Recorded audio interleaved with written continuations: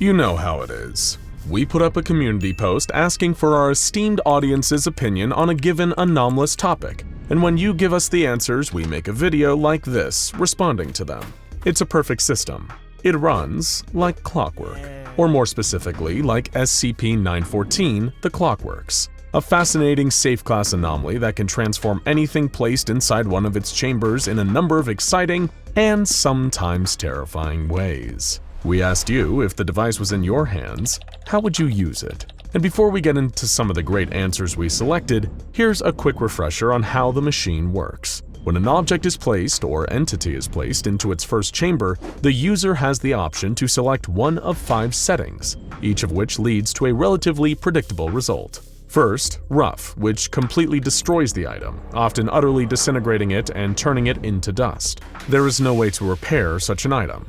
Coarse is a little less severe. It dismantles the object rather than destroys, cleanly and efficiently breaking it into its component parts, often in a manner that would be conducive to the object's reconstruction. 1-to-1 is a setting that replaces the object or entity with something similar, usually in size, weight, or quality. Fine is a setting that improves the item within reasonable means, rarely straying into anomalous territory with these improvements. And the most mysterious and volatile setting of all is Very Fine, which improves the item or entity in an unpredictable, anomalous manner, sometimes to disastrous results. Great, so now we're all caught up. We've handed you a great power. Now let's see if you can handle it with great responsibility. Sam Rosenthal said, "I feel like it would be interesting to put a musical instrument like a piano through it on Very Fine. It would be interesting to see what the machine would consider to be an improvement with something so subjective. Edit, it would also need to be something very high-end, like a Steinway," ooh, good choice, "so that it didn't just come out as a nicer piano. Putting a Steinway piano into the Clockworks on the Fine setting would likely result in an improvement, making it a finer instrument with a sweeter, richer sound. Potentially also changing its model from a baby grand piano to a concert grand piano. However, putting it into the machine on the Very Fine setting would be more likely to make the piano come alive, turning its legs into limbs capable of functional locomotion, and as for its keys, they kinda already resemble teeth in a weird way, so we're going to say that's a no-brainer. Its keys are definitely turning into actual teeth that are dripping with deadly venom. Anyone else getting Super Mario 64 flashbacks, or is that just me?" Isaac Ely said, "If most of the chains binding SCP-2317 have snapped, then presumably there is remnants of the chains laying around. The Foundation could combine this material with regular chains and put it on Very Fine and SCP-914 to create new ones to restrain the Devourer of Worlds. Something that's extremely important to remember is that the results of a Very Fine transmutation are always unpredictable. Upgrading the chains may result in them literally gaining a mind of their own and trying to imprison the known universe. And if they do simply become better chains, actually fixing them to the Devourer becomes the next issue. Personally, you're welcome to take care of that one first." Eddie Ember said, "So I had a crazy thought. I would put the substance produced by SCP-153, the soul extractor, through on 1-to-1. I'd be interested to see what the Clockwork would quantify as the equivalent to a soul. I think it would be different depending on the personality of the soul inserted. Like while one person may give their soul for love, another one may give their soul for a chocolate bar. Well, if the scientifically dubious 1907 metaphysical experiments of Duncan McDougall are to be believed, souls, despite being ephemeral, weigh roughly 21 grams. If the Clockworks have a difficult time qualitatively judging the value of a human soul, perhaps it would provide a vaguely valuable item that weighs roughly 21 grams. Little heartless, sure, but what can you expect? It's all cogs, gears, and pulleys." Shane said, "I would be interested in what would happen if you took a drawing of SCP-096 and put it on the 1-to-1 setting. Would it turn into a realistic photo? And if yes, then could this trigger the Shy Guy to attack you? I would also check this the other way around to see if you could get a pic of SCP-096 that doesn't activate his killing spree. While it's impossible to know for sure, we personally wouldn't risk this one. A single photon of SCP-096's face is enough to activate its rage state, as the failure of Dr. Dan's scramble goggles proved. So even if the Clockwork produces an even half-decent true representation of 096, looking at it will give you a truly horrifying death sentence." Alec B. said, "I would actually somehow get a part of SCP-682's body mass and experiment on it.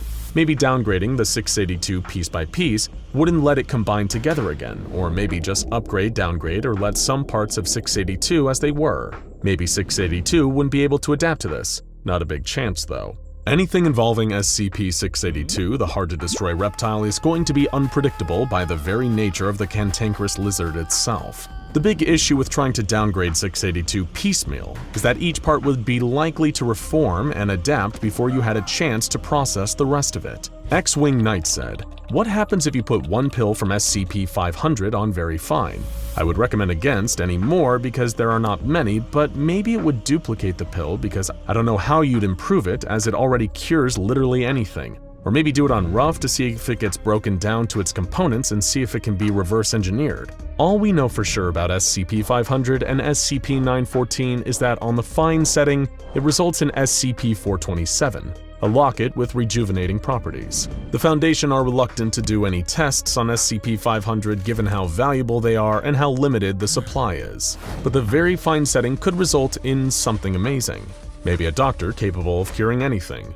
You know, the kind of doctor that SCP-049 wishes he was. Mr. Arthur said, "It would be interesting to put the researcher that presents the SCPs on Very Fine. Maybe the machine will make the researcher into one of the writers of SCP-001, the database." Hold on. You mean me?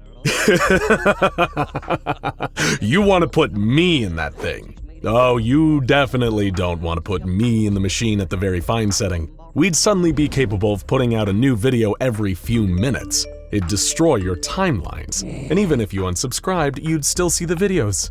They just keep coming. There is no escape. SCP Explained is eternal. There is no escape! Moving on. Dr. Veronica said, "It happened. My request to be hired as a doctor at the Foundation has been accepted. How about taking SCP-458, the never-ending pizza box, and putting it through on Very Fine? I imagine that it may be able to turn into something that can infinitely reproduce any food you desire. Failing that, maybe put a politician through on the Very Fine setting. Will that make them a very fine politician or a very fine person that happens to be a politician?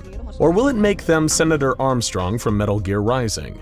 Pizzas and politicians, the two P's of conflicting emotions. Putting SCP-458 through SCP-914 might result in it turning into an entire pizzeria that gives away perfect pizzas at no cost. They'll have wonderful service, impeccable atmosphere, and always remember your name.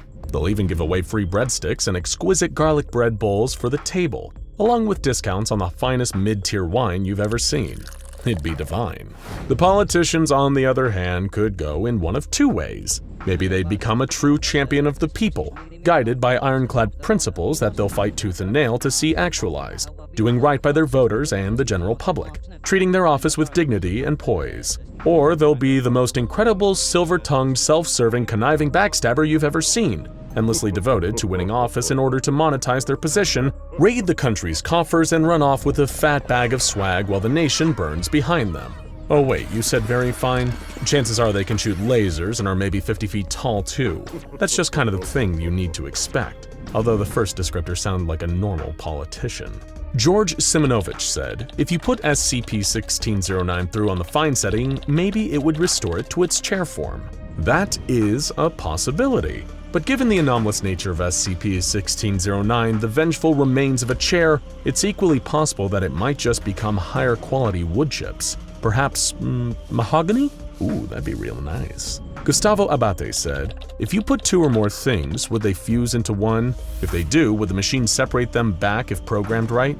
I don't believe that SCP-914 would fuse multiple items or entities that are placed into its chamber. You may be confusing that with another anomalous technology, like, say, a teleporter. But if a researcher is willing to step into SCP-914 with a fly, then we might be able to see for ourselves whether we're right. Stupid People said, "I think it would be interesting to put one of SCP-978's photos through the Fine or Very Fine settings, preferably one with an interesting desire depicted, like the Shy Guy's desire to not exist. It's unlikely that even the Clockworks would have the ability to tangibly change reality based on the photographs of the Desire camera. However, on the Very Fine setting, the photo will, at the very least, begin to move and, heck, maybe something will even crawl out. That's when you'll really regret putting any photo of SCP-096 in there. The GC Gamer YT said, I would insert a cake or some other type of food on the very fine setting to see if it would come out as a better version of that food, like a cupcake into a full cake or better quality ingredients. Maybe it would simply change the flavor and we'd find out that there's some kind of sentience behind the Clockworks allowing it to have an opinion on flavors. On the fine setting, everything you've just described is likely to be correct. On the very fine setting, on the other hand, the cake may grow giant spider legs, start spewing noxious amnestic fumes, and begin attacking anyone who isn't brave enough to eat it, and end its reign of delicious, well-frosted terror. Happy birthday. Moldy Doritos said, what about Y909 from SCP-3000 on very fine? Interesting to see an improved amnestic effect, or perhaps it changes the substance completely. Also interesting if you put it through on rough or very rough to see the output. Probably just a weak anesthetic or perhaps just rat poison. On very fine, the Y909 amnestic might become so powerful that just looking at it will induce a permanent Alzheimer's-like state in its victims, effectively deleting their minds. On rough, it may just break the vials it's stored in and spill the liquid everywhere. Dark Mega 5 said, I'd print out a meme, put it in on the fine setting, very fine might have unforeseen consequences, and post whatever comes out for massive amounts of Reddit karma. It is an honorable plan. We do it already in our own way. Whenever we finish a video, we run it through SCP-914 on fine just to make sure it's at top quality. And once we did it on very fine we'll let you speculate as to what video that was down in the comments. Brado said, I'm actually kind of interested to see what would happen if we put Keanu through the machine on very fine. Would it just break? Oh, Brado, how can you improve on perfection? Solrex the Sun King said, put my character sheet for D&D into it on very fine and just see what happens. Just make sure the alignment is changed to neutral or better before doing so. On very fine, it's likely that SCP-914 would ignore the content of the paper and instead mutate the paper itself. Perhaps it would turn itself into a deadly paper plane, flying around and blasting little paper turrets and air-to-surface missiles at its targets. And that might veer a little more into chaotic evil territory. Devon_gaming said, I feel like putting in one of my model tanks to see how it looks in the very fine setting. It's unlikely that those model tanks would remain models for long. They may wind up full-sized, fully autonomous and chasing you down the Foundation halls, firing lasers and radioactive payloads. They might even receive air support from the paper plane. Riley Mushill said, what happens when you put water in and set it to very fine? Would it become water from the Fountain of Youth, or would it become the best tasting water ever? On very fine, the water may become a nightmarish, aggressive creature that actively seeks out and destroys its human victims, like SCP-3280, also known as After the Storm. Though if we're extremely lucky, maybe life-giving anomalous water is in the cards. We just don't like to be overly optimistic these days. We've been burned too many times. Wild Knight Studios said, I would input the Tickle Monster in it and turn the setting to fine, allowing the Tickle Monster's power to make SCP-682 docile forever. While it's too much of a risk to ever try putting SCP-999 into 914, if things went well, 999 may become so powerful that we'd never experience sadness or anger on Earth again. And after everything we've been through, wouldn't that be a nice reprieve? Joey Rolfe said, I would put in one of the O5 Council on very fine setting. Then they would make better choices because they're better than before. Don't let them know we said this, but personally, we don't think the members of the O5 Council should be getting any more anomalous superpowers. Aren't they ambiguously dangerous and powerful enough already? Dysfunctional Dragonborn said, I'd put an NFT into it on very fine in hopes it turns into something of value. You genuinely caught me by surprise there with that one. However, doing this might make their insidious power grow even stronger. Rather than worthless JPEGs, they might instead become a rival group, the NFT Foundation, which instead of protecting humanity from evil, instead decides to display a level of evil that rivals even the malice of the Scarlet King. It's really not worth finding out. Chosen Mosen said, I'd put my resume in, turn it to very fine, and see if I can eventually get hired in my college town. This is a high-risk, high-reward move. Putting your resume in on Very Fine may make it a document that immediately anomalously convinces potential employers that you would be the perfect candidate. It may push things further and make your prospective employers obsessed with you. They follow you home and watch you through your windows. They wish to take care of you. They wish to be wed to you. They will never leave you alone. After all, it was an excellent resume. Swagger said, I think putting Hideo Kojima in the Very Fine setting would show something very interesting. If you run Kojima through the Clockworks on Very Fine, he might even be powerful enough to design and release Silent Hills on his own. No, we're still not over that. Is anyone? Hearth Fireheart said, a titanium prosthetic arm put in on Very Fine. Predicted result of possible prosthetic arm with anomalous properties, or an enhanced titanium prosthetic that can move exactly like a regular arm, while granting enhanced strength. We're always down for super-powered robot arms. Chances are on Very Fine it might even get shape-shifting or immensely powerful reality warping abilities. So powerful it may even begin to change the rest of your body. Picture what happens to Tetsuo in Akira. Bunker said, put a burger on the Very Fine setting. I'm very curious as to what would happen to something as simple as a burger. All we'll say is we definitely don't recommend eating the burger after you've run it through. It may wind up eating you from the inside once you're done. Deez said, I would put raw steak in the machine and put it on Very Fine. That way the steak will taste very delicious and be very fine.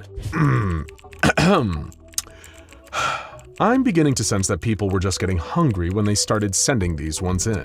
And we definitely don't think you should put a steak into SCP-914. For all we know, it might turn into SCP-058 and get us all killed. Nicholas Lau said, alright, this'll sound disgusting. I toss in a jar of some of my own toenails, hair, dandruff, spit, and tears. Then cover the jar in lead paint, put on a sticker saying warning radioactive materials, and come in with a hazmat suit and a lead shield. Put on fine, then evacuate the room for the object to appear. Okay. Well, that's one of the most revolting answers we've ever received here on SCP Explained. Well done, Nicholas. It's going to be a while until we can get this thought out of our heads. This is the exact opposite of Very Fine, and the only person thrilled by this answer is my therapist. Ray Parentel said, a Nickelback CD on Very Fine. Just like we said for Keanu earlier, how could you improve on perfection? And there you have it, folks. Thanks again to everyone who sent in their fascinating and, disturbing answers. If you want to be in the next video like this, keep an eye on our community tab. And thank you for your continued support. You'll always be very fine to us. What about this one? One SCP researcher called to the other. You've got to be kidding. His colleague scoffed, interpreting the suggestion as little more than a joke. That thing's a piece of junk. She tapped a knuckle against the glass case, catching the attention of the tiny figure inside. Who dares? Exclaimed the tinny, monotone voice. Release me from this irksome confinement so that I may bring about your final undoing, vermin, for I am Doombot 2000, the ultimate bringer of destruction. Both researchers laughed at the small automaton inside the glass. They had come to SCP Item Gallery 27 in search of non-organic anomalies to gather for testing. But judging by their reactions, it seemed that SCP-1370 wasn't going to make the cut. The cobbled-together robot was widely considered to be a harmless, clumsy little oddity, rather than any kind of threat. But that didn't stop SCP-1370 from challenging any and all things around it to a battle to the death. Battles it always lost. This thing is junk, the second researcher remarked, flicking her finger at the glass again in an attempt to startle the robot. It is not organic, though, the other pointed out, observing that SCP-1370 had been constructed out of various recycled parts. Its head was a defunct and non-operational voltmeter, soldered awkwardly onto a weak neck joint. Its arms were wrenches, and it had been configured in such a way that gave the robot a top-heavy, impractical design. Inorganic, yes, but worth our time? Definitely not. Come on, we'll find something else to test in SCP-914. As the pair of researchers turned their backs on SCP-1370, it began to squawk at them again through the speaker embedded in its chest. You dare walk away from me? You have incurred the wrath of Robolord the Destructor and will soon be reduced to atoms by my hand. The tiny junk robot charged towards the two Foundation personnel, only to slam front first into the glass of the display case it was kept contained in. The force of the impact, combined with SCP-1370's imbalanced design, caused it to topple over and land on its back, leaving a huge crack in the glass. Ah, great, one of the researchers sighed, rolling her eyes. We're gonna have to report that SCP-1370's damaged its case again. Come on, let's go and get someone to replace that glass. You think we should just leave it here unsupervised in a damaged case? The other asked. Look at the thing, it's hardly competent enough to escape, the fellow researcher replied, as the tiny robot struggled to get itself back upright. I'm sure it'll be fine for a few minutes. Little did the pair of researchers realize as they left Item Gallery 27 that SCP-1370 had been listening to their conversation, picking up on a few details. While the anomalous automaton often displayed a low level of intelligence and awareness of its surroundings, it was still self-aware, and on top of that, harbored a hatred for all things it believed to be living, although it could be easily tricked and lacked any kind of real fighting ability. But it had picked up on something the researchers had mentioned, an SCP-914. Perhaps through its own limited intelligence or some kind of other anomalous awareness, the tiny robot detected this to mean another machine. And so, standing back up, it struck the glass of its display case again, shattering one side completely. It hopped down to the ground, tumbling over thanks to its lack of balance, only to eventually stand back up and start making its way through the facility.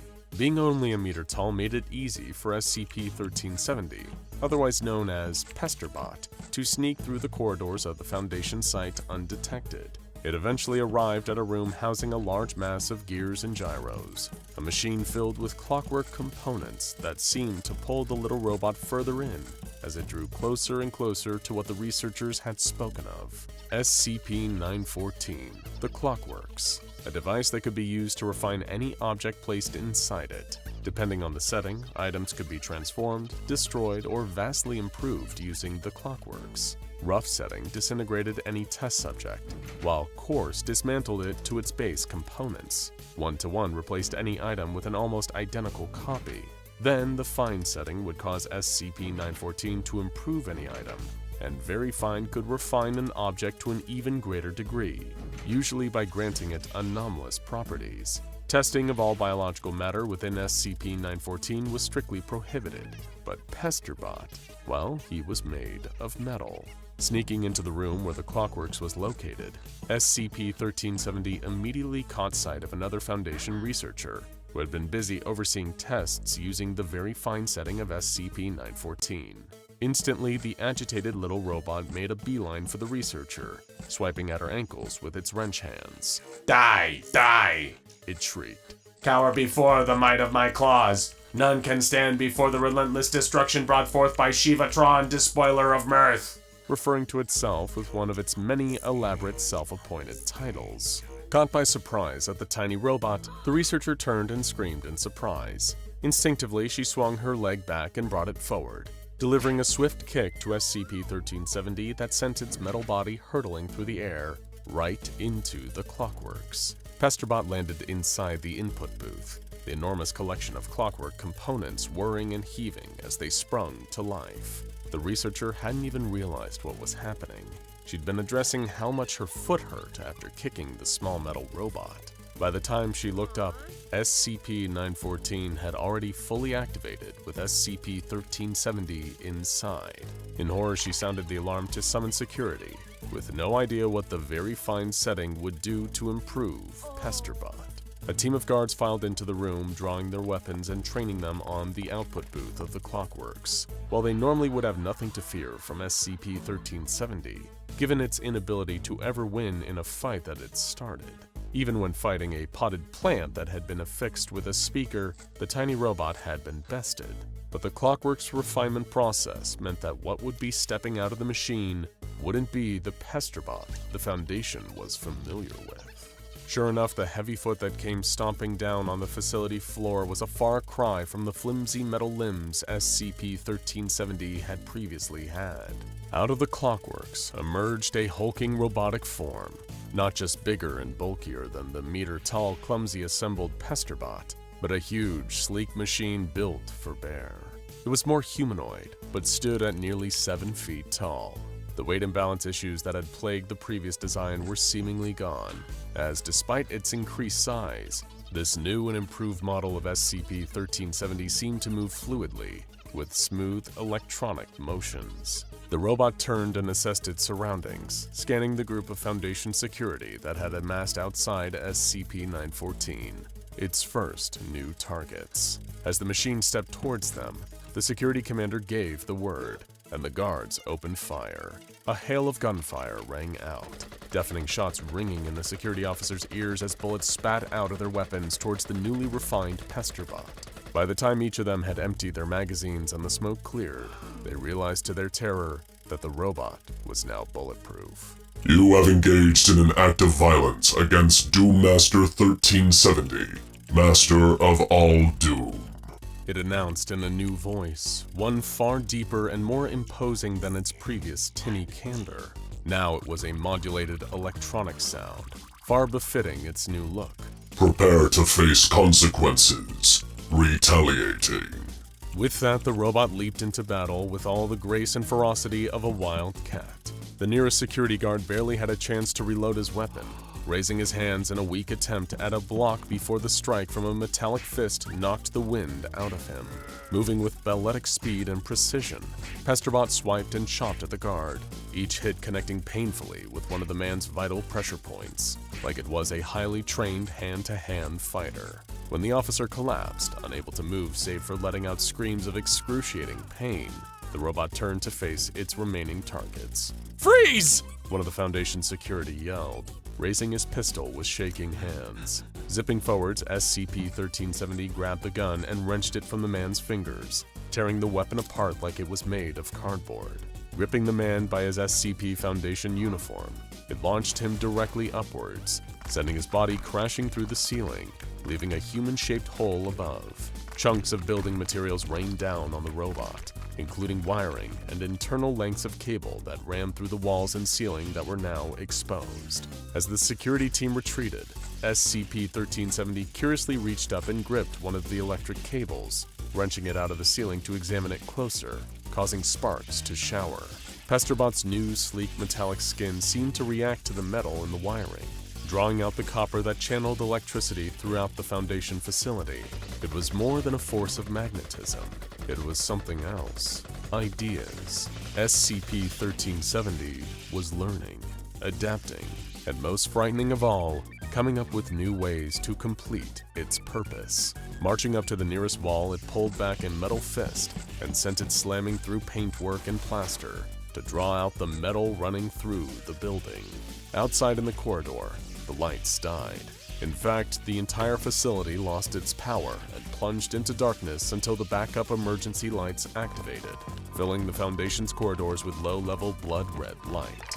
More security officers had mobilized outside of the Clockworks room, expecting at any moment that the refined version of the previously harmless Pesterbot would soon appear. Sure enough, it did, and the red lighting was soon added to by yet another hail of frightening gunfire.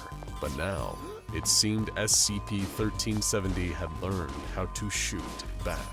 An arc of lightning zapped through the corridor, electrifying every guard it touched and reducing them to little more than a smoldering husk.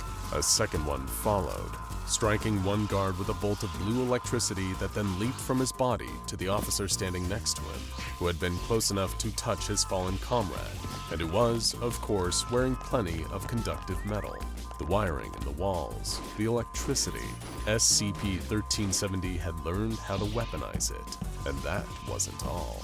As the robot stepped out of the room, it had pulled various other metalwork from the fabric of the building around it into its form, adding to its body in new and gruesome ways. Its shoulders now had additional armor. Long poles of rebar now extended out of its robotic forearms to act as crude, rudimentary impaling weapons. It had gotten even taller, and all forged out of metal it harvested from its surroundings. SCP-1370 hadn't just been made a better fighter, it had been given something else by SCP-914, intelligence. The capacity for it to learn and perpetually adapt itself, and it wouldn't stop. It would keep improving itself to enact its original purpose, to fight anything and everything around it. A slaughter ensued, Everything the SCP Foundation threw at this new version of the Pesterbot only gave it more weapons and more offensive capabilities to add to its growing arsenal. The rebar weapons in its arms were replaced with sleek, sharp blades. Even bullets fired at it seemed to be absorbed into its mass, allowing it to keep growing.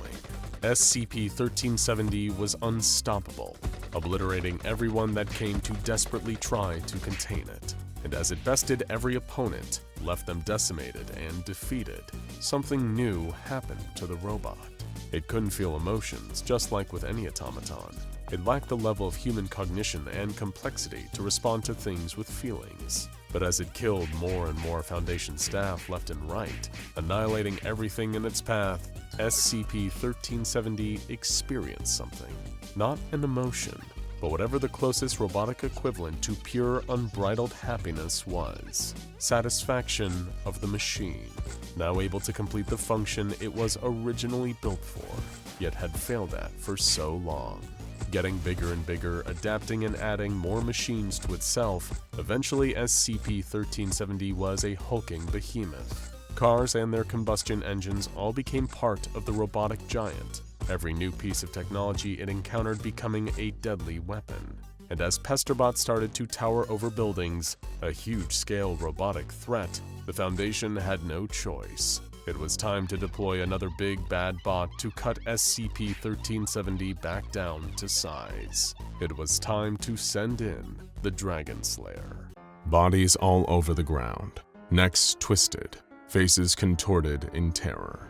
SCP-173, not one but an army, scatters out through Site-19, massacring researchers one broken neck at a time. Pure chaos. How could this possibly have happened? The strobing of the blood-red emergency lighting was already fear-inducing enough. So was being hidden under one of the tables in the mess hall, trembling as the noise of alarms rang out through the facility. But the thing about the flickering lights scared SCP Foundation researcher Mira Smithy all the more, were the few seconds of darkness that came between each flash of red. If it had been any other containment breach, she probably wouldn't have even noticed, for in those few seconds, when the warning light lit up only to cut out, she couldn't see a thing, and her not being able to see made it easier for them to move around. Mira had lost track of time since the alarms had first sounded to mark the containment breach. She tried to keep count of the minutes, but the drumming of her heartbeat had thrown her off. There was no way of knowing if it had been hours or only a few minutes since everything went wrong. Of course, the SCP Foundation had plenty of procedures and protocols in place to prevent or respond to situations like this. Yet the emergency alarms kept echoing through the corridors, lights plunging the facility into darkness every few seconds, only to break it up with a brief flash of red. It seemed to Mira from her hiding spot that this breach had proven far too much for the Foundation's extensive procedures to counteract. Maybe it was all over already, she thought after a few seconds, or maybe minutes under the table. What if they had gotten bored, tired of slaughtering their way through Foundation personnel and slunk back to their containment chamber? That would have been simpler, far less terrifying than the alternative that came creeping into Mira's head in the form of her next thought. What if she was the only one left alive, the last member of site personnel still breathing, just by some random 100-to-1 chance? And if that was the case, how long would it take for them to find her? How many even were there? A new sound, just detectable below the alarms, broke through her avalanche of anxious questions. Footsteps. The noise of boots clomping against the floor, clearly belonging to a human and not one of them. Cautious as to which way her gaze was directed, Mira poked her head from out beneath the table, glancing around during the few seconds where the red of the emergency lights allowed her to see. The steps were getting closer, and as they did, Researcher Smithy realized something that made her fearful for her fellow survivor. They were running away, and there was no way they could do that while also looking back at what was coming after them. "Over here!" she hissed in a hushed tone at the sight of a pair of legs crossing a nearby corridor. Their thick, standard-issue military boots seemed to match those worn by the Foundation's security personnel. The officer passed by, only to stop and tiptoe closer to the mess hall, having heard Mira's whispered call. With the red lights blinking, it looked like every other step the security officer took had been edited out, like they were teleporting closer in the dark. watching intently from her hiding place. It reminded Mira sickeningly of the things she was hiding from, how they moved, and the worrying fact that she couldn't see one following the security officer. "Hello? Hello?" called a man's voice as he entered the mess hall. "Under the table," Mira whispered. "If we hide, we can still see them, but they can't see us." "Hiding?" he replied. "No, we need something that can revert these things back to the original. It was so much easier to handle when there was just one of them. Look, let's make a break for it. I'm gonna grab SCP-3108 and get the lights back on. If we can restore visibility, we might be able to stand a fighting chance against those things." The officer was looking around the cafeteria, trying to locate the source of Researcher Smithy's voice, eyes distracted. Then the intermittent flickering of red light cut off again, plunging the entire mess hall into near-pitch darkness. At the same time, there was the sound of something heavy and stone scraping against the flooring. It turned Mira's stomach, and she immediately covered her mouth. She had no idea if they could hear her breathing. Could a creature of stone even detect sound at all? While the lights were down and the security guard's back was turned, a pair of sculptures, built from concrete and rebar, traces of spray paint over their stone skin, appeared behind the officer at impossible speed. There was a sickening crunch, followed by the sound of something dropping to the floor of the mess hall. As the emergency lights flicked back on, Mira could see them. The 2 copies of SCP-173 standing still next to the table she was under, bathed in red light. This nightmare had all begun as an otherwise ordinary Friday for the SCP Foundation. Only a few hours earlier, Mira had been brainstorming her latest pitch for a series of experiments involving SCP-914. Otherwise known as the Clockworks, SCP-914 was a large machine comprised of various cogs, gyros, and gears of unknown origin. Its function, however, had long been documented and was of great interest to the Foundation. Any object placed within SCP-914's input booth could be transformed, destroyed, or improved depending on the Clockworks' setting. Rough would disintegrate the subject, Coarse would dismantle it to its base components, and 1-to-1 would merely replace the object with a similar, almost identical one. Then there were the fine and very fine settings. The former would cause SCP-914 to improve any item, and the later is capable of the same but with one key difference. Very fine would refine an object even more, usually by giving it anomalous properties. The Foundation higher-ups had permitted staff to freely conduct tests using the Clockworks, although approval was required, and all data was to be recorded. While many of the scientists at the Foundation were fixed on the mysterious origin of SCP-914, or the furthest extent of its refinement capabilities, Myra had been thinking about it in a far more practical way. She wasn't interested in the how or the why of SCP-914's inner workings, nor who had built it. Her experiments were born out of considering better usages for the Clockworks. It was a machine that could provide endless possibilities, and Myra was determined to make it to the fullest use of it in order to solve actual real-world problems. "Imagine for a moment," she announced, reading off her cue cards as she practiced pitching her experiment to the Foundation's senior researchers. "Imagine a world where nobody ever gets sick, where human beings are able to live long, healthy, and prosperous lives. Maybe dial back on the Star Trek." Her colleague, research assistant Jensen, interjected. "Really? That's what you call constructive criticism?" she retorted before continuing.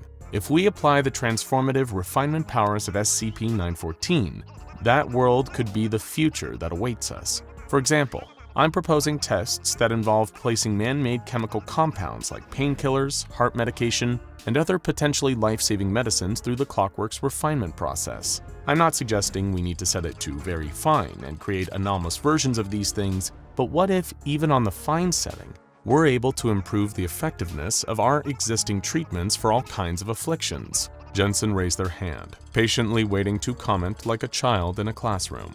"What?" Few things," they replied, lowering their hand. "First off, some if not all man-made medications include some kind of organic component. The O5 Council have banned all—" "Yes, I'm fully aware of the containment procedures," Mira interrupted them.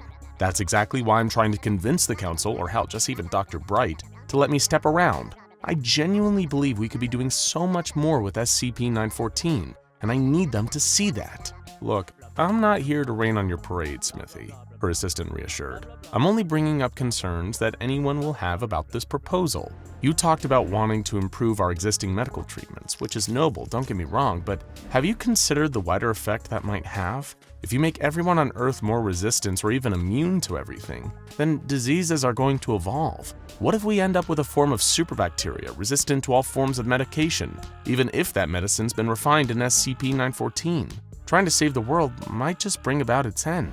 "I've thought about that, but if the Council starts allowing for biological testing again, then the solution is obvious. We use the Clockworks to eradicate whatever germs or diseases are able to develop after improving treatment options," Myra explained, then adding, "Besides, that can't be any more dangerous than what we've been using SCP-914 for. I mean, enhancing other SCPs, that's a recipe for disaster."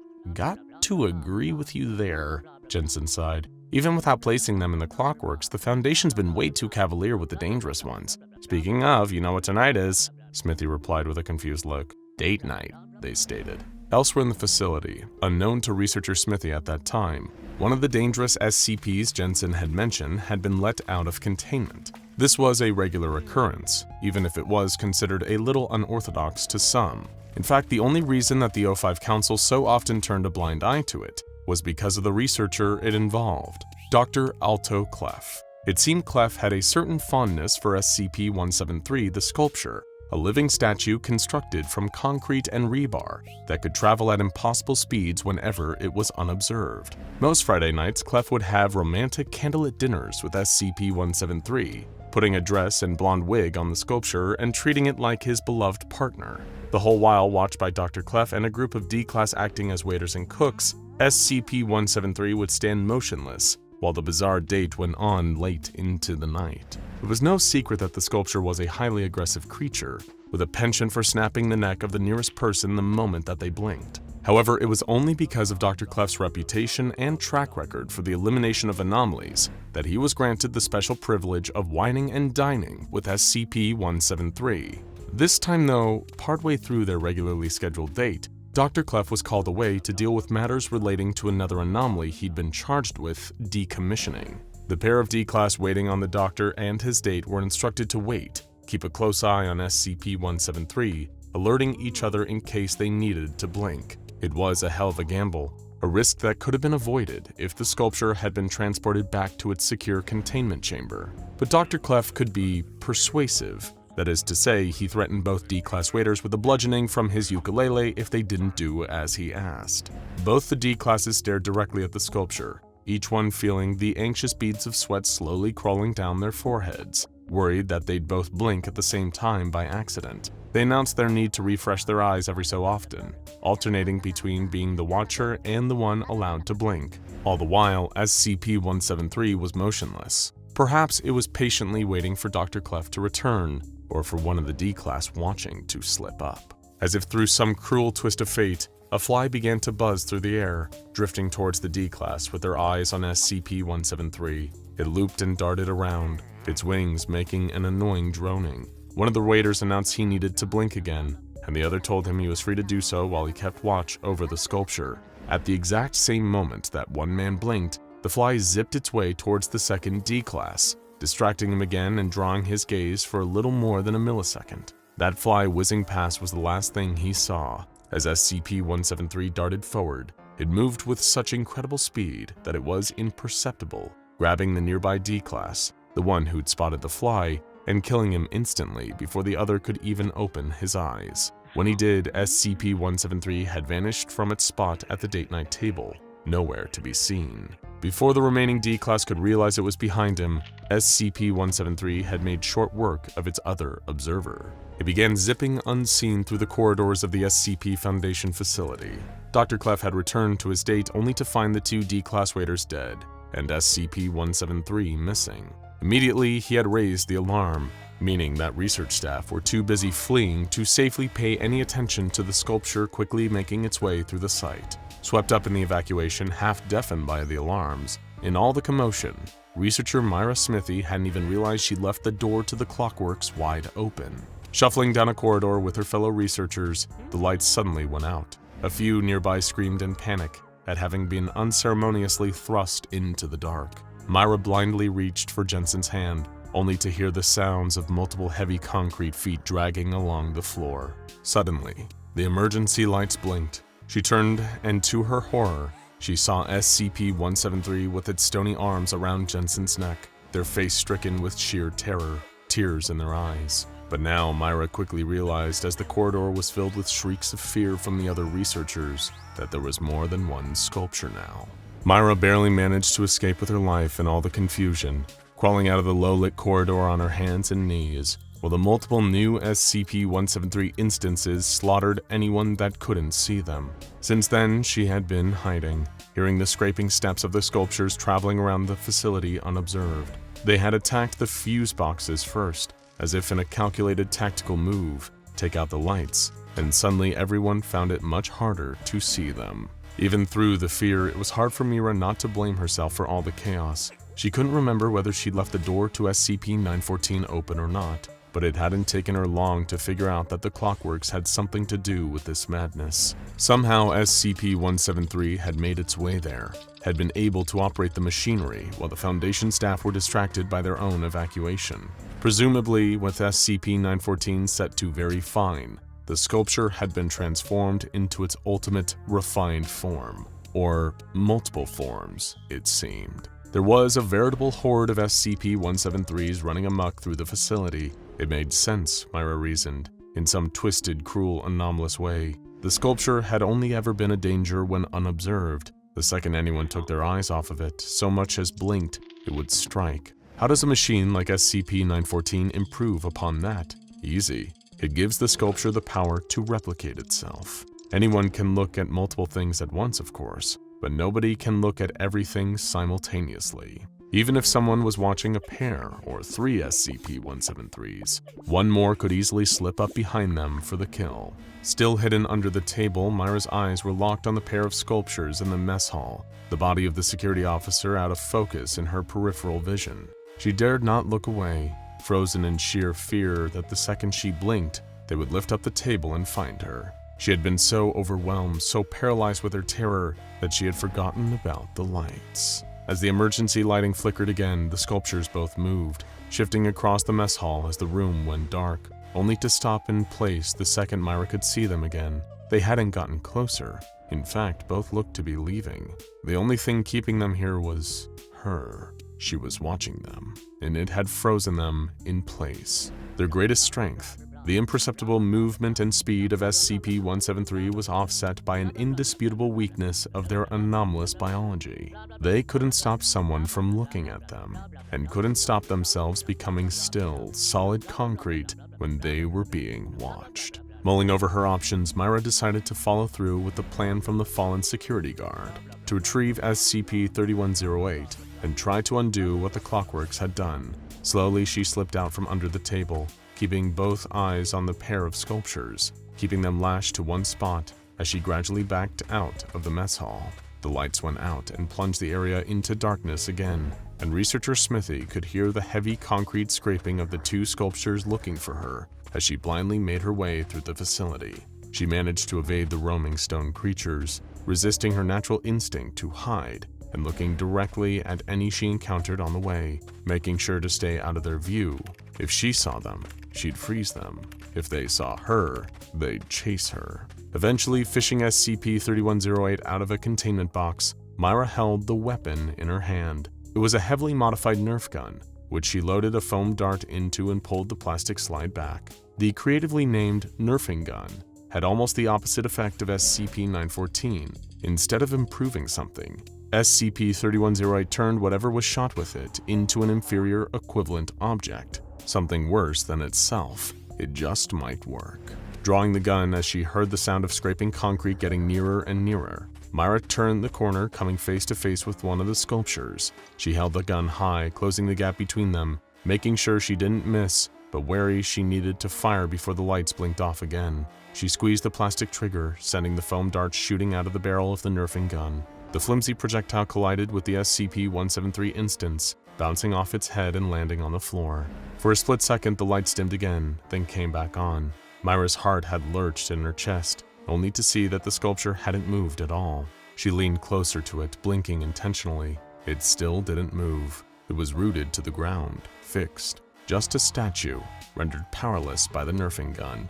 Excitedly, Myra knelt down and scrabbled on the floor to retrieve the dart, just as the emergency lighting flickered out again.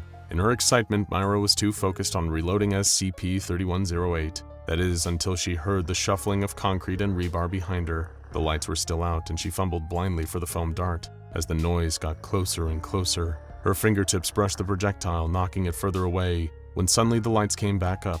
But as she reached for it, Researcher Smithy felt a large, cold presence behind her, something huge and heavy, and made of stone and lingering at the very corner of her eye.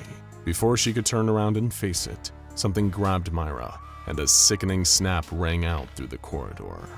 It was quiet, too quiet. That had been what everyone remembered about that day. Ask any member of personnel who was working what the one thing they recalled before it happened. They'd all tell you the same, that it had been too quiet. An eerie lull in the Foundation's usual day-to-day activity, followed by untold, unspeakable chaos. But the quiet had come first, and within that quiet, a madman was hiding. His name was Vince Barrett. At least, that was his legal name, but he much preferred to go by his online moniker of the Tainted Lizard, or just the Zard for short. Anyone who chooses to call themselves something like that in an attempt to sound cool might well be a person to avoid. And in the Zard's case, that sentiment was accurate. He was a social recluse, devoting a lot of his time to some of the darker corners of the internet. And we don't just mean that he spent his days trawling through Reddit. No, the Zard's interests were in the paranormal, the unusual and inexplicable, as well as the community of his fellow internet recluses dedicated to unearthing the true supernatural horrors of the world. Eventually spending so much time in corners of the online world where few normal people would dare to tread, that would lead to Zard becoming a member of the prolific forum known as Parawatch. This was the real deal. Not just urban legends and blurry photos of Bigfoot or faked handheld videos of people falling into the backrooms. Parawatch had long been known to and kept under the surveillance of the SCP Foundation. Why? Well, because this infamous online message board would occasionally feature posts about anomalies. Some even including SCPs and leaked information about the Foundation themselves. Of course, hardly any of these posts stayed up for very long before the Foundation's tech team scrubbed them permanently. But it was here on the Parawatch forum where Vince Barrett would encounter a fateful video clip.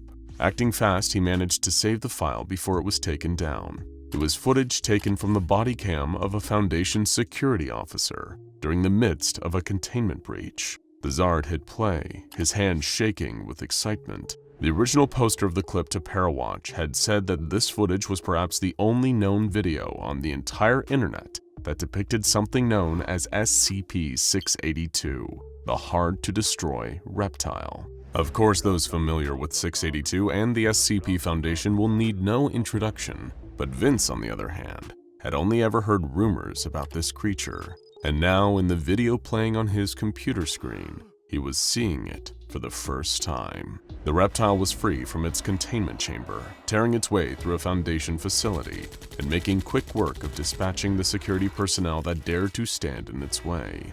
It was a force of unbridled carnage and rage, destroying anything in its path and adapting to its environment. Deep in the Parawatch forum, the Zard had read rumors and leaks from alleged ex-Foundation staff and detractors that 682 was like something out of a nightmare. They said that the creature could adapt perfectly in response to damage inflicted upon it, or to changes in its environment, as well as heal any injury it sustained. It persisted, it kept on going, and something about that enamored Vince to the infamous anomaly. He thought it was beautiful, the ultimate apex predator, and admired the hard-to-destroy reptile's tenacity, as well as its ferocity. Watching the horrific containment breach footage, he realized then and there that he was a devoted fanatic of SCP-682. His time on the dark side of the web had twisted his mind and led him to make one fateful decision, that he needed to see the creature in person. That had been almost a year earlier, and in the time since, the Tainted Lizard had pulled on every dark web string he knew of, eventually getting in contact with a shady group called the Chaos Insurgency. Vince had managed to get a hold of a real-life SCP Foundation keycard, as well as the location of the facility they were holding 682 in, and a forged transfer document. Posing as a humble, unassuming janitor, the Zard had made his way inside the Foundation, and wasted no time in making a beeline straight for the acid tank where 682 was held. He stared at the creature through the glass, eyes wide and jaws slacked in utter awe of the monstrous reptile. Perhaps the biggest fan of SCP-682 on the planet couldn't quite believe he was standing in the presence of the creature itself. It barely seemed to pay him any mind from the other side of the tank, the acid surrounding it melting 682 as fast as it could heal. Seeing it in containment enraged Vince.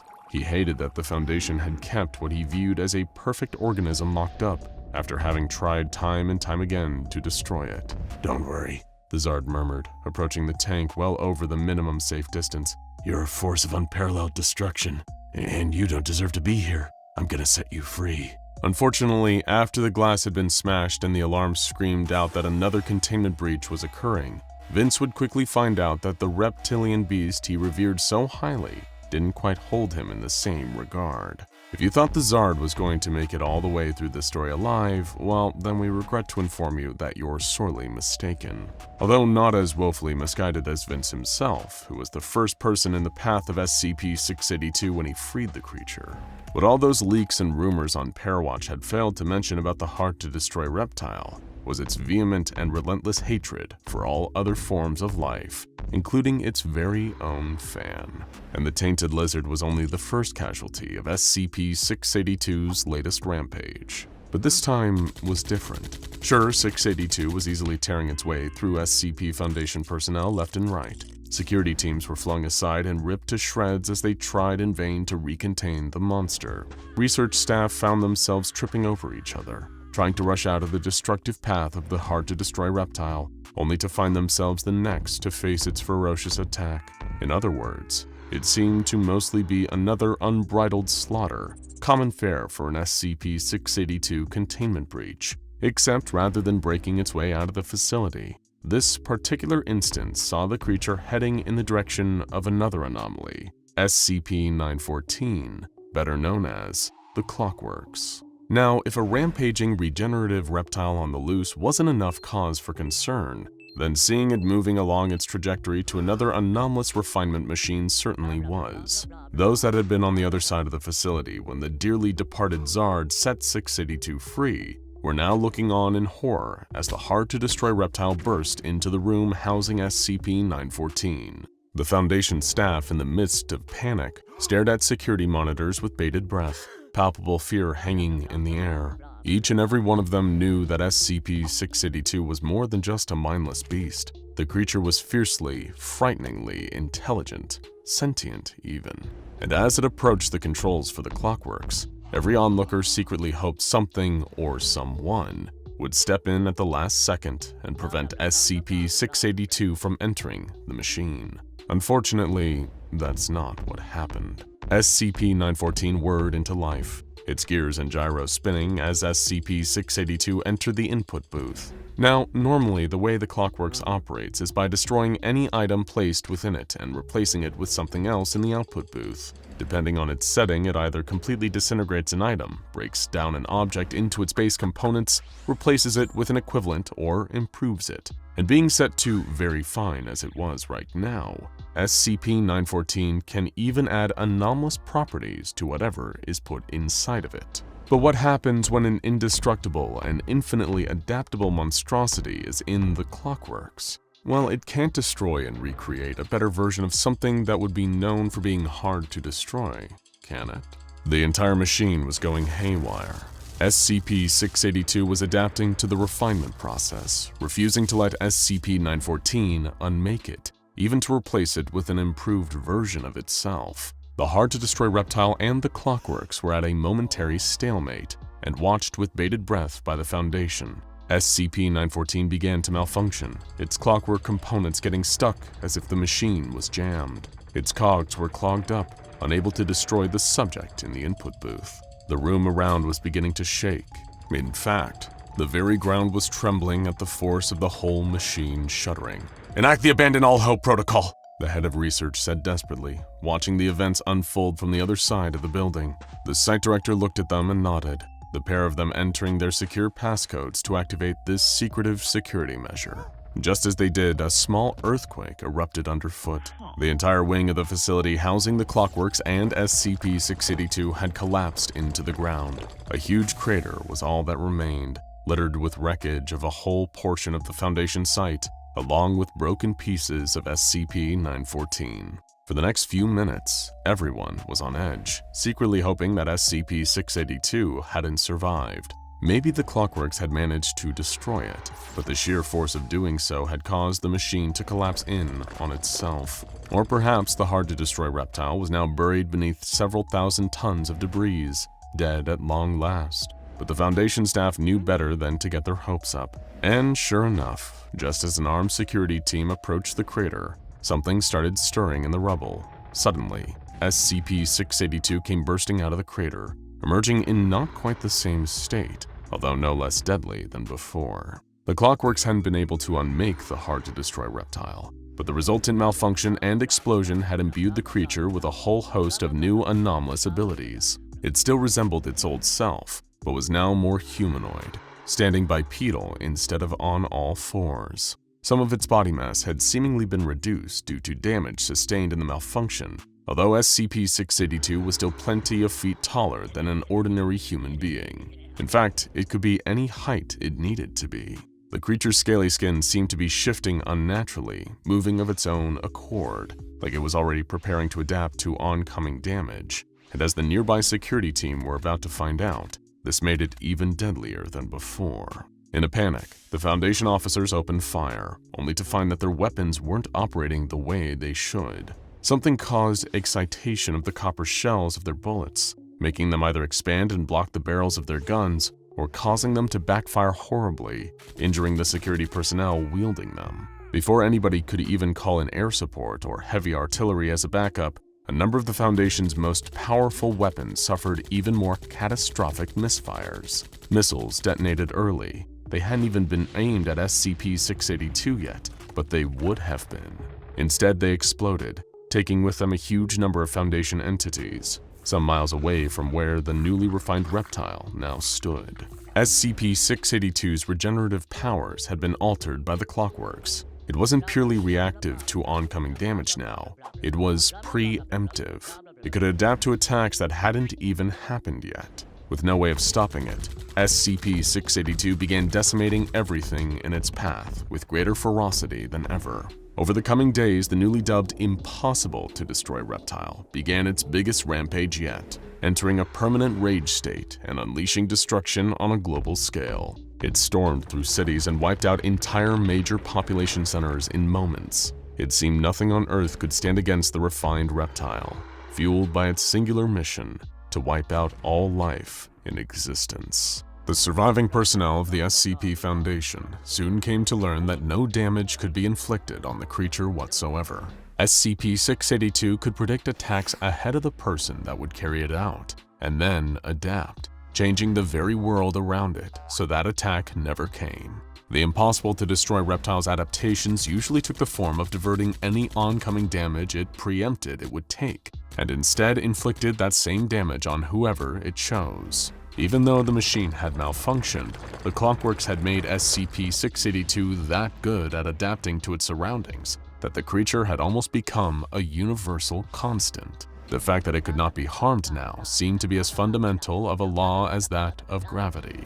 But that wasn't going to stop the SCP Foundation from trying. The number of casualties the world over had been increasing steadily day by day as SCP-682 continued its devastating campaign of slaughter. Some of the remaining scraps of the Foundation had tried to subdue the creature, but any attempts at fighting it with conventional weapons were ill-advised, to say the least. After all, how do you fight against a creature that can predict your every move and counter them before you've even thought of those moves? Well, you can try throwing something so unexpected at it. At least pulling something out of left field means that the chances of SCP-682 seeing it coming are slightly slimmer, and that was where the Abandon All Hope Protocol came in.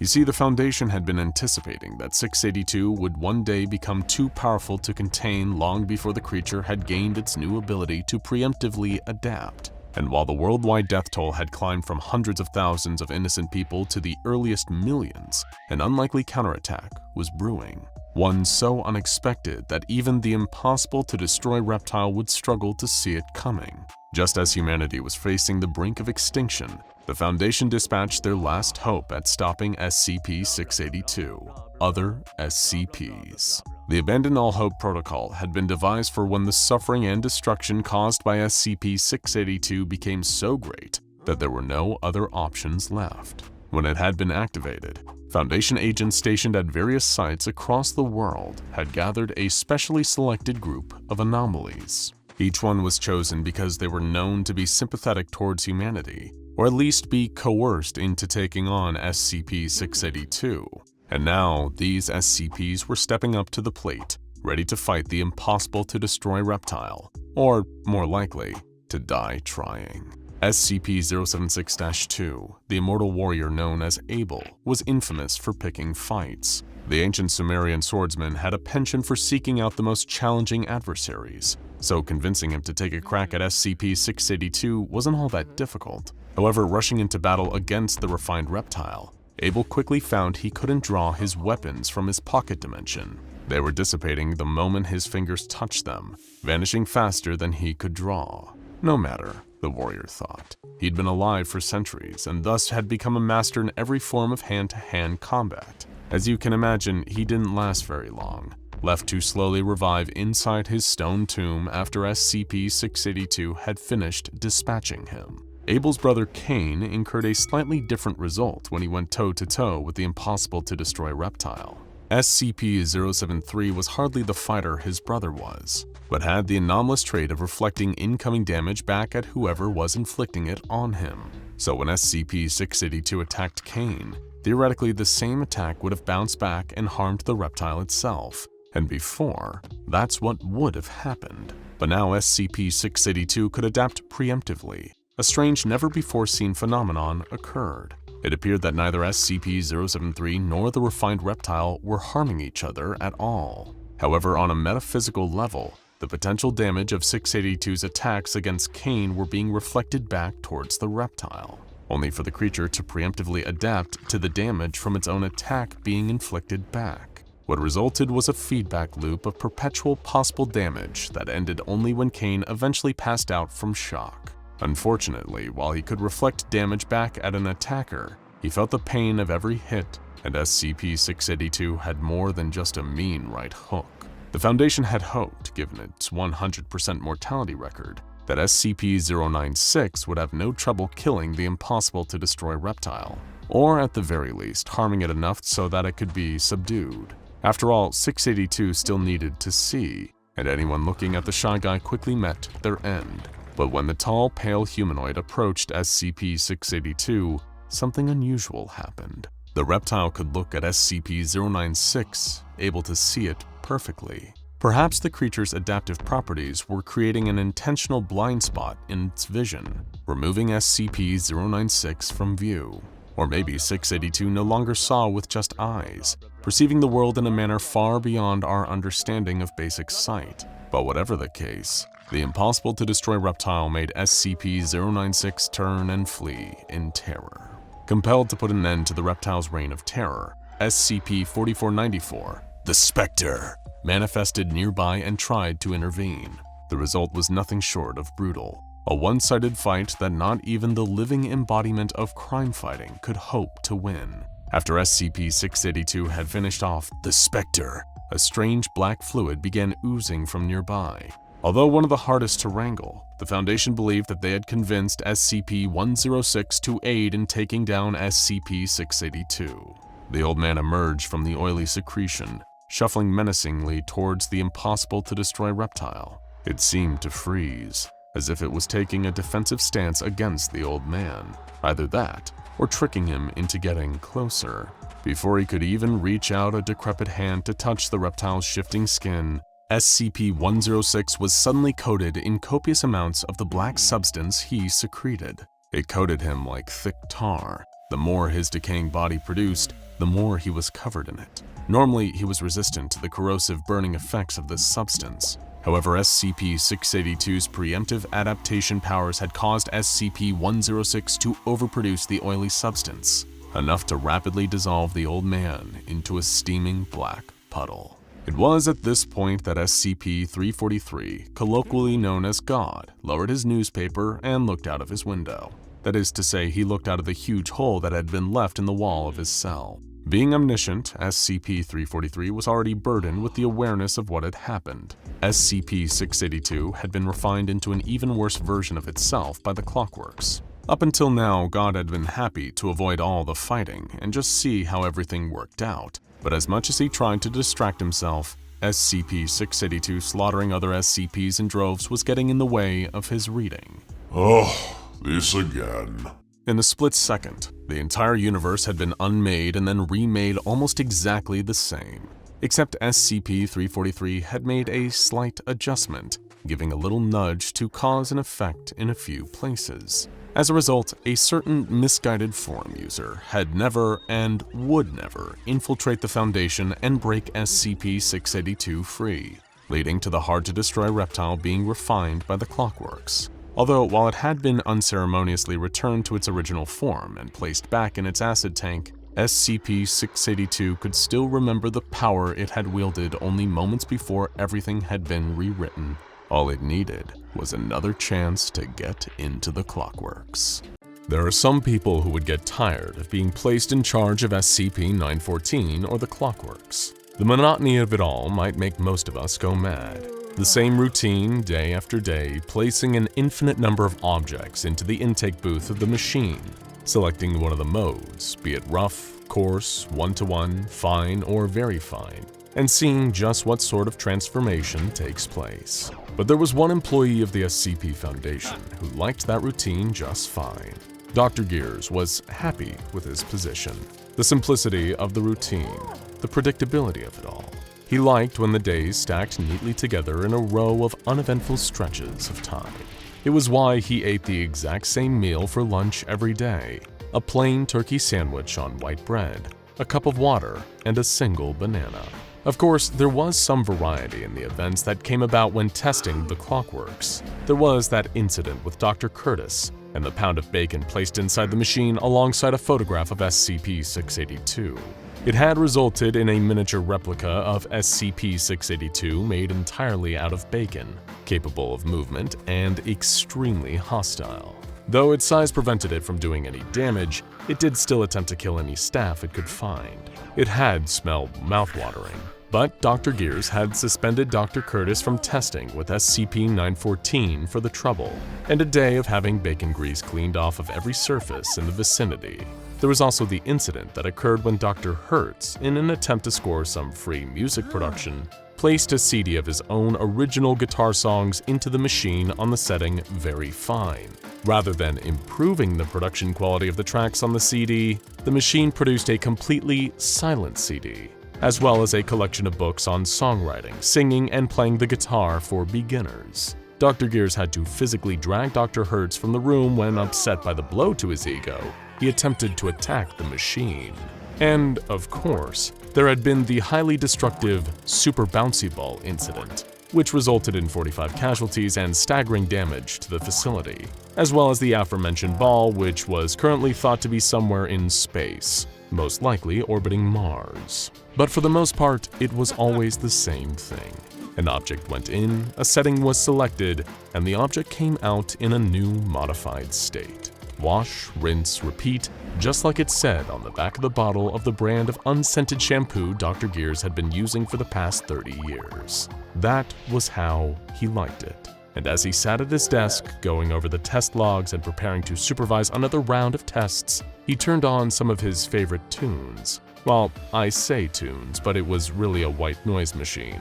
He didn't care for music. It was a bit too much excitement. He was just getting into the flow of his work when there was a knock at his office door. Excuse me, sir. A research assistant was standing at the door, pale and anxious, a clipboard in his hands. They're, requesting your help with an emergency down the hall. What is it? Dr. Gears asked. They didn't really say, just something about Dr. Bright and, Chainsaws? The assistant stammered. Dr. Gears sighed and stood up from his desk. I'll be right there. There wouldn't be anyone keeping an eye on SCP-914, but at this point, the experimentation process basically ran itself. Everything would be fine if Dr. Gears stepped away for a little while, wouldn't it? Meanwhile, across the site, a very enterprising mask became keenly aware of an opportunity presenting itself. It had been lying in wait, meticulously planning and plotting for days, and now there was an opening it could take advantage of. You see, months ago, the mask had managed to finagle itself a host, a researcher who had just been working with SCP-914. When the mask's consciousness took over the man's and it delved into all of his thoughts as they were snuffed out one by one, it learned all about the marvelous, miraculous Clockworks, the machine capable of transforming anything into a better version of itself. The mask had fantasized, obsessed about getting to SCP-914, of using it to mold itself, to change into something greater and more powerful. Then, perhaps, it could escape this place and return to its former freedom and glory. Of course, it would have to select the right setting. One wrong choice, and the whole plan could amount to nothing. On rough, the mask would likely be destroyed, reduced to a pile of ceramic dust or perhaps even a ball of unmolded clay, alongside some of the black slime always oozing from its eyes and mouth. On course, it would likely be transformed into a slab of plain porcelain, uncarved and unpainted. On one-to-one, the mask would likely be swapped out with another anomalous object, some other enterprising mask, or perhaps a haunted Victorian doll or some other malicious inanimate thing. And what use would that be? No, that wouldn't do at all. Fine could be promising, and would likely prevent the mask from degrading any future hosts it decided to take. But why stop there? Why should it limit itself to simply fine, when very fine was right there and looking oh so promising? It decided if it could get to SCP-914, it would find a way to transform itself using the very fine setting. And then, its enemies, this pathetic foundation, the entire world, would fall to their knees. It had been waiting patiently, like a snake coiled and ready to snap up its prey, spreading its psychic tendrils as far as they could go, and anticipating the moment that someone left SCP-914 unattended. Now, the moment had arrived. Of course, the mask would need help. It didn't have a way to reach the Clockworks on its own, so it had been wrapping its influence around the guard station just outside its door, dripping thoughts into his head, whispering darkness into his ear at every chance it got, chipping away at his will bit by bit until the man was little more than a puppet with the possessive mask tugging at his strings. The mask gave a mental yank on one of those strings, calling the man in its thrall into the room. First, he knocked out his fellow guard with the butt of his gun. At this point, his mind was so pliable that he would do anything to please the mask. Next, the man entered the containment chamber, a glassy, vacant look in his eyes. He unlocked the glass case and reached inside, lifting the mask out and bringing it one step closer to absolute freedom. He tucked the mask inside of his uniform, hiding it away from any prying eyes, and began to walk steadily towards SCP-914's room. All the while, the mask whispered silent encouragements into the man's weakened mind, promising him power and success beyond his wildest dreams, if only he would help it achieve this goal. Of course, the mask was planning to kill the man as soon as his task was done, but he didn't need to know that yet. Every step brought the mask closer to victory, and it was practically vibrating with the delicious anticipation of it all. Soon, so soon, they reached the containment room, the Clockworks just beyond the door. The guard carried the mask into the room, placed the mask inside of the intake booth, closed it, and approached the control panel. In accordance with the mask's psychic instructions, he selected very fine and turned the machine on. The cogs and gears inside whirred to life. The engine sputtered, metal clanked, and pipes exhaled hissing bursts of energy. The output chamber opened, and through the curtain of steam, SCP-035 stepped in its new and improved form. That's right, stepped. First, one long, sinewy leg, leathery, shiny, and black as the night, extended into view. Another leg followed, and along with it came a torso, a pair of arms, a slender neck, and the familiar face of the mask, stark white against the darkness of its new body. The feet ended in little points, as if the figure was wearing boots, but there was no visible clothing. It was all one being, angular and strange, with long fingers tipped with curved claws. The mask let out a wicked cackle, throwing back its head in triumph. Excellent. It's even better than I imagined. The mask turned to the guard that had helped it escape. Thank you for your service. Now I have one last favor to ask you. It was time for the mask to test its powers, to see how the Clockworks had strengthened what was already there, what more it was capable of in this enhanced state. I want you to go into the cafeteria, walk into the kitchen, and climb into the oven, would you? Make sure you turn it on nice and hot first. It waited for a few seconds before the man nodded solemnly, turned and left the room, heading off in the direction of the cafeteria. It listened as the moments passed, and the sound of horrified, shocked screams rang out, and it knew that the man had followed its instructions exactly. At the mask's orders, he had cooked himself for lunch. The mask clapped its hands together, cackling again. Wonderful, oh wonderful. Now that's taken care of, what shall I try next? If the mask had eyebrows, they would have been arched in a truly devilish expression. First, it wanted to test its abilities on a truly formidable opponent, someone worthy of the mask's time and attention. Casually as you please, it strode over to one particular containment chamber to see about an unkillable reptile. As it walked, several guards took notice, pointing their weapons at the mask and ordering it to stand down. Each time it chuckled, and with a wave of its hand, the barrels of their guns warped and twisted into little metal bows, completely useless. It snapped its clawed fingers, and the guards fell to the ground in an unconscious heap. Can't have you sounding the alarm yet. The fun is only just beginning, the mask remarked, though it knew the guards couldn't hear it. It kicked open the door to SCP-682's containment room with a jaunty greeting. Hello, you scaly fool.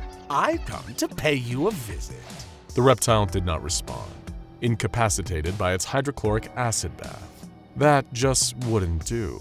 The mask concentrated, and the steel chamber broke apart, acid spilling everywhere, hissing as it splashed onto any available surface. SCP-682 lifted its head, twitching its tail, and took in the sight of the new and improved mask. What do you think? The mask posed for the creature, laughing again.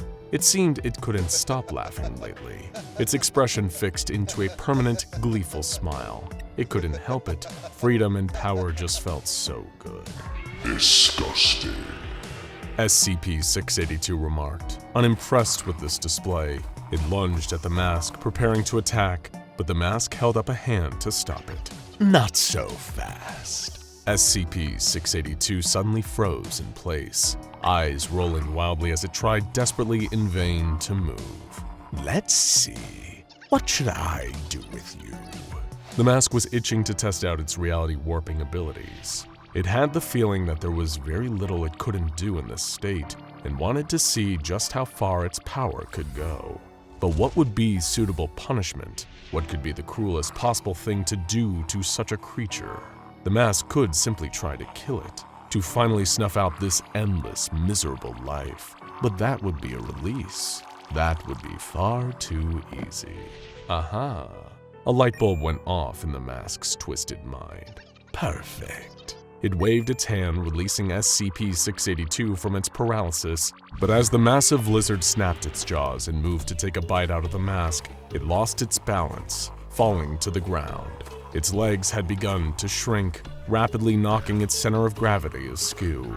Soon the rest of its body began to follow, getting smaller and smaller at an unbelievable pace, until finally, where there had once stood a massive, impossible prehistoric beast, was something resembling a baby alligator. a tiny little tail thrashing about, short stubby legs, bulbous eyes, and a mouth full of sharp but adorable, non-threatening teeth. When the shrunken SCP-682 spoke, its voice was high-pitched and squeaky. It roared, "Yes, you are." The mask turned and left, thoroughly pleased with its work, and shut the door behind it. Now, what other fellow anomalies could the mask exercise its absolute superiority over? It pondered other supposedly dangerous and deadly entities that it had heard about over its time in Foundation custody. It all seemed so laughable now. There was only one true danger within these walls, and it was the mask. Oh, what about that abominable sculpture? The ugly thing with a penchant for snapping necks, but only when a person wasn't looking at it. The absolute coward. Cowards didn't deserve to live, the mask decided, and it made its way over toward SCP-173's containment cell. Inside, there were several D-Class staring at the statue with wide, unblinking eyes, each person terrified of being the one to let their guard down and lose their life in the process. None of them would die today, however, at least not at the hands of the statue. As the D-Class in the cell watched, never once taking their eyes off of SCP-173, the statue's head began to twist and rotate, the sound of cracking snow and creaking metal reverberating through the room. The mask used its telekinetic abilities to rend the statue's head from its neck, relishing the irony of breaking the thing's neck, just as it had done to so many others. It wasn't about justice, of course. The mask had no taste for such insipid and human things. It just found the whole image quite funny. The entire thing began to crumble apart, like a sandcastle beneath an ocean wave, disintegrating until all that was left was a pile of pebbles and dust. Just like that, SCP-173 was no more. As for the D-Class in the cell, well, the mask could use some servants. "You all, come with me," the mask ordered, flexing its iron will and quickly capturing the weak, fear-addled minds of the D-Class personnel before it.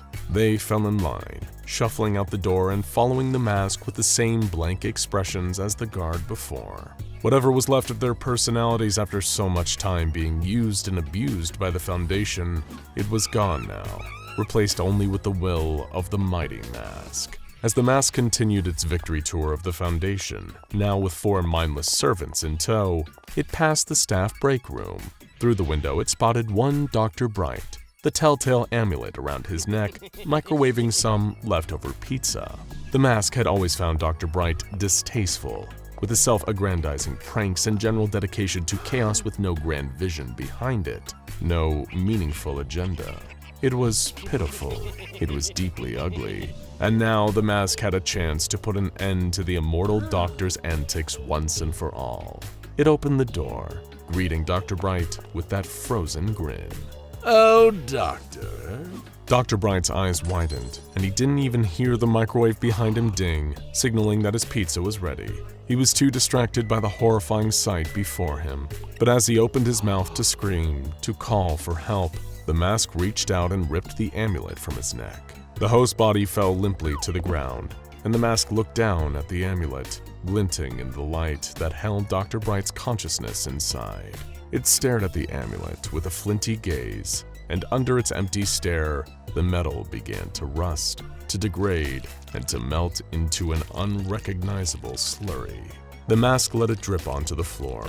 Then, when all that was Dr. Bright had melted away, it wiped its hand off with a napkin and ground the wet puddle on the ground with its heel.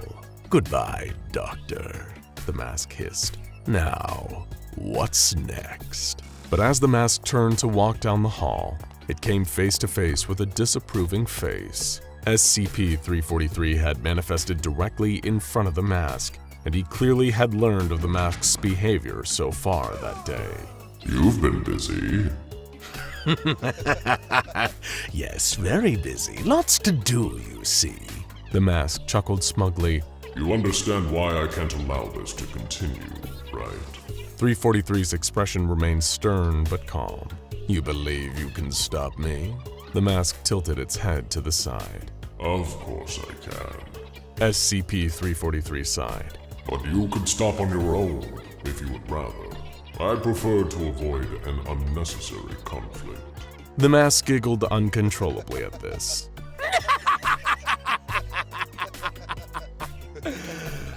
I am going to rend the flesh from your bones, it simply said. I thought you might say something like that. I'm going to have to take your body. I'm sorry. SCP-343 prepared to teleport the mask's new body to another location, separating them and reducing the mask to its original, more manageable state. But before he could, there was sudden darkness in the room, every light blinking out all at once. The hall was plunged into shadow, but this was no ordinary darkness. This darkness was inky, thick, cloaking like smoke clinging to the inside of your throat. Then, just as suddenly as it appeared, the darkness dissipated, but SCP-343 was gone. He hadn't teleported himself to somewhere else. He hadn't walked through the wall to get away from the mask. He was truly gone. The mask couldn't be certain exactly what it had done to SCP-343, but it knew that the enemy had been truly eradicated. In fact, it was fairly certain he had been erased from reality entirely. The mask made one final lap around the Foundation containment site, bidding farewell to every anomaly it passed. Some it transformed like it had done to SCP-682. Taking inspiration from its bird-like face, the mask turned the Plague Doctor into a crow. Others it simply executed, such as the poor SCP-096, whose screams and shrieks had always irritated the mask.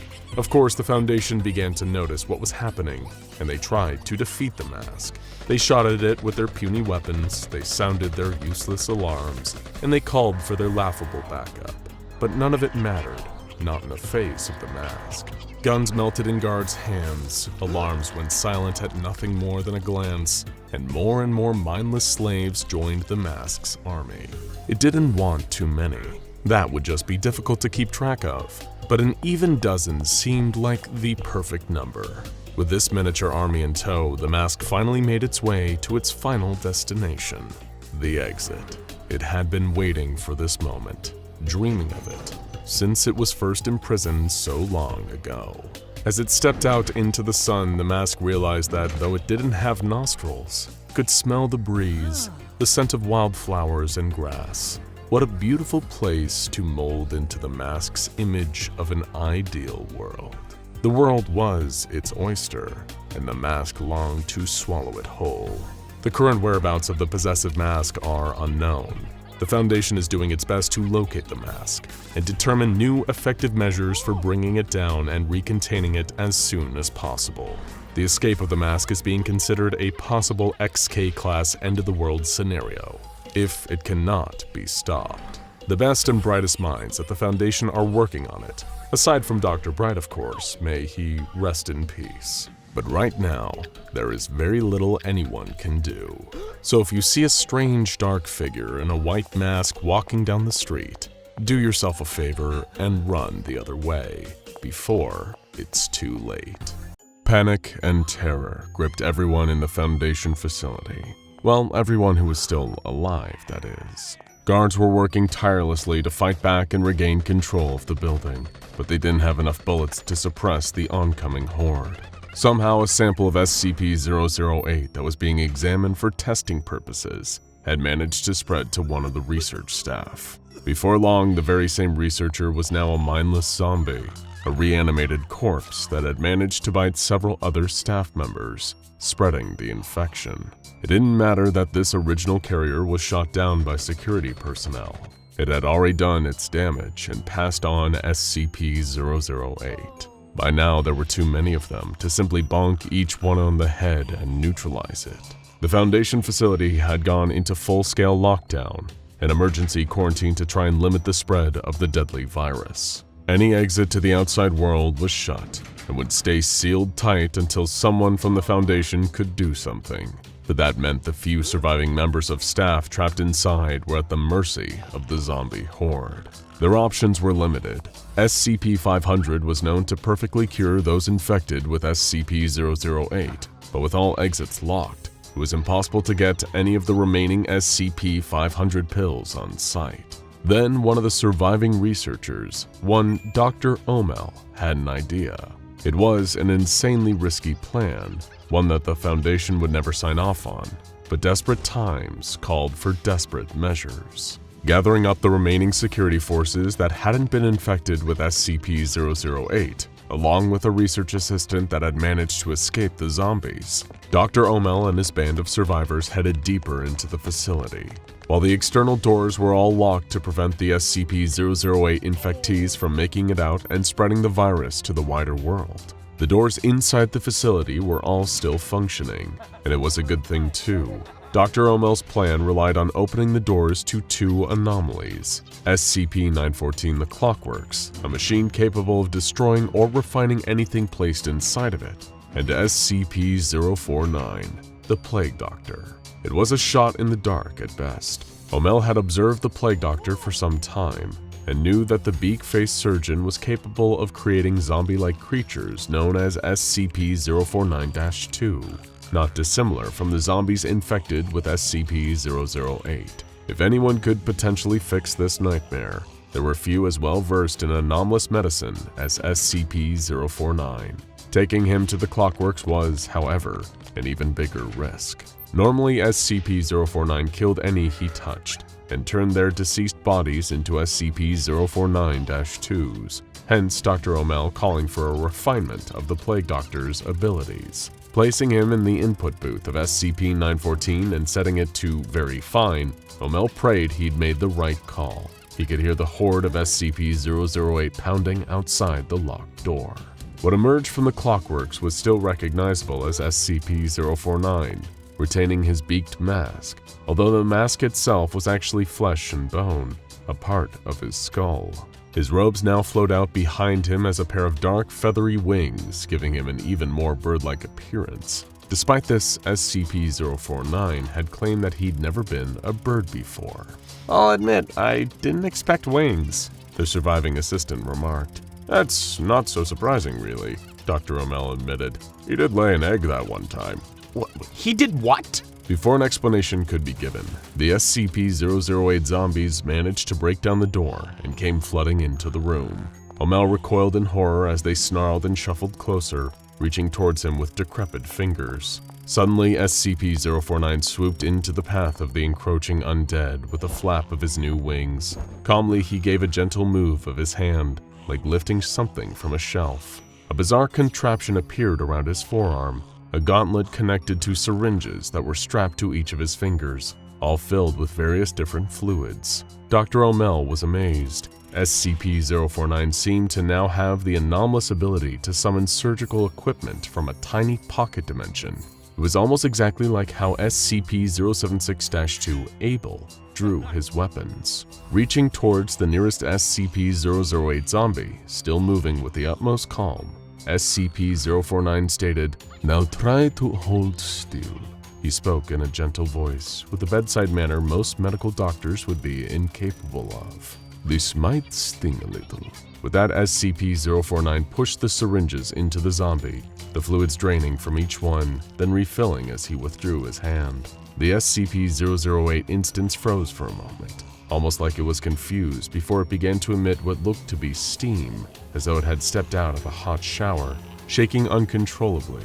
The necrosis and telltale signs of infection seemed to disappear, like being washed away until all that was left of the SCP-008 zombie was the infected researcher it had been before. The man was alive and well, much to Dr. Omel's astonishment. SCP-049 hadn't just cured the SCP-008 infection, he'd actually reversed it, leaving the infectee alive and well.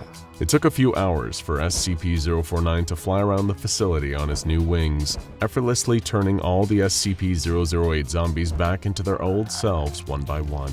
By the time he was done, everyone on site that had previously been exposed to SCP-008 was cured, and it didn't stop there. the Foundation still mandated everyone who was previously infected to remain in quarantine whilst they were examined, demanding the now refined SCP-049 to remain in his cell, which he politely complied with. When the SCP Foundation doctors took a look at the formerly zombified staff, they were amazed at what they found.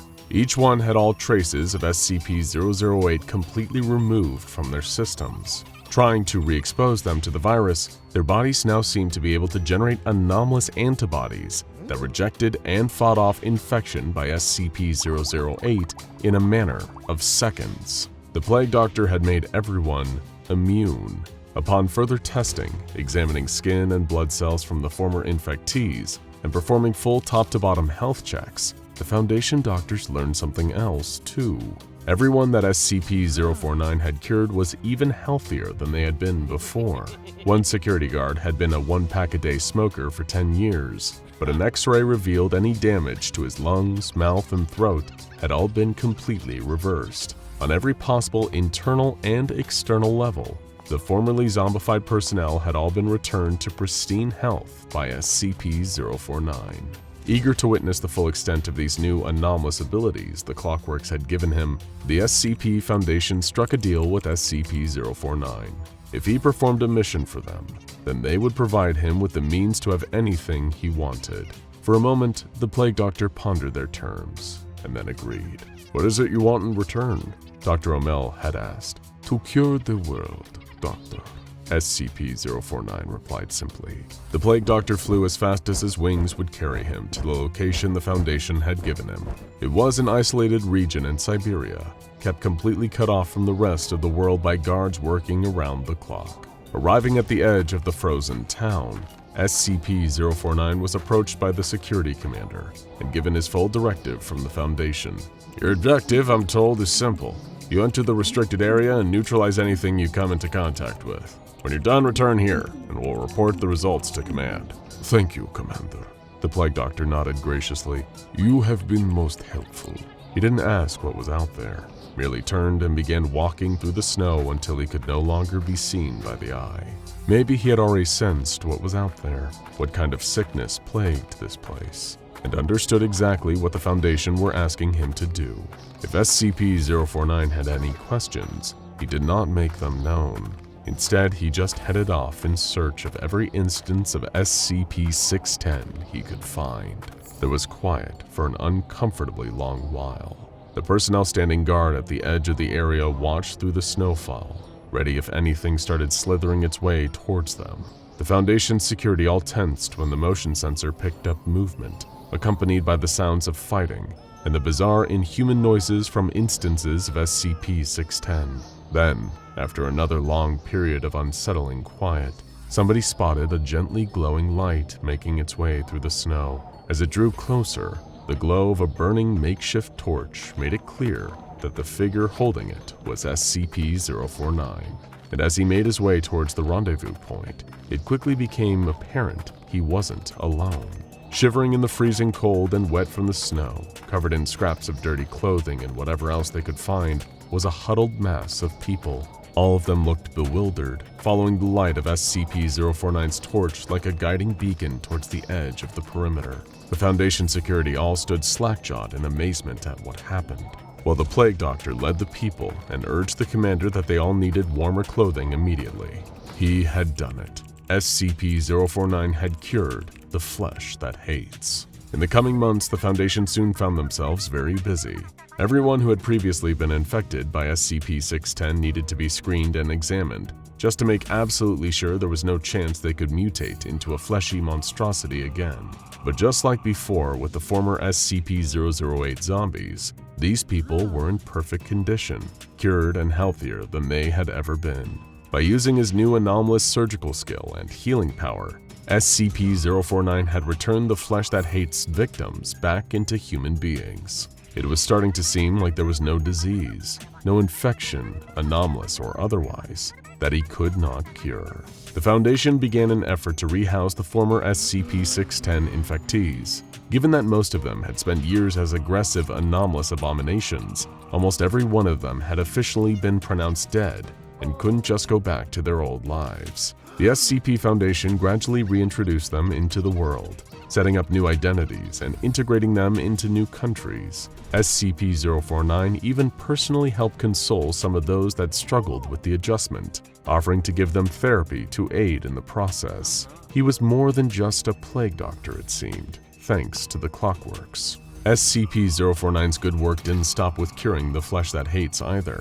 As promised, the Foundation allowed him to carry out his newfound purpose. Whereas before he was obsessed with eradicating what he called the pestilence, now the Plague Doctor seemed to be directing all of his focus to curing the world, as he put it. And he started with some of his fellow anomalies. The Plague Doctor started experimenting with his new tools, concocting cures and serums aplenty, by pulling whatever he needed from an endless supply of equipment and ingredients at his fingertips. He developed a cure for the condition that caused Daniel McIntyre to become SCP-2800 Cactusman. His skin reverted back to normal, no longer sporting spines, while the plant-like parts of his DNA once again became human.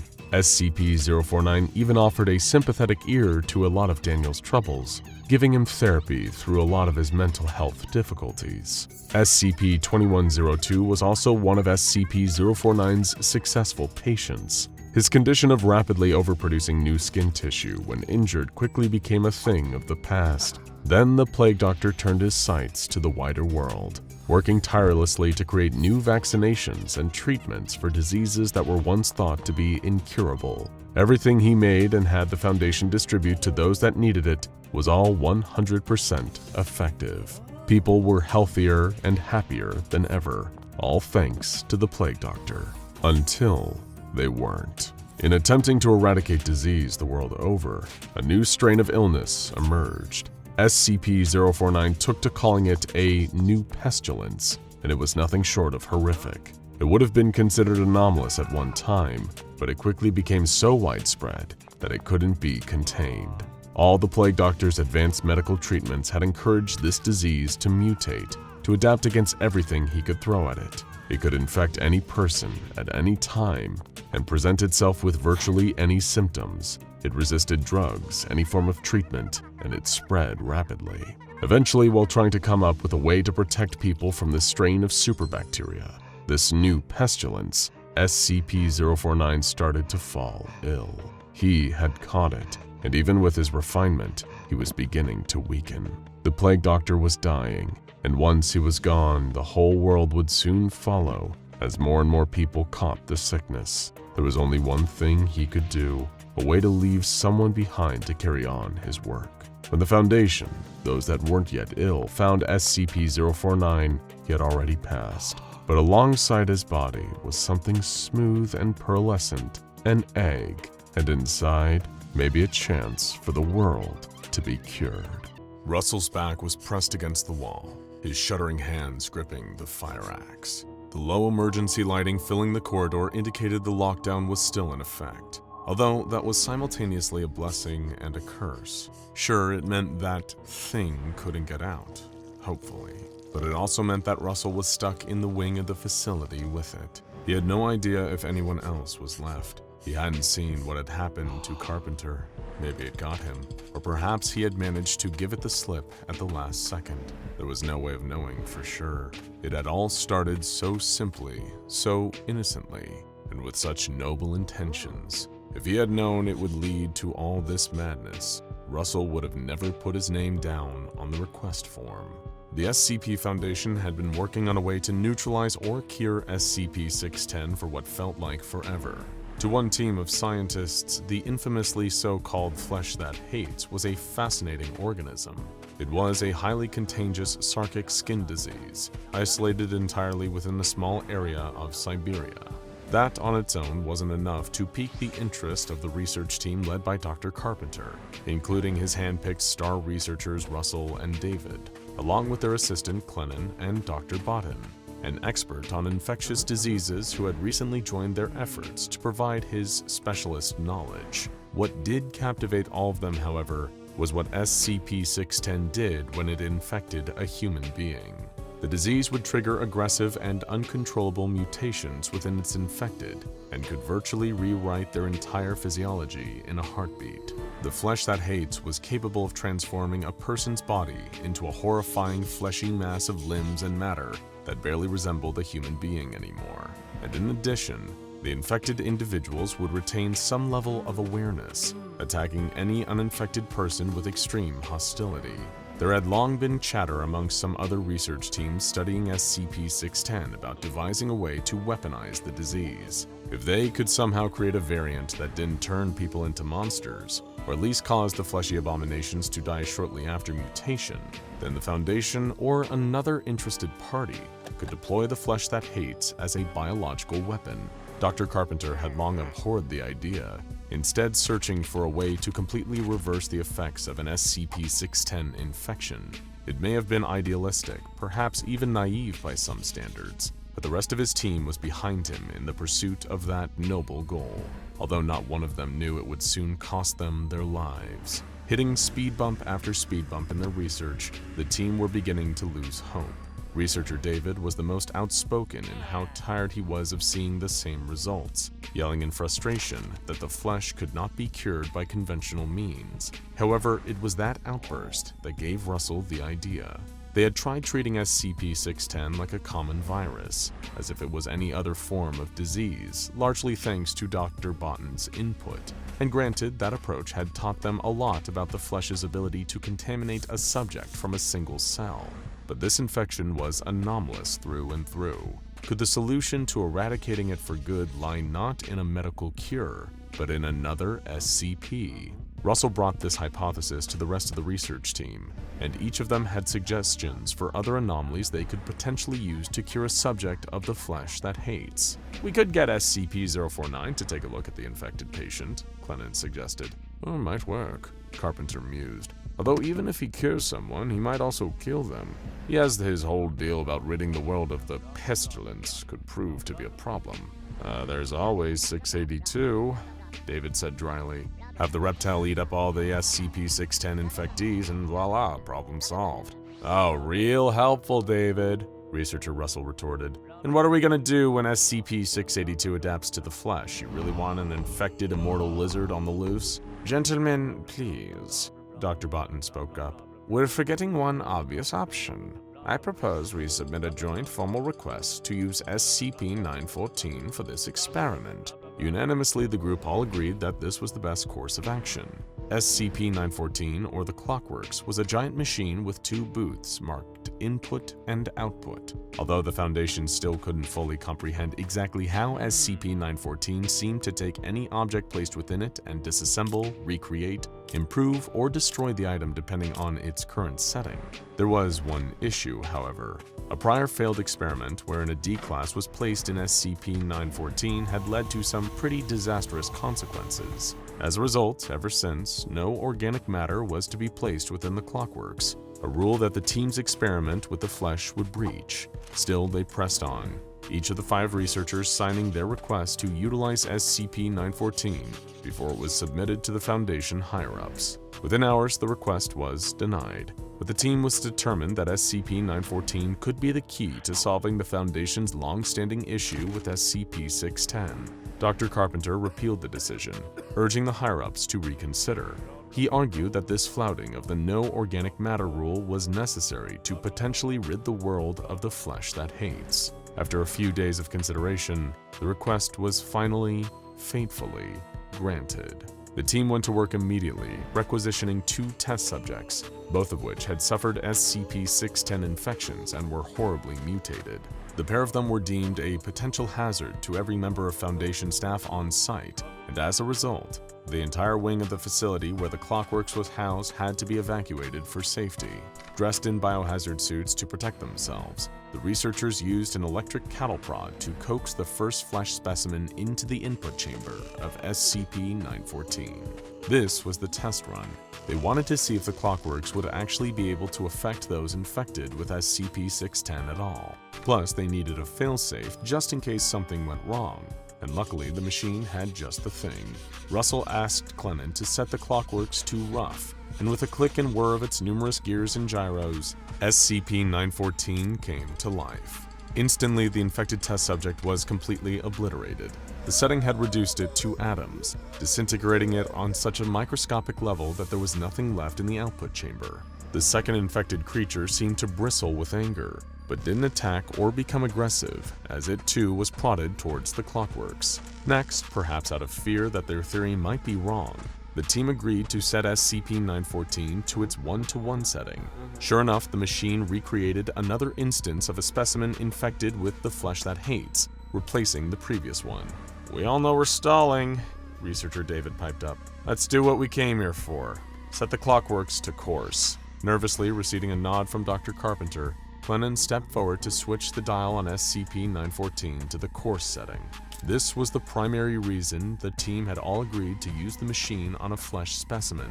This setting could disassemble any item placed in the input booth, separating it into its base components. Botan had suggested the use of SCP-914 based on the theory that, if it worked correctly, the Clockworks could extract the flesh that hates from its infected host, rendering them free of the disease. The machine made a colossal amount of noise as Clennon hurried back to a safe distance with the others. But as it was powering up, seconds from activating, Dr. Carpenter noticed something. The color drained from his face as he saw it. None of the others had noticed from a distance that the dial hadn't been set to coarse. Instead, it pointed to very fine, the highest refinement setting 914 had. What the hell have you done? Carpenter yelled at Clennon before the machine suddenly activated. What stepped free from the output booth stunned the researcher. It was a man, a seemingly ordinary human, who had presumably been infected by SCP-610 some time ago. He stepped nervously out of the machine, looking confused for a moment as a pair of Foundation security guards cautiously approached him. "We did it," Russell said in awe. Suddenly, fleshy tendrils burst forth from the man's arms, latching on to the approaching guards. They screamed in agony, their bodies melting become a bloody, misshapen mass that stayed attached to the humanoid creature at the center.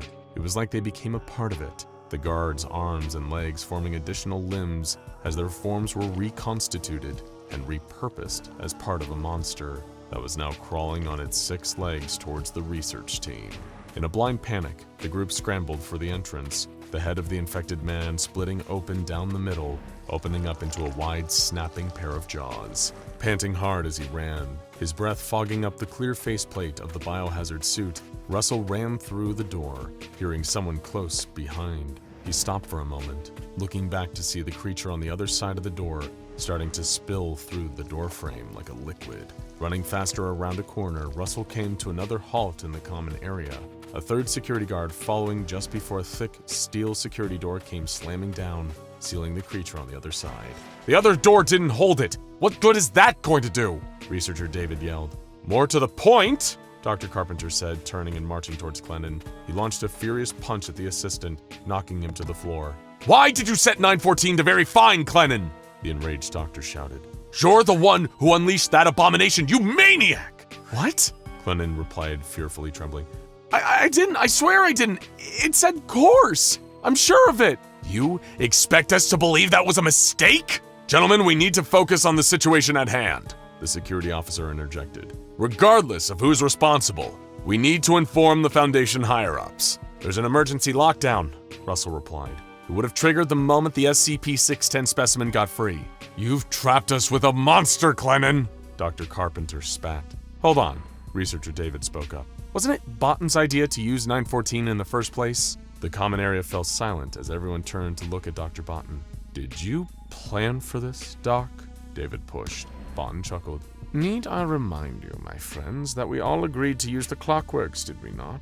All of our names are on the request, he answered. Besides, accusing me, David, that's rather rich coming from you. What's that supposed to mean? The researcher fired back. Beckoning his finger, Botan encouraged the rest of the team to follow him across the common area to where a row of lockers stood, each door bearing one of their names. He gestured to the one labeled David. Go on, Botan added. Shooting him a dirty look, David barged past the disease expert and opened his locker. Not one among the group expected what would fall out. It was an old leather-bound book, symbols carved into the front cover. Instantly, thanks to the work studying SCP-610, The researchers all knew a text on sarcasm when they saw one.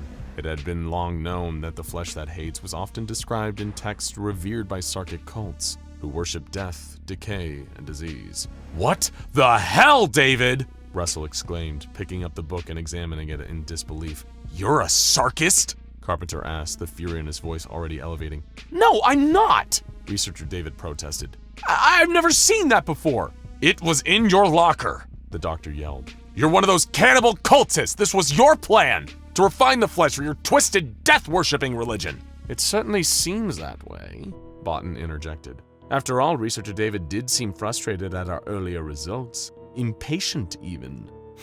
You! David pointed at the doctor. You planted this in my locker! You're here a sarkist, Clennon repeated in a nervous stammer. You made me turn the dial to very fine. You made that thing appear. You made me your accomplice! Anger tears streamed down his face. Clennon's hand reached for the security officer's gun and went to draw it, planning to shoot David on the spot.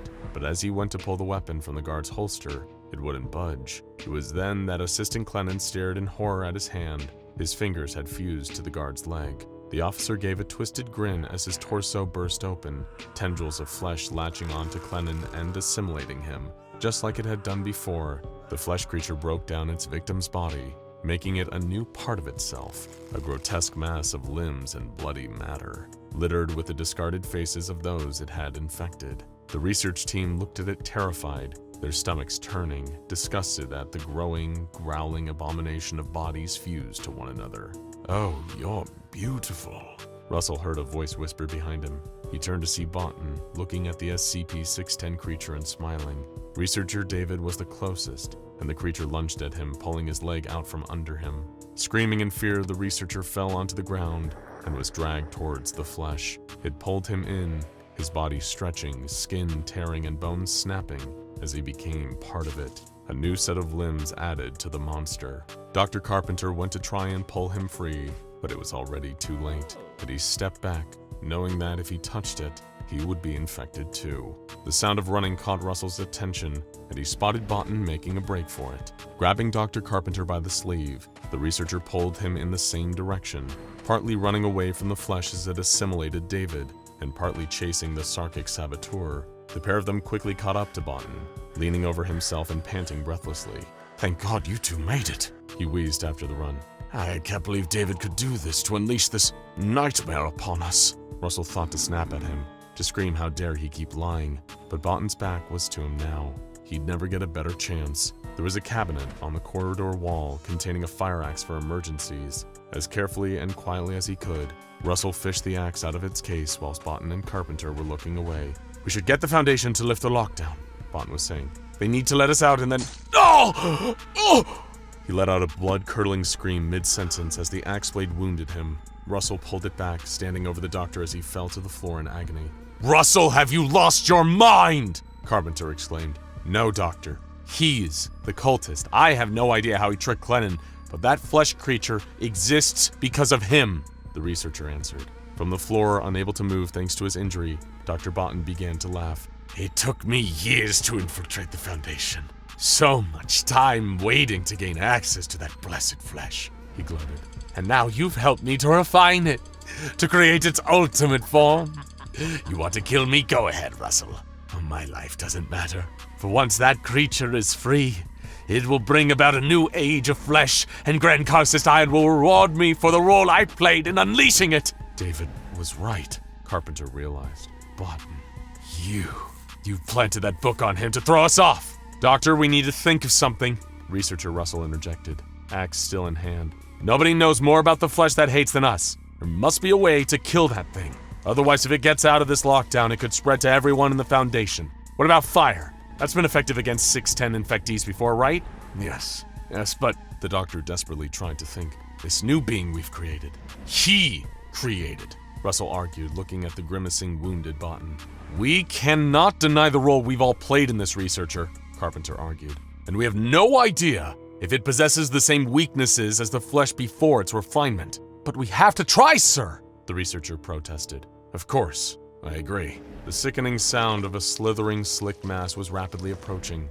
Still laying on the floor in pain, Dr. Botan had been dragged to the middle of a junction, with Carpenter and Russell hiding around either corner. Suddenly, Botan started hollering as the flesh came into view, practically calling it to him. Oh, look at you! He exclaimed. You're better than I could have ever hoped for! Looking down at him with the faces it had collected, the creature stabbed one of its disgusting appendages through Botan, drawing its body into its growing form. I am honored to give my life so that the age of flesh may begin, the doctor said weakly, through the pain as he was infected. From around the corner, Carpenter had taken the Sarkic text and set its pages on fire with a cigarette lighter. Turning to the creature, he hurled the mass of burning paper at it, hoping it would be enough fire to spread to the flesh while it was assimilating Botan, who they had left there as bait. The fiery book collided with the monstrosity.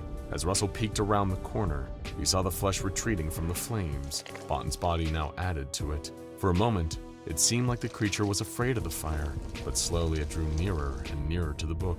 With ease, it stamped down the flames with Botan's leg, dousing the fire and suffering no damage to it at all. Gripping the axe in his hands, Russell went to charge at the creature, only to feel something push him back. Dr. Carpenter had stopped him.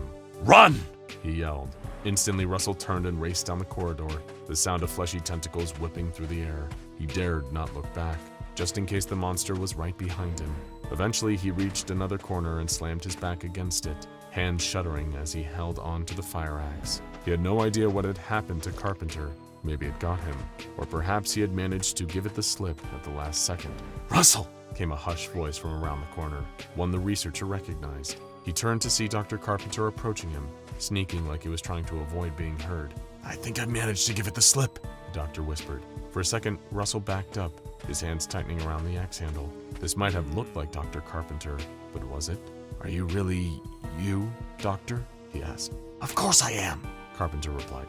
You don't think that I'm not that monstrosity? Russell raised the axe defensively, only to notice the sadness in the doctor's face. Unable to bring himself to swing, even to find out, the researcher lowered his weapon. Carpenter looked grateful. Come on, let's get them to lift this lockdown, he said. I'm sure an MTF can step in and take care of our mistake. As the pair of them cautiously made their way towards one of the locked doors, Dr. Carpenter reached out a hand to place it on Russell's shoulder. Over the years, a considerable number of innocent people had unknowingly wandered into SCP-3008. Otherwise known as the Infinite IKEA, this extra-dimensional space more than lived up to its nickname, consisting of an IKEA store with no known limit to its endless aisles upon aisles of flat-pack Swedish furniture. But given the veritable labyrinth contained beyond the seemingly ordinary automatic doors of SCP-3008's entrance, it was rare that anyone making their way inside ever made it back out alive. On top of that, there was little the Foundation could do to ensure the safe return of anybody unlucky enough to find themselves lost in the Infinite IKEA. Once inside, navigating a way out was made almost impossible given the scope of the spatially anomalous store. And then, of course, there was the staff. These tall humanoid creatures roamed the aisles of SCP-3008, sporting a lack of facial features, disproportionate bodies, and wearing the typical uniform of an average IKEA worker. I think it's becoming a concern, Researcher Conley declared. No, a problem. Just how many people are going missing in SCP-3008? What else can we do? Her colleague Researcher Kylan replied, shrugging their shoulders. We keep watch over the entrance and stop anyone from entering. But ours isn't the only entrance, Conley retorted. It was true. Based on evidence gathered from some survivors that had made it out of the Infinite IKEA, the entrance seemed to exist in multiple parallel universes. Say we could figure out not just a way to navigate through SCP-3008 with better accuracy so people can make it back out, but what if we could use it? Kylan jumped in, finishing the sentence. It could be like an interdimensional spaghetti junction, a hub to access all sorts of other alternate universes. We could send people through the entrance in our universe and they could make their way through 3008 and out into another. Exactly, their fellow researcher smiled. One problem though, they said. What do we do about the staff? The inhabitants of the Infinite IKEA were undoubtedly an obstacle standing in the path of Conley and Kylan's idea. The faceless creatures were known to be docile during the daytime cycle within SCP-3008, only to turn violent and attack anyone present when the lights dimmed. They're part of the problem, Conley mused. But what if they could be part of the solution? The SCP Foundation hadn't had much chance to examine a live instance of a staff member, known as SCP-3008-2s up close. As such, they had a limited understanding of exactly what these creatures truly were, beyond the few they had witnessed chasing survivors out of the entrance. Were they intelligent? They were apparently able to speak, if only uttering the phrase, "The store is now closed. Please exit the building." Did they have the capacity for independent thought, free will, and emotionality? There was only one way to find out, and so Conley presented her plan to capture a member of SCP-3008's staff for closer examination, not knowing the bizarre chain of events that would unfold as a result. Drawing it out was the easy part of the plan. After all, the Foundation knew that SCP-3008-2s were able to react to the presence of human beings within the Infinite IKEA. So, Conley proposed sending in a single member of D-Class personnel with a line of cable attached to them, tethering them to just outside the entrance of 3008. They were like the bait on the end of an interdimensional fishing line and would hopefully catch the attention of a staff member and lure them out. What do we do once it's out? Kylan had mused. I mean, we know so little about their biology. We could use knockout gas, but what if they don't breathe? We could tranquilize it, but what if they don't have blood? It had been the one hitch in Conley's plan, although she had suggested they use pure force, trapping the staff member like a wild animal before bringing it back. And sure enough, as an instance of SCP-3008-2 came racing out of the Infinite IKEA, hot on the heels of the D-Class, Foundation security officers were able to swoop in and capture the creature, restraining it and bundling it into a transport back to the site. However, upon receiving their captive staff member, Kylan and Connolly were faced with a new problem. The creature seemed to be in its passive state. It didn't seem to be aggressive while away from SCP-3008. Kylan had posited their theory that the staff's attack state was linked somehow to the day and night cycles within the Infinite IKEA, and now separated from that space, the SCP-3008-2 would remain docile. But the larger issue was communicating with it. As patient as Connolly tried to be with the faceless, mouthless humanoid, it seemed to be totally unresponsive to verbal communication. Any question she or her colleague Kylan asked the staff member, it offered no response. Dialing it back to more basic methods of communication, it didn't react when presented with symbols, unfazed by letters or numbers, or even straightforward pictograms. No matter what they tried, the staff member they had captured seemed not unwilling, but unable to respond. Oh, there's gotta be something we haven't tried, Conley urged, her frustration building after a long day of trying to get through to the creature. They're capable of speech, we know that from witness reports. Well, maybe they're a hive mind, Kylan mused, equally exhausted after their efforts. What if it shares a consciousness with the other staff? Like a drone in an ant colony. Hey, that's what we should name this one, they added. D for drone. Can we focus here, please? Researcher Conley snapped. It's almost like we need some way of enhancing it, granting it the right higher brain function so it has the ability to speak with us. Hold up, her colleague replied. You said we need a way to enhance it, but what if we refined it? What Kylan was insinuating was obvious, albeit a direct violation of the Foundation's own rules. SCP-914, otherwise known as the Clockworks, was an anomalous contraption of unknown origin. Two booths connected to the machine, one labeled input and the other output, could be used to disassemble, recreate, improve, or destroy an object that was placed within SCP-914. Although there was yet again another hurdle Conley and Kylan would have to attempt jumping over. The Foundation had banned the use of the Clockworks on biological organisms. The pair submitted a request to their Foundation superiors for access to 914 and permission to use it on D. Kylan hadn't expected their suggestion to be met with anything short of a resounding no, and while determined, Conley couldn't help but find herself worrying about the possible, highly likely rejection, which made it all the more surprising that their request was not only granted, but the experiment approved by the O5 Council themselves. Clearly, the highest operational staff within the Foundation had some keen interest in whether the Clockworks could refine an SCP-3008 staff member. More likely, their interest was in what benefit the experiment could potentially lead to. If the Foundation possessed a refined staff member, its own agent within the Infinite IKEA, the possibilities could be of great advantage to the O5 Council. They were less concerned with having an intermediary, using D to communicate with the other SCP-3008-2s, or negotiating the potential release of the displaced innocent people lost inside the Infinite IKEA. If refining D could mean the Council had a way to safely reach other alternate universes by traversing through SCP-3008, then that bridge between worlds would be theirs to control. Of course, Kylan and Connolly were more interested in what Refining D could tell them about the staff and the nature of SCP-3008. Did instances of SCP-3008-2 have needs or wants? Could they even possess the capacity to want things? Were they fulfilled with their lives as anomalous IKEA workers? And how did they navigate the maze of endless aisles? Imagine it, Connolly theorized. If D can communicate with them for us, we could open up trade with them.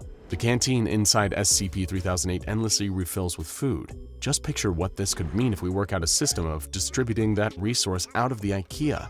It could change the world, she exclaimed excitedly. Only one way to find out, right? Kylan replied. They watched as D, their captive staff member, was nudged into the input booth of SCP-914. Connolly gave the research assistants a signal to activate the Clockworks, hoping that Refining D would allow them to be capable of speech and free thought. However, either through miscommunication or a secret order from above, one of the assistants had incorrectly calibrated SCP-914. It was meant to be set to fine, which would improve whatever was placed in the machine, but instead the dial had been turned to very fine, which improved the target item to an ever greater extent, often granting it anomalous properties. Before anyone even noticed the change, the gears and gyros of SCP-914 clicked and whirred into life, making a raucous noise of moving mechanical parts.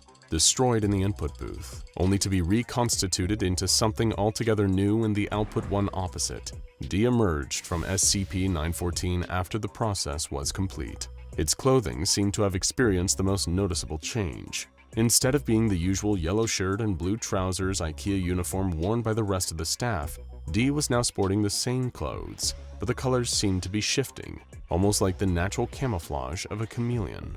They were still faceless, their bodies still incorrectly proportioned compared with a human, and for the most part, D seemed unchanged. But before Kylan and Connolly could move in to take a closer look, before they were even able to check if D could speak, the staff member vanished in the blink of an eye. An instant state of panic erupted throughout the Foundation facility. Alarms were howling over a containment breach. Security teams were dashing through every wing of the site to track down D. Swept up in the chaos that quickly ensued, Connolly and Kylan received another message from the highest point up the chain of command. Find that staff member and bring it in alive, or there would be hell to pay from the O5 Council. But somehow there was no sign of D anywhere in the facility. They had gone. Scans of the building revealed that all members of personnel, all anomalies, and other registered forms of life were all accounted for. It was only when Kylan ran through the mess hall that they realized where their refined test subject had gone to. "Hey, turn that up!" they yelled to a security officer who had been quietly enjoying his lunch break. Standing on a chair, he reached up and raised the volume of a TV that was mounted to the wall overlooking the mess hall. The screen was depicting a live news report. The anchor on the ground standing outside the entrance to an ordinary IKEA store. "I'm standing outside the very store where this bizarre turn of events have taken place," the anchor explained. "Police received numerous calls regarding sightings of an unknown figure said to be scaring shoppers. However, they only responded when this clip went viral on social media." The report cut to cell phone footage of none other than D inside the store. Their uniform had shifted into its typical IKEA colors, almost like it had adapted to suit the place it had somehow transported itself to. From the mess hall, Kylan watched the footage in a mix of shock and confusion.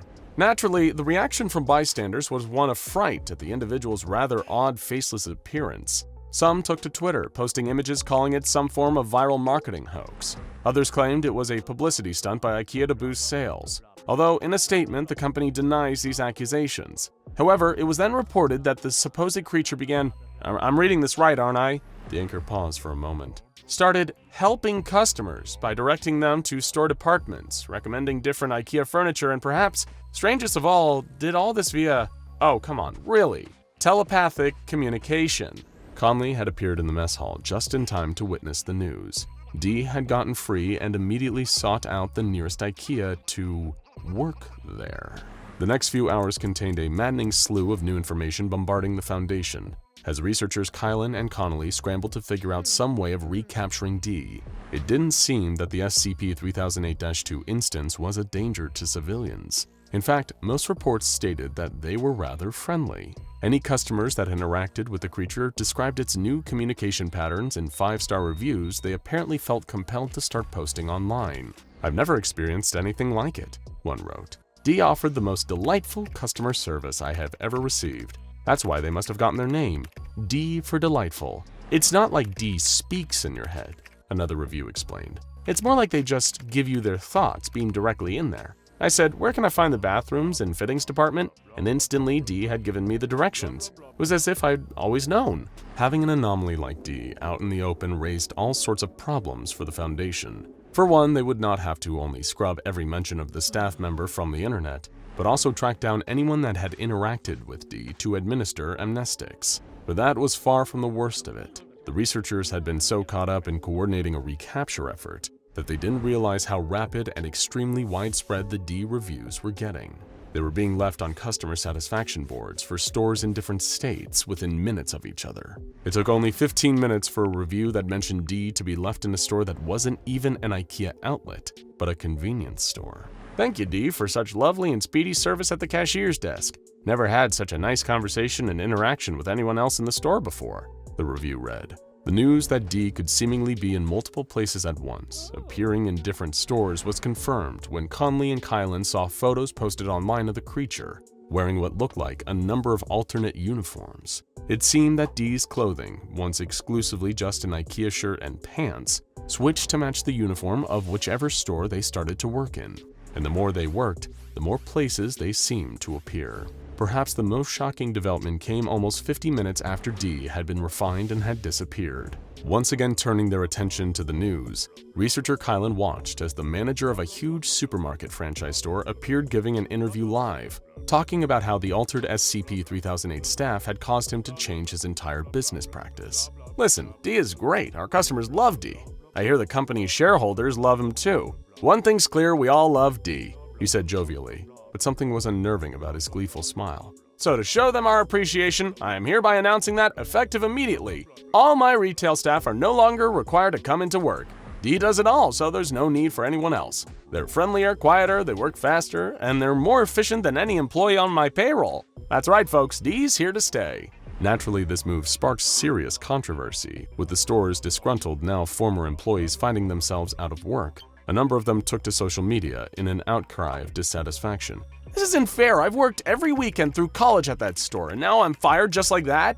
Thanks a lot, D, one of them protested. It's all a corporate ploy, another wrote. The rumor is that the only reason they're laying us all off so quick is because D doesn't technically count as a human employee, so they don't have to pay them. They're working for free, so the store manager and the company that owns the store can keep every penny of the profits. The justified outrage seemed to go willfully ignored as another store announced it would be adopting the same policy, firing all its staff and letting D take over their duties. More and more photos started pouring in right before Conley and Kylan's eyes of multiple refined SCP-3008-2 instances working behind cashiers' desks, refilling shelves with products, assisting customers. These seemed to be acting out of instinct, like they couldn't help being staff. It was their purpose. The horde of anomalous staff members ended up swarming over the country's retail industry simultaneously, like the drones of an ant colony. Kylan, what the hell have we done? Connolly asked, staring in disbelief at the TV screen.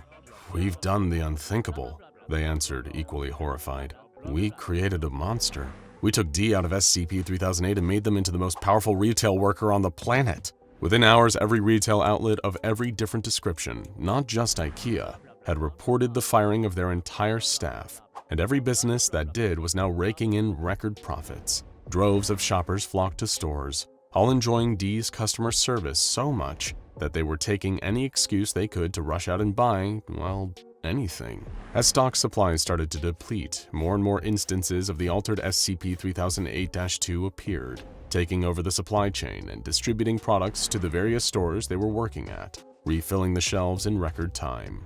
Naturally, the O5 Council was furious. Researchers Kylan and Connolly had hoped to present them with a refined SCP-3008 staff member that could allow them to better understand the infinite IKEA.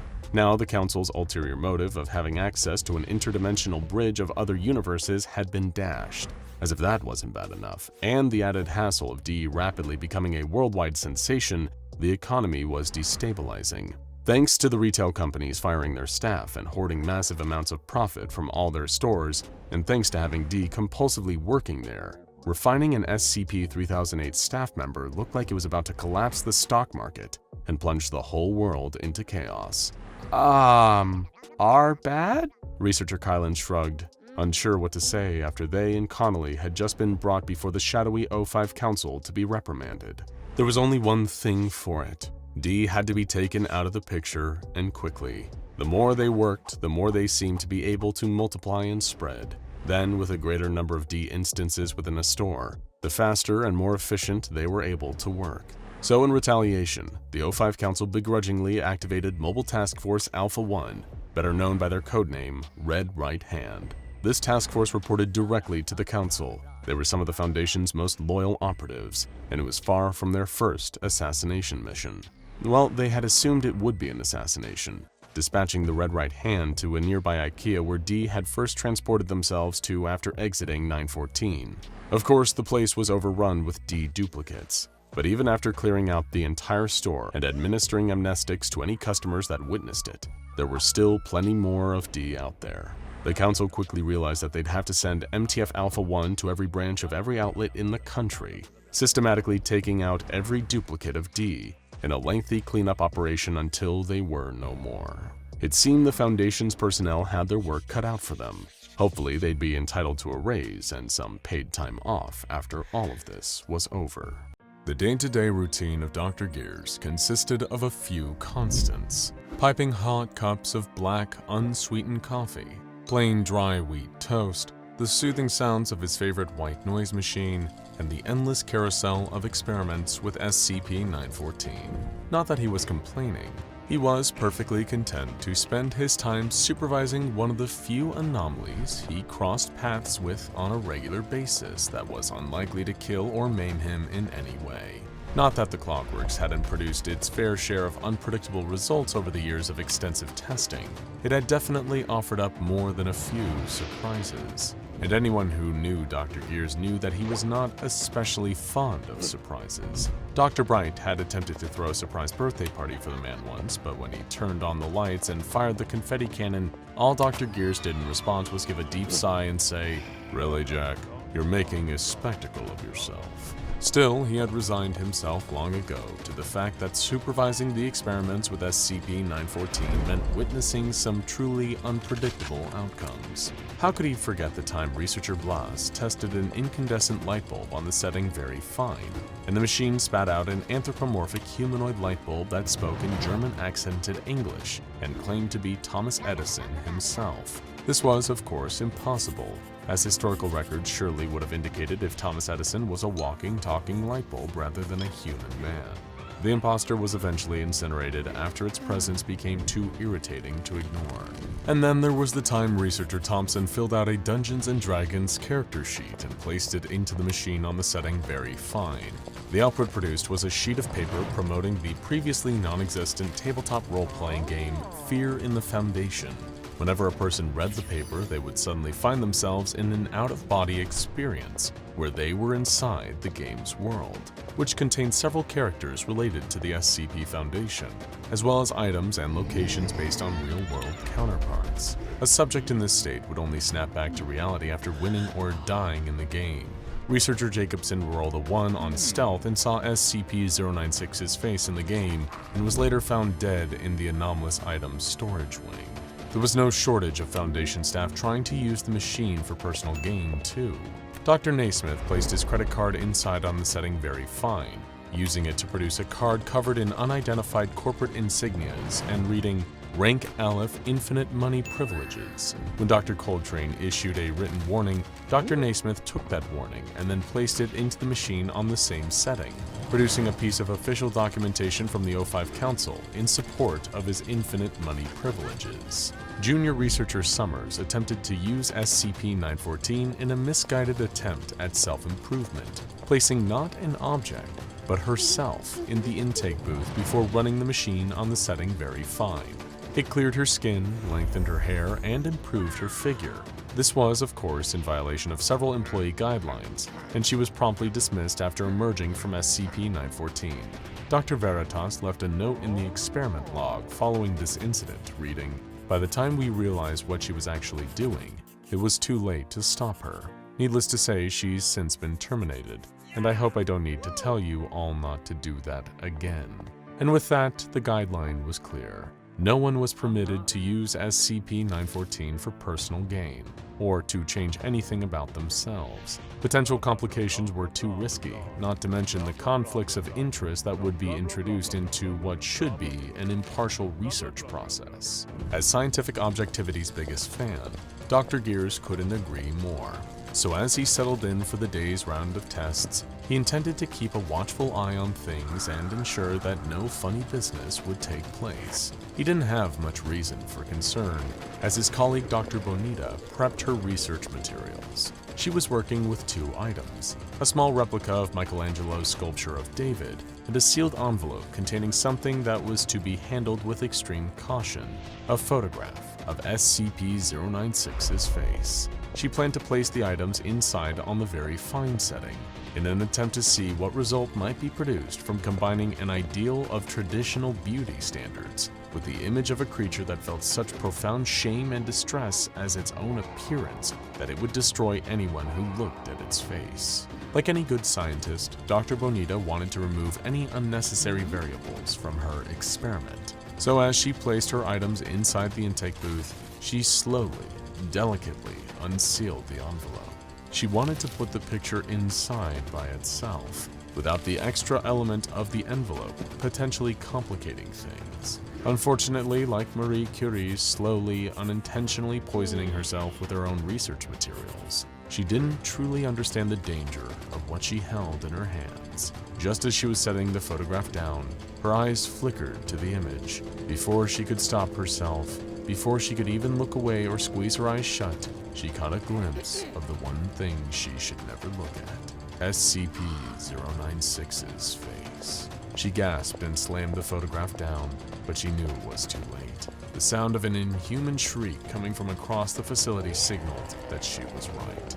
It was coming for her, and nothing in the world could stop it. In a containment cell on the other side of the facility, Foundation staff were horrified as they heard the telltale scream of an enraged SCP-096. The pale, thin creature, once huddled in the corners silently, had stretched to its full height of 2.38 meters and was screaming, sobbing, wailing in gibberish, and beginning to tear its way out of its chamber.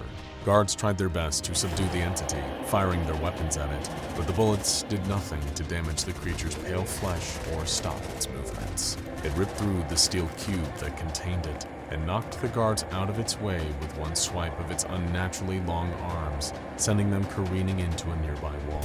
Fortunately for them, SCP-096 only knocked them unconscious. It didn't stop to harm them further, as it had a more important goal in mind: find the person who had seen its face and destroy them. As the alarm blared, signifying a high threat level containment breach, SCP-096 loped down the hall toward Dr. Bonita in SCP-914's room. Dr. Gears had not spotted Dr. Bonita's grave mistake and had no idea what had triggered the alarm he was hearing.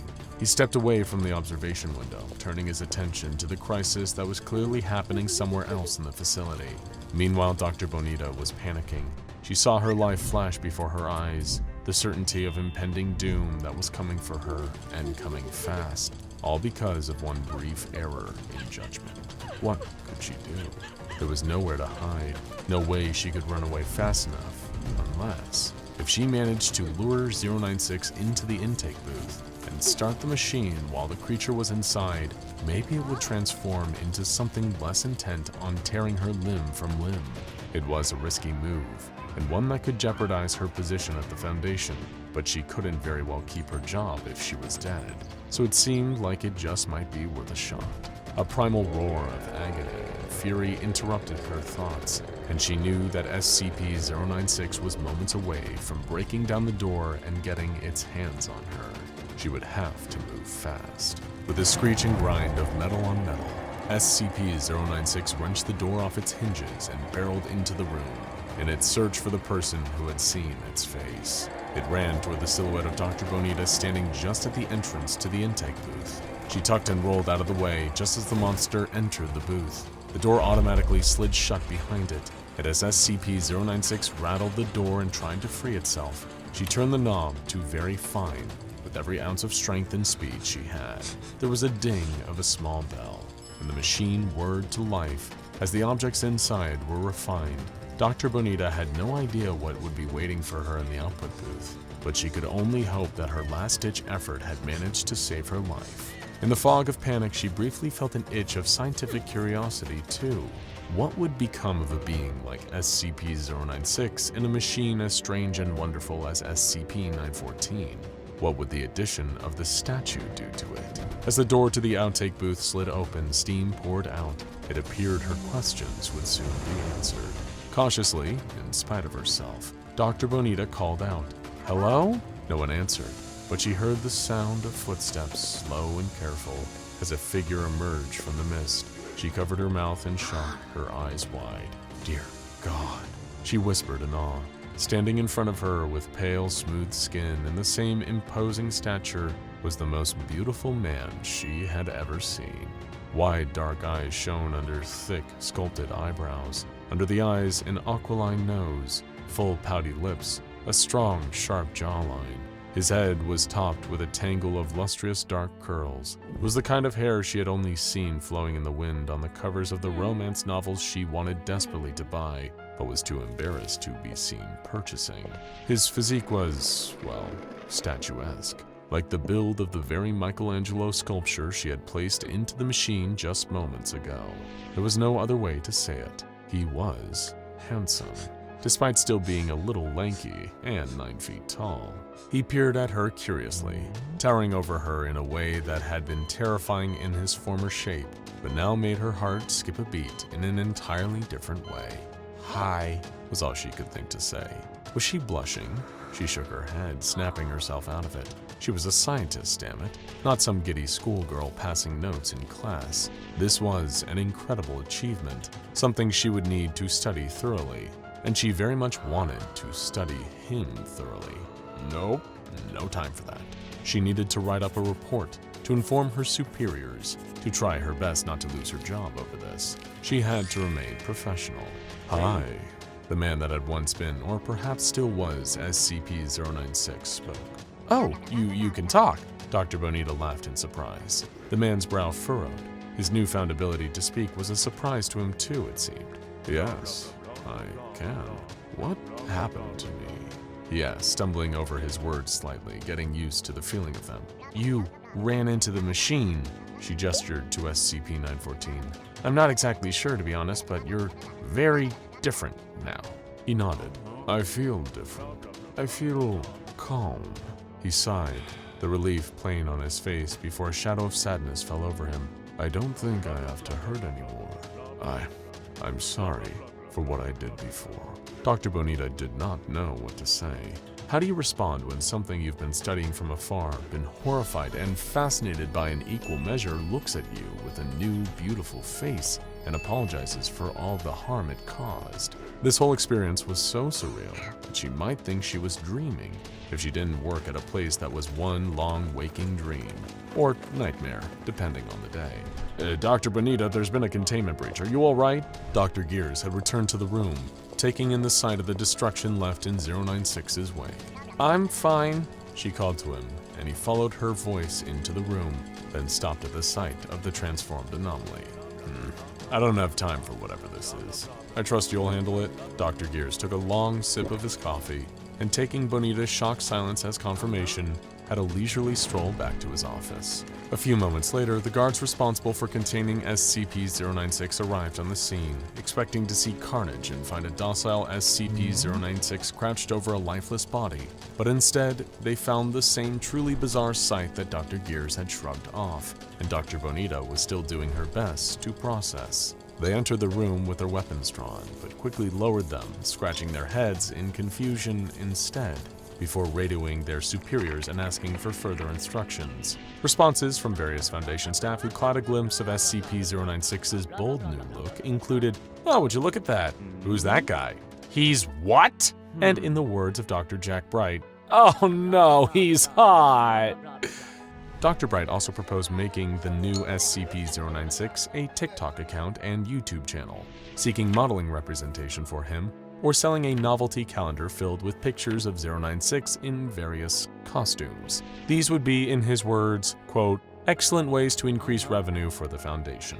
So, really, you're the weird ones now for thinking my ideas are weird. Dr. Bright was asked to leave SCP-096 alone and stop trying to take his headshot. In the days that followed the incident with SCP-914, the SCP Foundation was at a loss about what to do with this new, seemingly harmless version of SCP-096. Dozens of D-Class were brought in to look at his face and see if the entity would still enter one of his rage states after a few days of getting used to his new form, but he never did. No screaming, no swallowing people whole, nothing more than a polite, if somewhat shy greeting and a courteous, "How are you doing today?"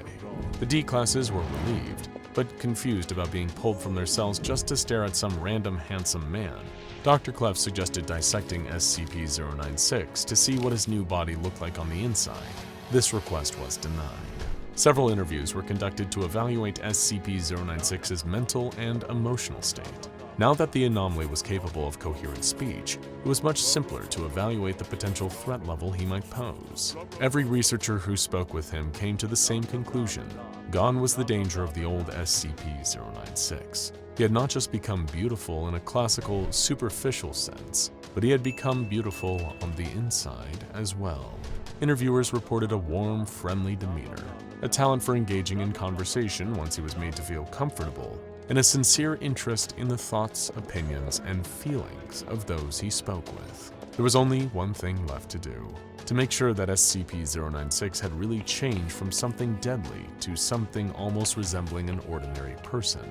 A photograph of SCP-096's face, of its original face, was removed from a secure vault by a D-Class.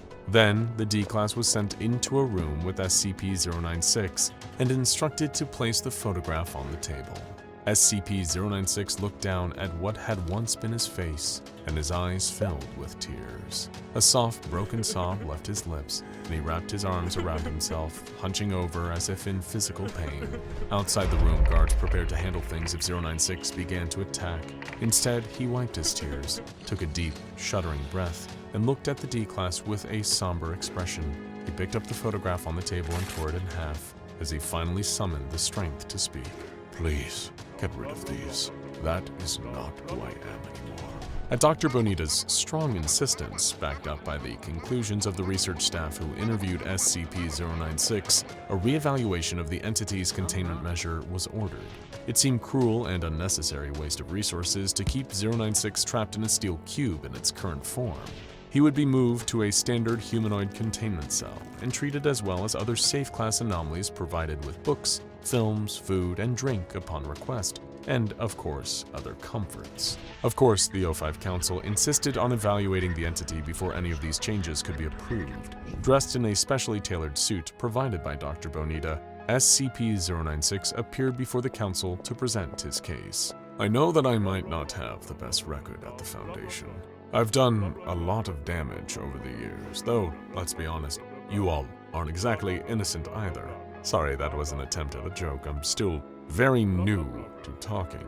All I can say is please consider giving me another chance to make a real life here, to make this place my home. Thank you for your time."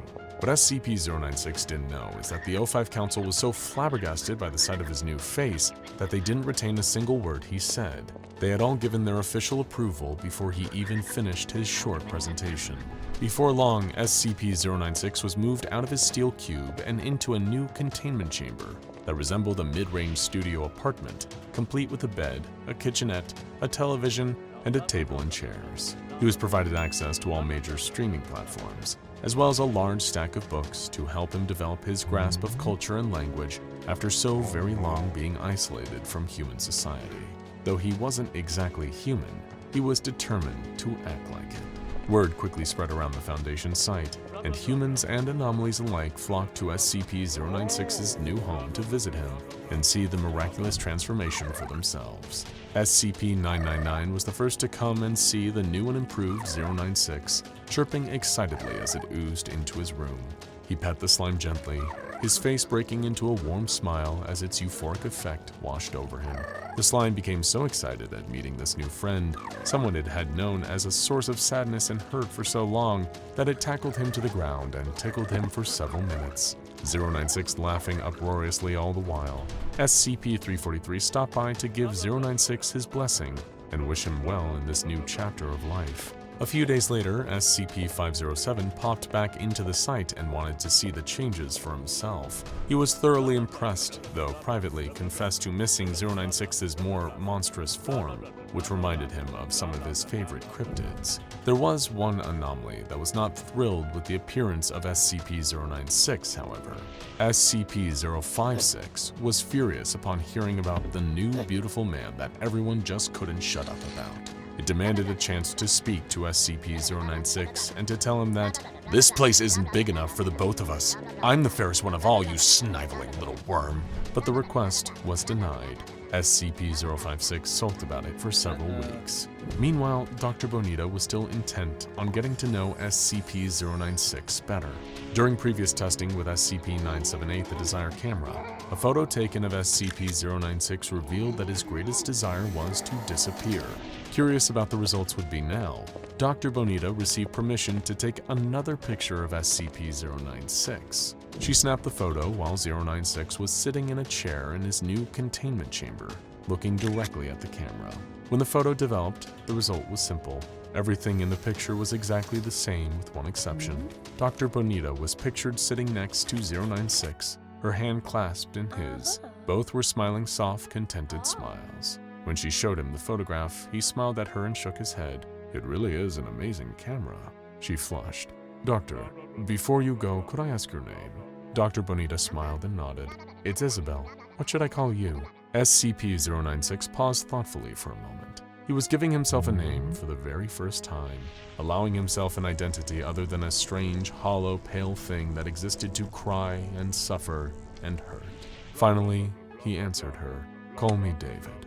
Dr. Gears was having another boring day at the SCP Foundation, and that was exactly how he liked it. He treated himself to a cup of decaf black coffee, no cream, no sugar, a simple plain donut, and an apple. The breakfast of champions, to him at least. His duties today were ones he'd overseen so many times before, watching his ever-rotating legion of subordinates shove various items into SCP-914 the Clockworks, just to see what on earth would happen. This machine had the ability to transmute matter in a variety of fashions, depending on the input selection, whether rough, coarse, one-to-one, fine, or even very fine. They tested everything, from Dr. Gears' watch to a chimp, which, as we all know, resulted in the beloved hyper-intelligent chimp scientist, Dr. Bobo. There were in fact such extensive testing records for SCP-914 that Dr. Gears had started taking an uncharacteristic hands-off approach to testing, as long as the researchers working under him were reasonably sure that the results of their testing wouldn't result in a containment breach, a fundamental alteration of consensus reality, or some massive loss of life. They could just go ahead with whatever dumb little experiment their heart desired. This, however, would turn out to be a way longer leash than Dr. Gears ever should have given to the kind of weirdos who work at the SCP Foundation. There had been certain, let's say, incidents in the past that have proved members of the SCP Foundation aren't above using anomalies inappropriately for their own personal enjoyment. There was, of course, the incident with SCP-662, the butler's handbell, and the supernatural butler it summons, Mr. Deeds. During the early stages of testing, Dr. Mirth, under the guise of experimentation, made Mr. Deeds make him tea, wash his car, cut his hair, and even do his laundry. Dr. Mirth was given a stern talking to by the O5 Council for this abuse of power. Good job, O5 Council. It's not like you ever use anomalies for your own benefit. Let's move on.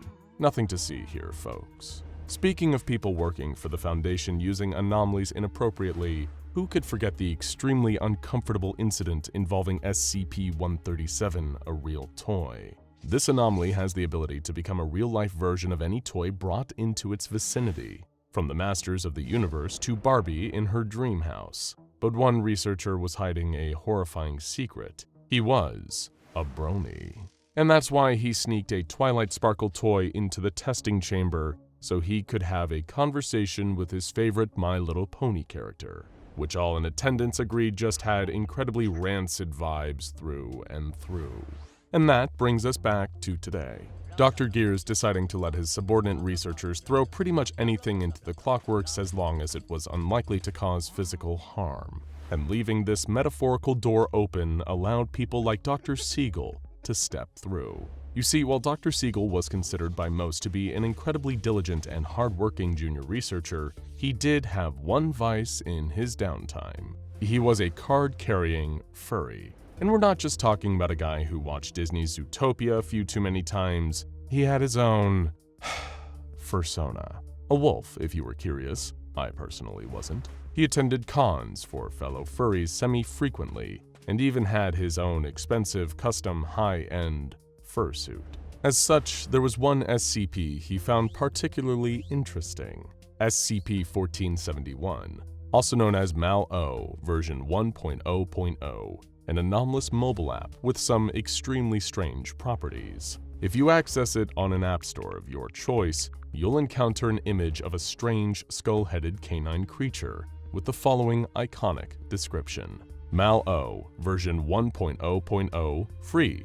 Reviews 0. Description: never settle for those awkward feelings of being alone ever again. MalO is an exciting and interactive experience that will keep you engaged and intrigued. The anxiety of social situations can be nerve-wracking, but after just a few hours of MalO, you will soon forget all about those painful emotions of disappointment. Be part of the new craze that is so quickly becoming the next social substitute. Remember, the more you participate, the more MalO will engage you. Your experience is completely up to you. Absolutely no ads. Enjoy. Dr. Siegel was certainly eager to forget all his painful emotions of disappointment and embrace the new social substitute. But he'd read all the documents and seen all the pictures on the file. Those who download the MalO app will be texted a series of photos, becoming closer to home over time, both literally and figuratively, which show the strange creature known as MalO getting closer and closer. For some, this would be a complete nightmare. For those inclined in the direction of Dr. Siegel, it would be a dream come true. There was only one issue. They were just pictures. But Dr. Siegel didn't get a job at the SCP Foundation by having a lack of intelligence. He'd very quickly figured out a potential solution to the digital barrier between him and his canine crush. He'd buy a burner phone, download the MalO app onto it, and put the resulting infected device directly into the Clockworks. It was one of the best ideas he'd ever had, in his own humble opinion. But of course, it would all be about selecting the right setting. On rough, the most likely result would be the phone itself just being transformed into a pile of broken glass, metal, and a variety of conflict minerals reduced to dust. On course, the result would likely be the metal chassis of the phone, the front glass panel, and a neatly arranged interior gutted from within. On one-to-one, considering he'd bought a slightly older, cheaper model of Samsung's smartphone, he'd probably get the MalO app on an iPhone. And on fine, perhaps the best he could hope for was getting MalO version 2.0.0, which may have some minor improvement, like the pictures appearing twice as fast as they would with the normal app experience. Dr. Siegel knew that the only other option that could potentially bring MalO into the real world was the highly unpredictable, very fine option, which would either produce the desired result or cause something utterly horrifying to happen. But at the end of the day, Dr. Siegel thought to himself, isn't anything worth having also worth incurring a little risk? Who dares wins, after all, right? He downloaded the fateful app and made his way into the testing area for SCP-914. He'd booked the slot, so it was all official, but he still felt his heart racing as he put the infected phone into the input chamber. He set the control panel to very fine, exactly as planned, and activated the machine. Cogs twisted and churned, engines rumbled and sputtered, pipes wriggled and hissed. It was clear that something was going on here. When the process was complete and the output chamber opened with a billowing carpet of steam, Dr. Siegel could barely contain his excitement. He hoped that MalO would come strolling out of the smoke like Darth Vader in Star Wars: A New Hope, so you can only imagine his extreme disappointment when the chamber was completely empty. It didn't make sense. He thought everything through. How could the result possibly be so anticlimactic? This had gone from one of the most exciting days of his life to the most depressing. Dr. Siegel sighed and decided to call it quits, heading out of the test chamber. having no idea what he'd just unleashed onto the Foundation. Across the site, Dr. Alto Clef, one of the Foundation's most infamous researchers, was polishing his favorite shotgun in his office. He was whistling a cheerful tune to himself, just loving life, when he heard some strange rustling by the door. He turned around on his swivel chair just to make sure it wasn't Dr. Bright putting another bucket of battery acid on top of his door as a, quote, fun, harmless prank. Instead, he was shocked to see MalO, an actual, physical MalO, standing in his doorway, grinning. For a moment, Clef was too shocked to even react. This didn't make any kind of sense, but when MalO gave him a cheeky wink, he immediately loaded his shotgun and fired, blowing away a chunk of his own doorway. But sadly for him, by that time, MalO had already darted away, intent on causing mischief elsewhere. Its favorite pastime. Dr. Clef was still wondering whether that rascal Dr. Bright was somehow behind this fiasco. But he was not, because he was actually about to become MalO's next victim in its ruthless reign of mild to moderate inconvenience. Dr. Bright was swanning around the break room with his favorite morning snack, a coffee with extra cream and a Danish from his favorite bakery in town. He was looking forward to enjoying these two simple pleasures in his otherwise incredibly stressful life, but little did the poor doctor know, tragedy was about to strike, and nothing would ever be the same. Just as the immortal doctor was about to disembark from the room, MalO appeared right in front of him, giving him the mild shock of his life. It was such a surprising occurrence, in fact, that he momentarily lost his grip on his coffee mug and his Danish, causing both to tumble to the ground. The mug shattered and the Danish splattered. By the time Dr. Bright looked up, MalO was already gone, just like his breakfast snack. Dr. Bright fell to his knees and screamed, "Why?" up to an indifferent break room ceiling. But MalO was just getting started. Dr. Kane Pathos Crow was on his way from his kennel, we mean his private quarters, to the soul extractor, when MalO suddenly manifested in front of him. This resulted in a brief barking match between the two for dominance over that particular hallway, which ended in MalO demanifesting to bother someone else, which technically made Dr. Crow the winner, though Crow himself resented ever being forced to act like a mere mutt. How, he began to wonder, had MalO escaped its app and begun to harass the real world? This would warrant further investigation.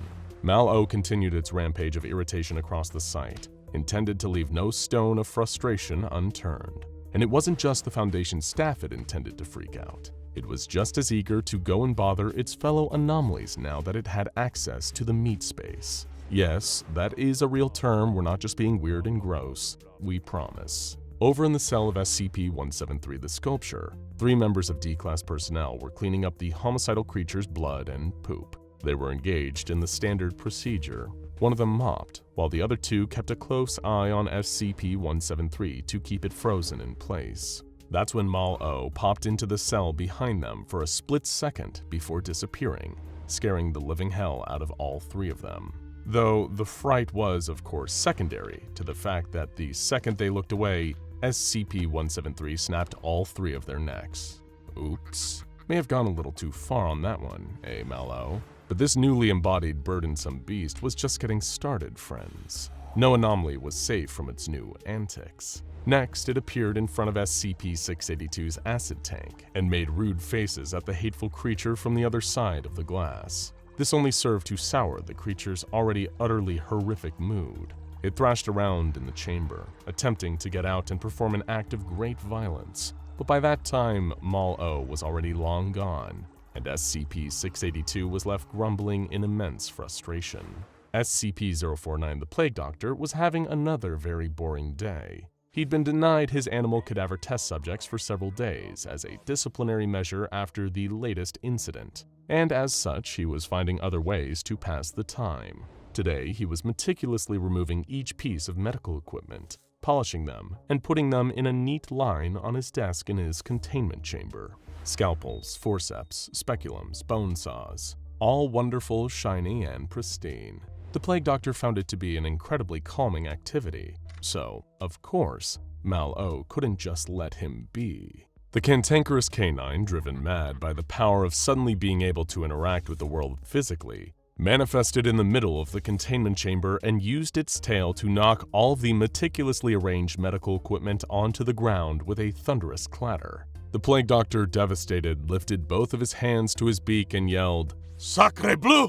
in horror. In that same instant, MalO once again disappeared, leaving the tragic doctor to start from scratch. It was a serious setback on an otherwise lovely day.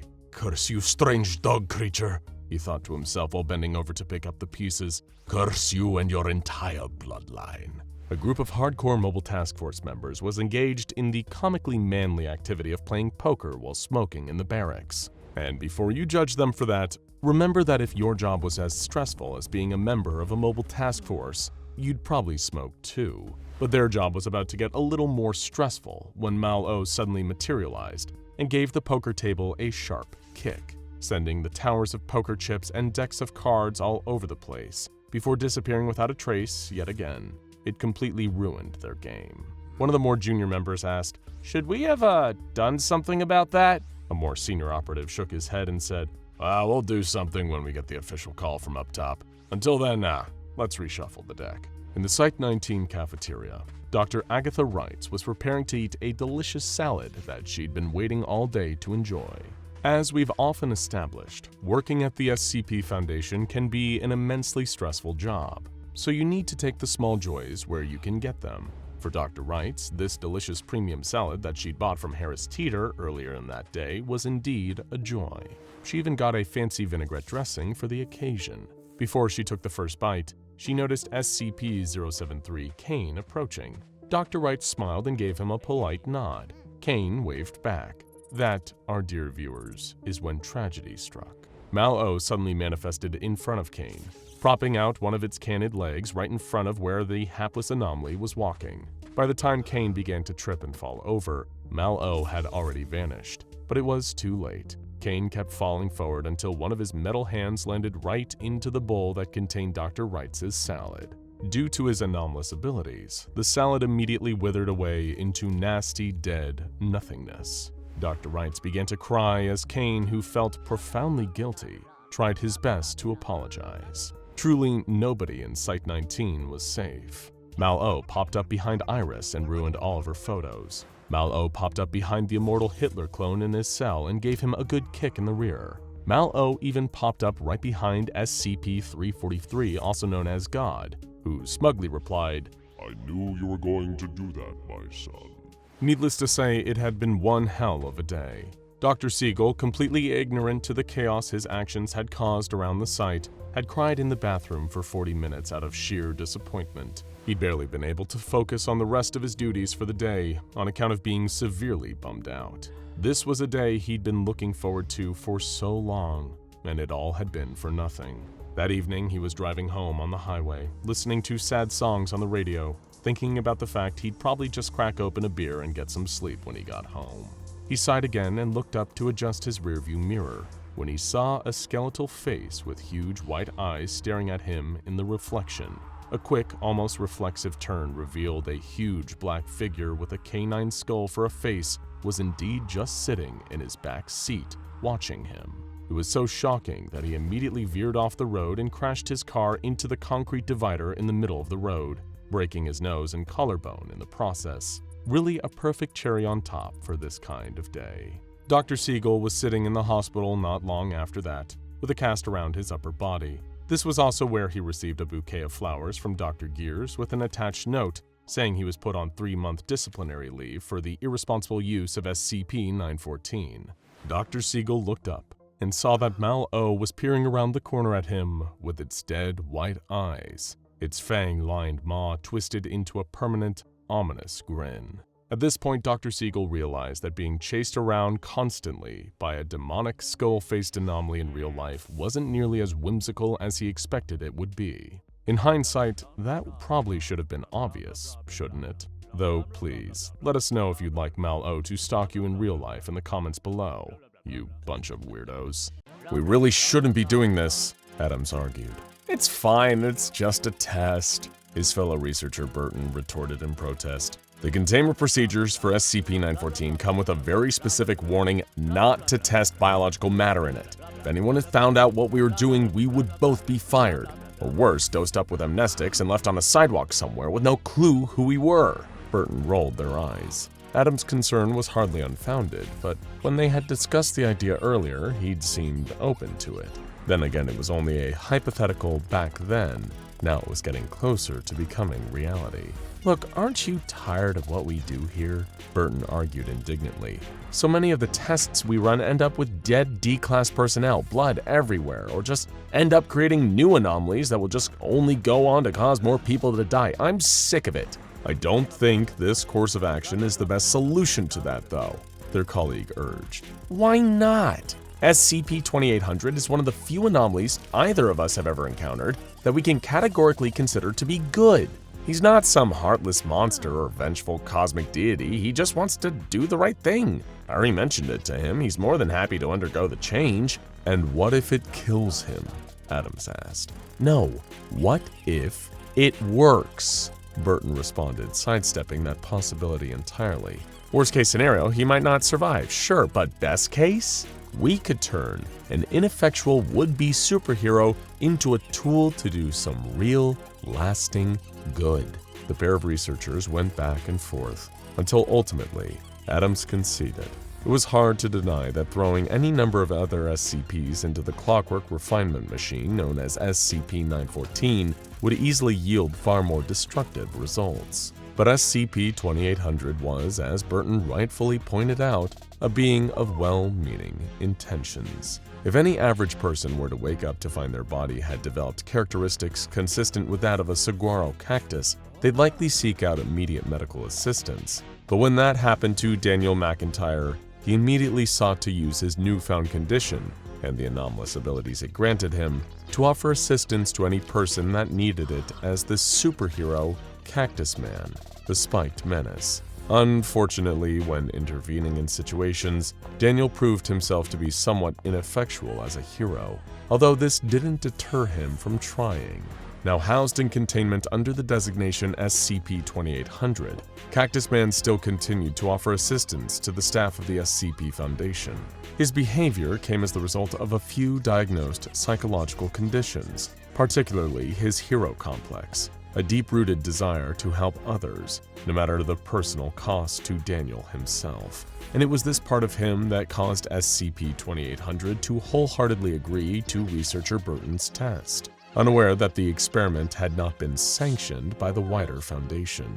Over here? Cactusman asked as he stepped into the booth labeled Intake following researcher Adams' directions. That's perfect, 2800, the researcher replied, offering a thumbs up before he turned away, hiding his look of concern. Shall we start with the one-to-one setting, researcher Burton? The hell with that, Burton scoffed. We've got maybe one attempt at this before security notices he's out of his cell and come here to find out what we're up to. We go big or we go home. I'm setting 914 to very fine. Burton strode over to the machine and threw the dial to the highest of its 5 settings, turning the key below. It wound the mainspring, and the entire device churned into life, the door to the intake booth sliding shut. Gears were spinning and grinding, the complex contraption of over 8 million moving parts starting its refinement process. Belts, pulleys, gears, springs, and SCP-914's other clockwork parts all began clicking and clacking, while SCP-2800 stood in the intake booth, growing more and more uneasy at all the noise this strange machine was making. Although the Foundation had little idea how its refinement process worked, SCP-914 seemed to take any object placed within its intake compartment and disassemble, recreate, improve, or destroy the item, depending on the setting its control knob was switched to. Ruff completely obliterated an intake object on a molecular level, reducing it to little more than dust. Course dismantled the target into its base components, while one-to-one replaced it with a similar item of matching design, size, and quality. The next setting up fine would improve upon the base item, although usually without granting it any anomalous properties. And very fine, well, you can figure it out from there. You're smart. The last time a living being had been placed in SCP-914 on the very fine setting, it had been a D-class, and the results were catastrophic. A massive containment failure, numerous casualties including the test subject. Since then, no testing of biological matter was permitted in SCP-914. But Burton was convinced that SCP-2800's innate need to help people His deep-seated hero complex and generally kind nature would mean that the outcome was worth breaking the rules. SCP-914 was ticking and whirring, the noises of its components getting louder and louder with each passing second. So loud, in fact, that it drowned out the approaching clump of Foundation-issue boots. Freeze! Hands in the air! Yelled one of the security team as they burst into Research Cell 109-B where the machine was housed. The pair of guards assigned to watch it lay tied up and unconscious on the floor. Both Researcher Burton and Adams threw their hands up as instructed, struck with panic at being caught in the act. The Foundation security personnel moved in, restraining them, clasping handcuffs tightly around the two researchers' wrists. Suddenly, the noise of the machine stopped. The guards all turned their attention to SCP-914, raising their weapons, training them on the output booth, with no idea what was about to step out. Timidly, as the compartment door slid open, Cactusman slowly emerged, looking around, confused. As far as Burton could tell from looking, SCP-2800 didn't appear to be any different. He cursed Adams under his breath, irrationally believing that he'd somehow changed the machine setting to 1-to-1 during all the commotion. That is, until one of the guards approached Cactusman to restrain him. As the security officer moved to cuff him, SCP-2800's arm whipped around, as if of its own accord. With the speed and precision of someone with far more hand-to-hand combat training than Daniel had ever received, Cactusman gently yet firmly swatted the Foundation's guard's hands away and turned him around. It had been so easy, so instinctive that SCP-2800 looked even surprised himself, barely able to believe the movements of his own prickly plant-based body. The guard tried to raise his arms again, only to find he couldn't. It was completely numb, in fact. Everywhere SCP-2800 had touched while deflecting him was the same. A series of long, sharp cactus needles from Daniel had been embedded in the security officer's uniform, piercing through his clothing and skin, all the way to his muscles. And yet, it was painless. He could hardly feel any of the sharp protrusions. Cactusman had disabled him with such effectiveness that the pain didn't even register. His spines implanted in the guard's body like acupuncture needles. Then, seeing what he had done, with an instinctive flick of his wrist, SCP-2800 made the spikes withdraw from the officer, and they shot back through the air, reattaching themselves to his body. Following the incident, and a severe reprimand for their unauthorized use of SCP-914, Researcher Burton was assigned to reassess SCP-2800's new, improved abilities. The goal behind his investigation was to determine whether Cactusman had now been rendered a more useful asset for the Foundation, given he had retained his need to offer help to others. They were looking to make use of him.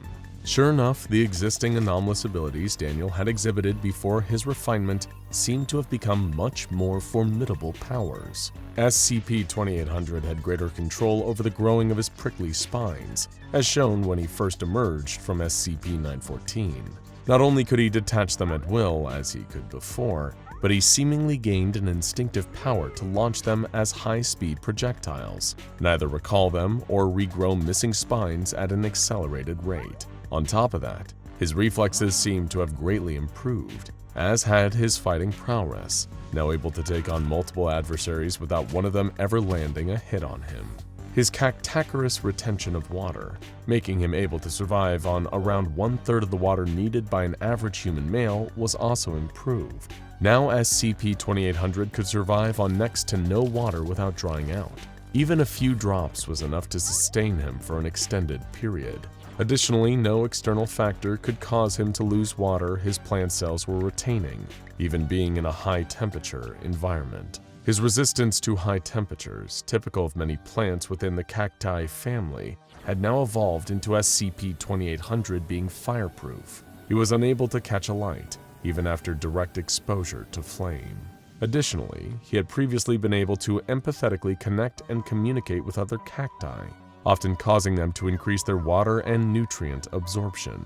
Now, though, Cactusman could cause his fellow spiked plants to rapidly grow at an exponential rate, even producing cacti seeds that he could command to grow the instant they made contact with the soil or absorbed moisture retained by his own body.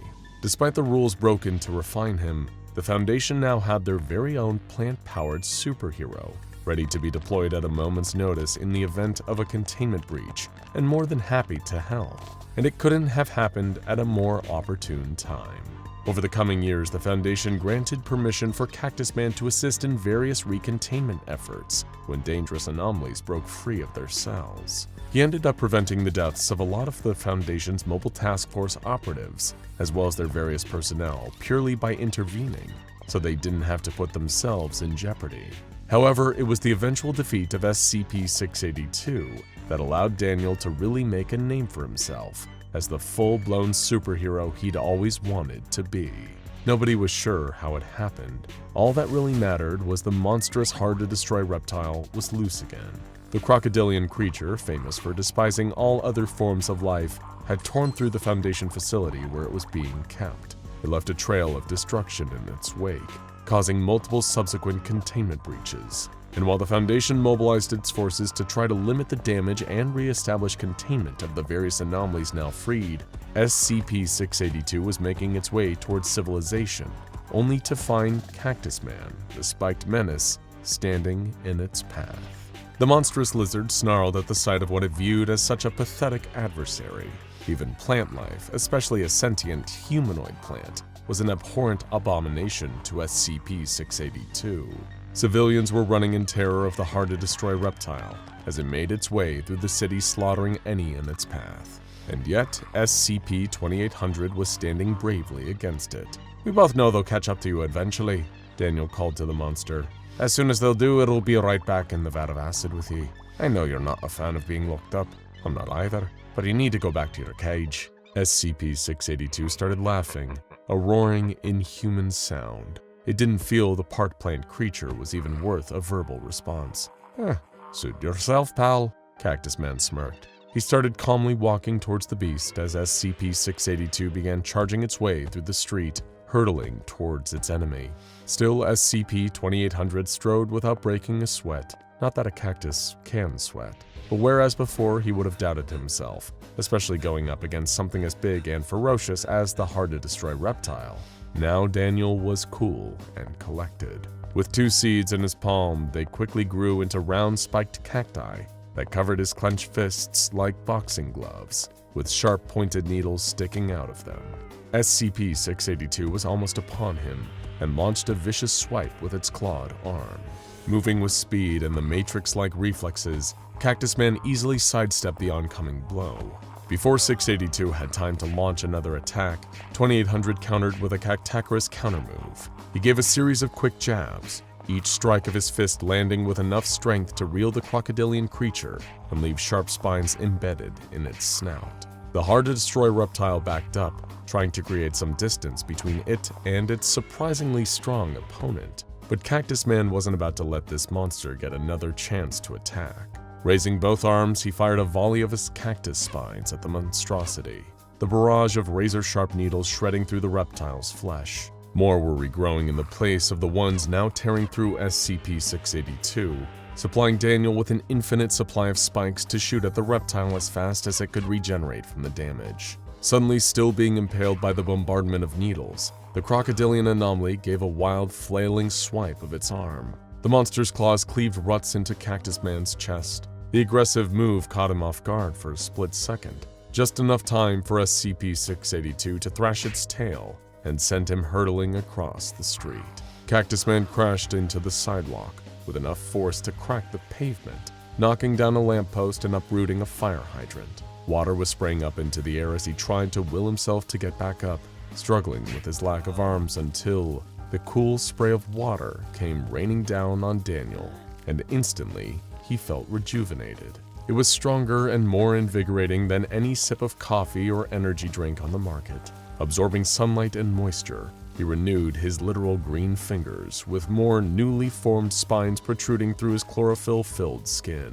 In seconds, Cactusman was back to full form, ready to end this fight once and for all.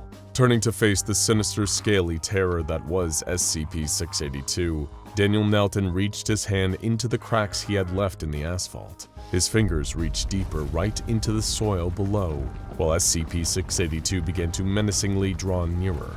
It charged again, only to feel a rumbling burrowing up through the very earth beneath its feet Until, suddenly, something came bursting up from the ground, sending chunks of road up into the air, overturning nearby cars with the force of whatever was exploding up from below.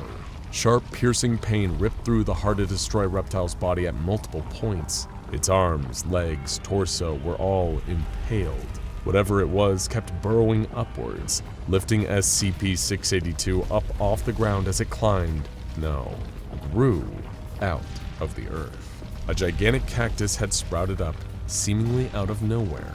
It was huge, far bigger than any on record, the size of a large oak tree and still rapidly growing. Its spiked branches reached outwards as it climbed and climbed, pulling apart the limbs of SCP-682 that were impaled on its enormous needles. Separated into several angry, snarling, and thrashing pieces, the hard-to-destroy reptile was bested. All the while, SCP-2800 was concentrating on endlessly regrowing the spines of its miles-tall cactus he had created, keeping SCP-682 skewered, long enough for the Foundation to move in and recontain the infamous creature.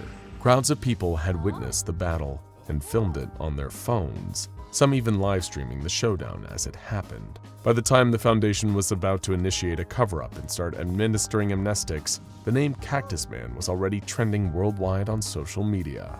News crews flocked to the scene, rushing up to thank SCP-2800 for his heroism. People were cheering and clapping in their gratitude, and what's more, when fire crews and emergency services began tending to those wounded in the reptilian rampage, Daniel was seen aiding them.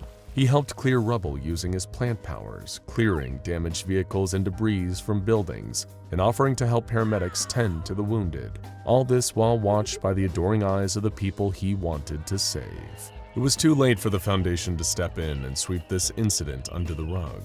The whole world had seen Cactusman now, and they loved him. Of course, that didn't stop them from trying to recontain SCP-2800. But when shady vehicles and armored MTF troops appeared to whisk their new hero away, people didn't take kindly to it. Even while unaware of who the Foundation was or what they did, there was a massive public outcry for Cactusman to be released from whoever had taken him into custody. The Foundation did their best to ignore it, placing Daniel back in his cell for the time being.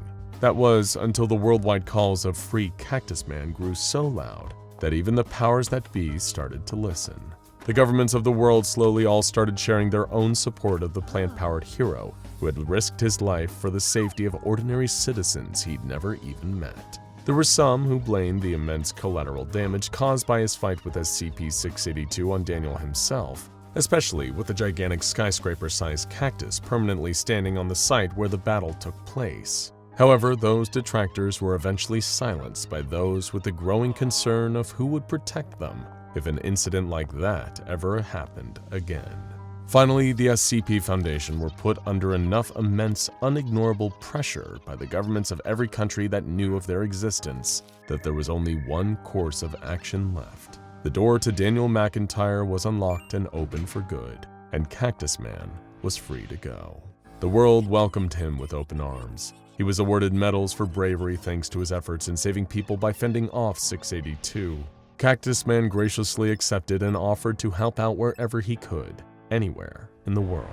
Over the coming years, working with intelligence and transportation provided by the Foundation, SCP-2800 was sent anywhere and everywhere. Wherever there was conflict or a natural disaster or even another containment breach, the world had a hero ready and willing to step in. People adored Daniel, with many growing varieties of cacti in their homes to honor his heroics, and just in case he ever needed backup should the worst happen. Cactusman had become a hero beyond his own wildest aspirations. But despite being adored and revered the world over, saving lives was never about fame or recognition to him.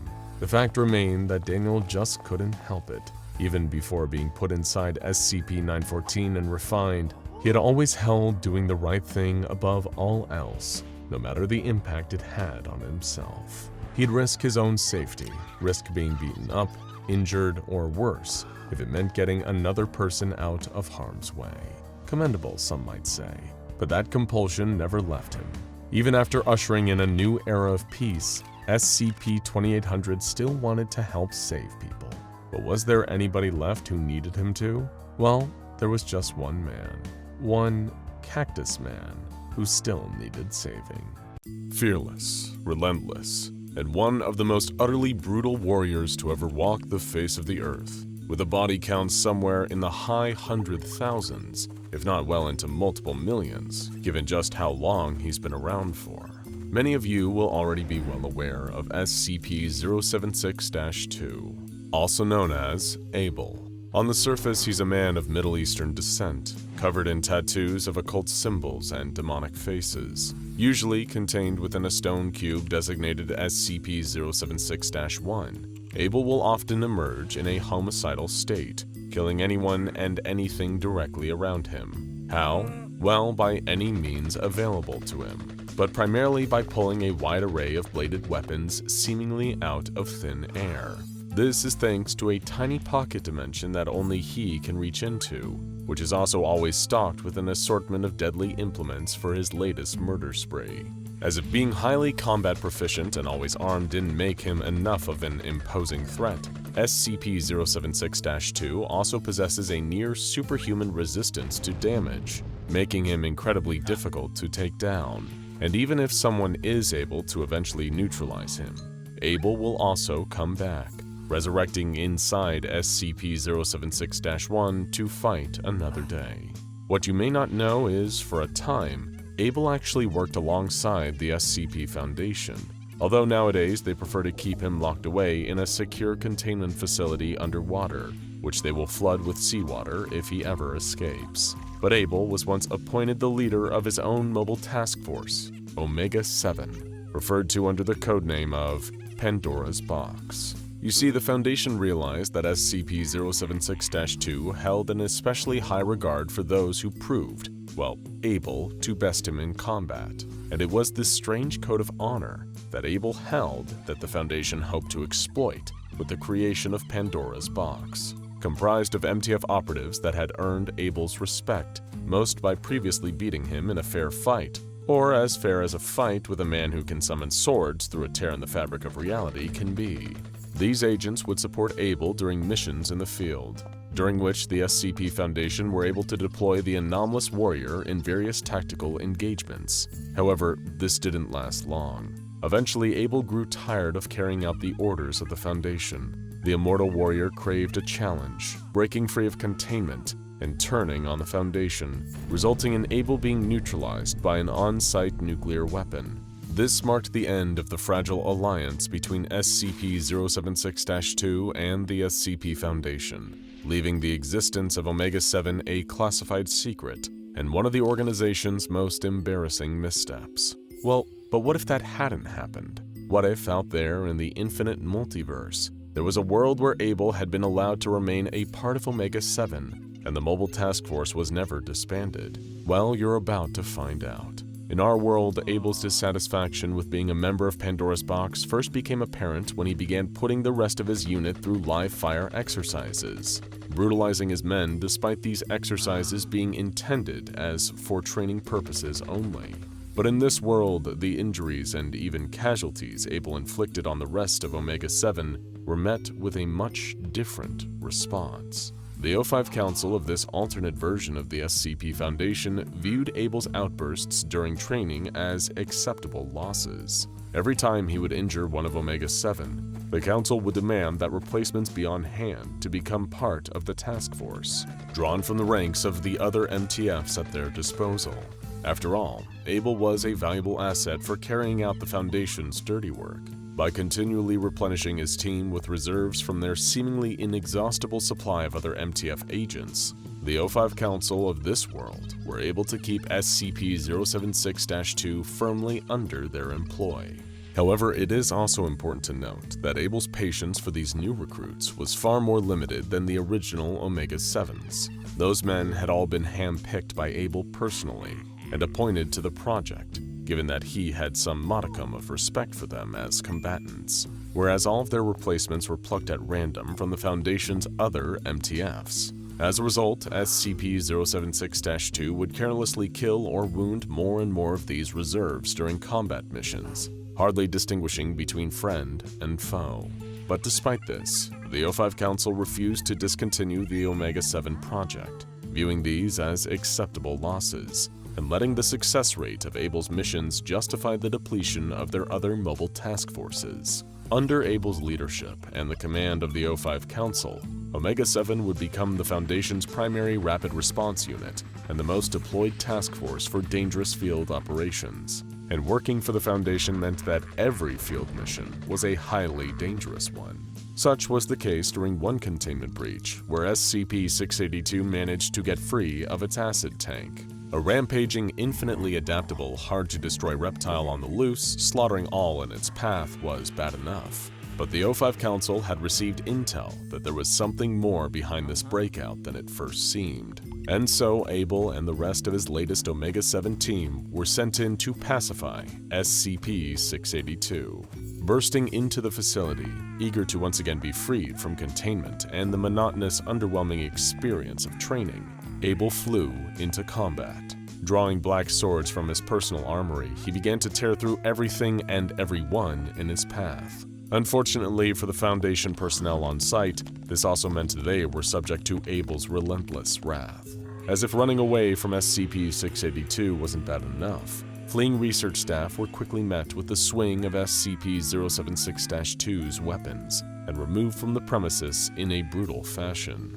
Still, this meant little to Abel, and even less to the O5 Council. As far as they were concerned, even their own staff were just collateral damage, more acceptable losses justified by Abel's perfect record for successful high-risk, high-reward field missions. However, that perfect record was about to be tarnished for good. You see, this containment breach wasn't your average SCP-682 escape attempt. It was instead a situation that had been meticulously planned and carried out for one purpose. This breach was intended specifically to draw Abel out. Since he had become the SCP Foundation's primary weapon in response to danger in the field, a particularly devious third party had begun to take note. The Chaos Insurgency, a splinter faction that began its life as an off-the-books Black Ops unit for the Foundation themselves, had been monitoring Abel's deployment by the O5 Council.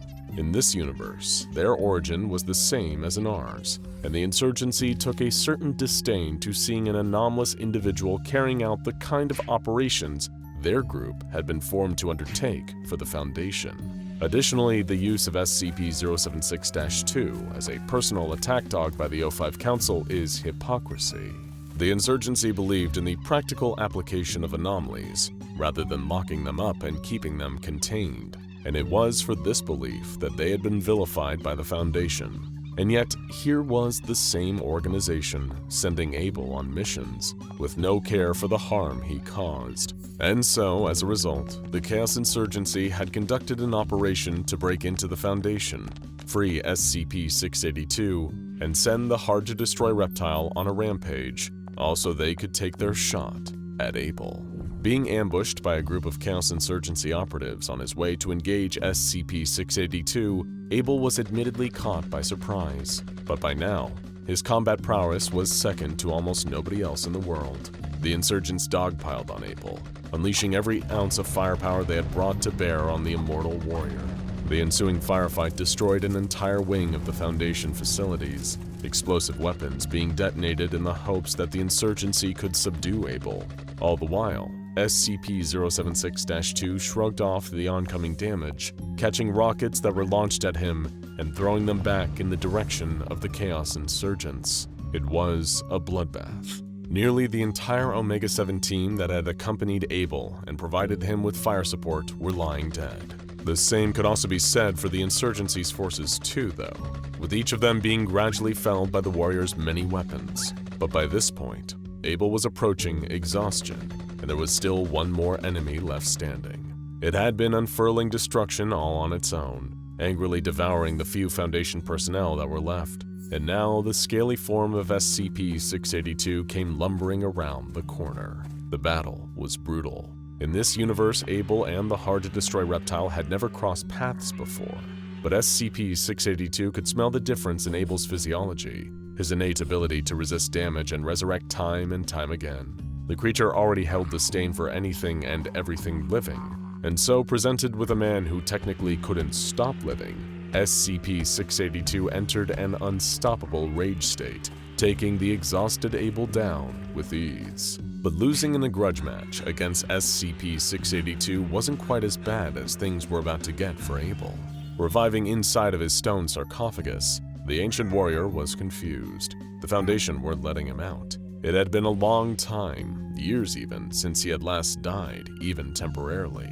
Over the course of all of his Omega-7 missions, he hadn't needed to reappear back inside SCP-076-1 for quite a considerable while, and now that he had, a very large seed of doubt had been sown. The O5 Council were furious, just as angry at SCP-076-2's apparent failure as Abel was. The perfect operational track record of their top anomalous asset was now tarnished. The question started to spread through the council members. If their sword-wielding, virtually invulnerable secret weapon wasn't as effective as they had previously thought, then what was the use of continuing to deploy Abel? And so began a debate within the O5 Council upon what was to be the fate of SCP-076-2. In this universe, he had served the Foundation well, but a weapon that is only effective even 90% of the time still leaves a margin of error. It was that risk, that potential for error, knowing that Abel wouldn't always succeed in his missions, that caused the O5 Council to reconsider his applications as a field operative. There were some in the council who argued that this was a highly specific, isolated incident. The Chaos Insurgency had specifically engineered the SCP-682 escape as a way to draw Abel out, after all. Just because he failed this time did not indicate a pattern of failure, but this argument was eventually shot down, especially when the Foundation's Ethics Committee decided to throw in their 2 cents. They demanded Abel's status as a field agent be revoked, and levied for the immediate disbanding for the Omega-7 project. Pulling replacements for that task force from other MTFs at the Foundation had left them with a significantly depleted reserve of troops. And then came the argument about just how acceptable the losses were when Abel was let loose. A decision was ultimately made to, for at least the moment, rescind SCP-076-2's field operative privileges and suspend any further development of or recruitment into Omega-7. However, there was one crucial factor that nobody on the council had taken into consideration when they made their verdict, and that was how badly Abel would react to the news. As you may have already predicted, Abel was furious to hear he would be held in containment until further notice. His anger stemmed not from his defeat at the jaws of SCP-682, but at how quick the Foundation seemingly was to question his combat prowess. He lost one battle out of hundreds, thousands even, and all of a sudden the O5 Council were going to lock him away, all because of one defeat? You dare? Abel bellowed when he was given the news. I am the greatest warrior on this planet and have been made a pawn by your Foundation. I give you my strength, my skill, and the moment I falter, you turn your back on me? You dare! I will show you what real power looks like! Overcome with rage, it didn't take long for Abel to force his way out of containment. He'd been active as a field agent within the Foundation for so long now that he had long since figured out a way to escape his underwater prison before the emergency containment measures had a chance to stop him. As he broke free, he made sure to take down plenty of security staff along the way, and to make matters worse, he didn't stop there. Before long, Abel was on a warpath against the SCP Foundation. Every few days, reports would come in of a massacre at a Foundation facility. Security footage recovered from the wreckage after each incident would show Abel arriving primed for battle, a sword in each hand. By the time he left after his brutal, remorseless attack, he'd be drenched in the blood of the entire site's personnel. The Foundation had little in its once huge arsenal to fight back with. Given the number of MTF agents reassigned to Omega-7, their forces were far more limited, if not almost depleted. They dispatched detachments to clean up the wake of Abel's destruction, but not one squad sent after the anomalous warrior came back alive. Part of the problem was, the Foundation couldn't predict where Abel would show up next, or which of their sites he knew about and was planning to hit. From their perspective, his attacks were spontaneous, the result of rage at the Foundation, but without any premeditated plan in mind. And that was exactly what Abel wanted them to think. By seeming to attack at random, he was therefore able to cover the true intention behind each engagement. He was looking for something. During his considerable time leading Omega-7, he had heard about a machine that could improve anything placed inside of it, SCP-914, better known as the Clockworks, and before long, Abel found what he was looking for. By the time the Foundation realized what the Unstoppable Warrior's plan was, it was already too late.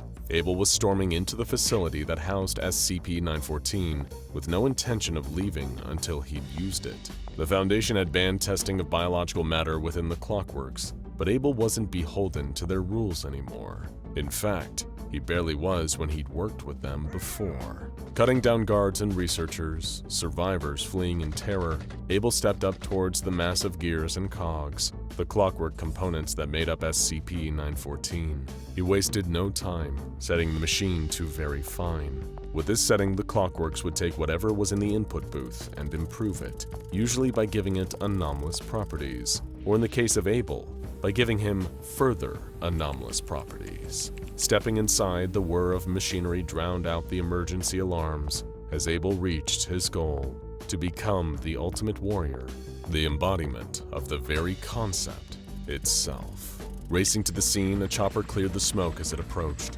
Under an emergency executive order from the O5 Council, the few surviving remnants of the Foundation's mobile task forces had been combined into a singular strike team. There were not many left, considering how many others from their units had been previously siphoned into Omega-7, only to die as collateral damage in the team's missions with Abel.